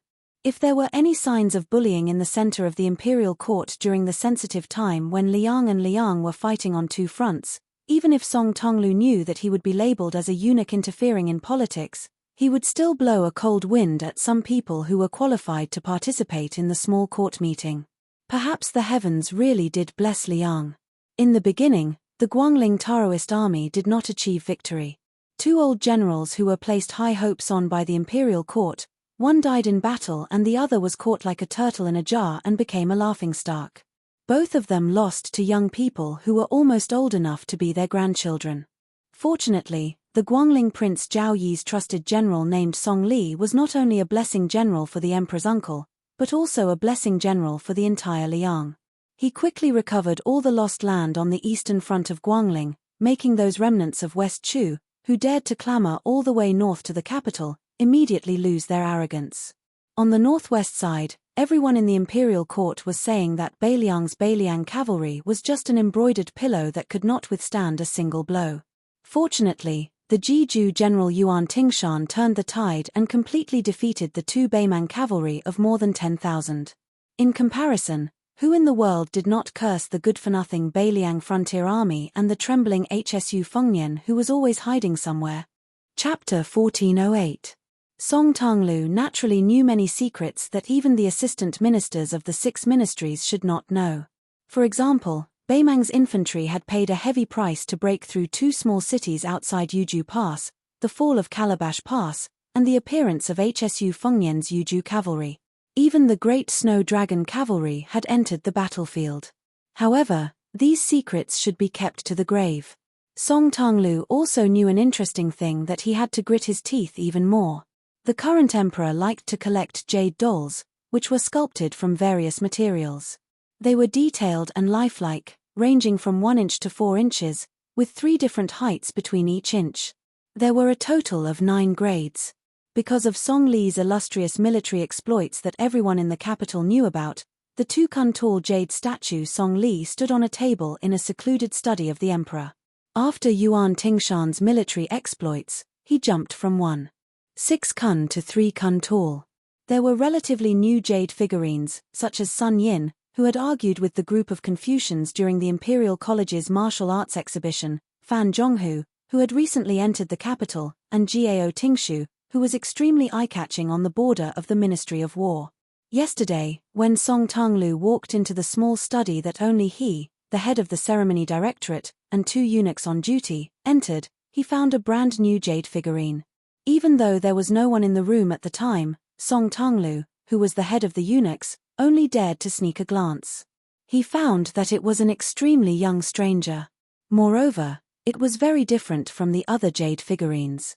This person had his eyes closed in concentration, like a blind man. Before Song Tonglu left the room, he had guessed the identity of this person. It was a blind chess player who, at his lowest, had no choice but to gamble in the shabby alleys of Qingju to make a living. It was a person who had no record in the Ministry of Appointments, Lu Shu. There was no court meeting today. The emperor, Zhao Zhuan, could practice his set of martial arts when the sky was slightly bright. Recently, the empress had occasionally caught a cold and was not feeling well. The emperor had specially sent her to her maternal home to recuperate and relax. During this time, the emperor had not visited any woman. The common people often said that the emperor was not anxious, but the eunuchs were anxious. However, most of them did not know the true meaning. In fact, it was referring to a time like this. For a small family, there was a saying that there were 3 ways to be unfilial, and having no descendants was the worst. For a vast and enormous dynasty, the ruler of a country without an heir was tantamount to an invisible disaster. The longer time passed, the clearer the countless bloody stories in the history books were. This was enough to trigger all sorts of unpredictable changes in the sky. However, no matter how carefully Song Tonglu and Diao Sai tried to persuade him, the emperor, he still smiled and told Song Tonglu that he could occasionally do such things. When the empress was in the palace, he could occasionally do it, but now that the empress was in her maternal home was sick, he would not do Song Tonglu sincerely admired him. Moreover, the emperor practiced martial arts every day. How could it be a boring thing to do to pass the time? Song Tonglu believed that the world would not believe that the current emperor, from the moment he ascended the throne, had already begun to prepare to become the longest reigning ruler of Liang. The emperor of Liang, the emperor of Zhao, had sat on the dragon throne for 34 years. However, that person only ascended the throne at the age of 35. Song Tonglu believed that it would not be difficult for the current emperor to do it. After Zhao Zhuan finished practicing his martial arts, he began to walk in small circles. At this time, he would talk to himself. Song Tonglu bent his waist and quietly took 8 steps back, not 1 step more and not 1 step less. This small rule was set by the previous head eunuch of the ceremony directorate, Han Shengxian. The rule was not big, but it was enough for Song Tonglu and his next head eunuch to scrupulously abide by it until death. Zhao Zhuan walked in circles and said softly, "For the time being, Sun Yin, who does not have an official position, is right. The vassal kings of various regions cannot hold the position of Jidushi. However, this change needs to be done slowly. First, in places where there are no vassal kings, we need to add deputy Jidushi. After a year and a half, we need to find 2 officials from the Ministry of War and the Ministry of Appointments who have authority and bring up this matter. Then, starting from my big brother, we will add deputy Jidushi and promote it." According to what Sun Yin said, it will not take too long to find a vassal king with a dirty background and have the imperial censor write a letter of impeachment to remove him from the position of Jidushi. Sun Yin's choice of candidate is not very appropriate. In my opinion, the king of Han is a good candidate. Sun Yin, at such a young age, is able to figure out the emperor's intentions. He is more like an old fox like Yin Maochun. If not for the fact that you were born in Beiliang and had no choice but to continue observing, I would have restored you to your official position today. I would have even reserved the position of scholar of Chong Wen Guan for you. Zhao Zhuan, who was walking slowly, raised his hands and rubbed his temples. Since Lu Shengxiang has become a general with real power, he has to resign from his position as the left assistant minister of the Ministry of War to make room for Jiyu Jiantang's right-hand man who has followed him for many years. Firstly, this will suppress the influence of the martial artists from Guangling and Jiangnan. In such a large Ministry of War, Minister Lu Baijie, Assistant Minister Lu Shengxiang, and Xu Gong are all from that side. This is too outrageous.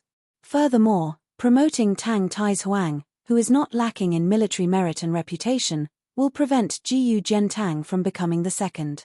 Zhao Zhuan snorted coldly and did not continue to say the name that he had heard since he was young. In reality, he did not have much ill will toward that old man. On the contrary, deep in his heart, he had a different impression of him from the previous emperor. It was just that he had hidden it very well these past few years. Otherwise, he would never be able to take half a step toward that chair in this lifetime.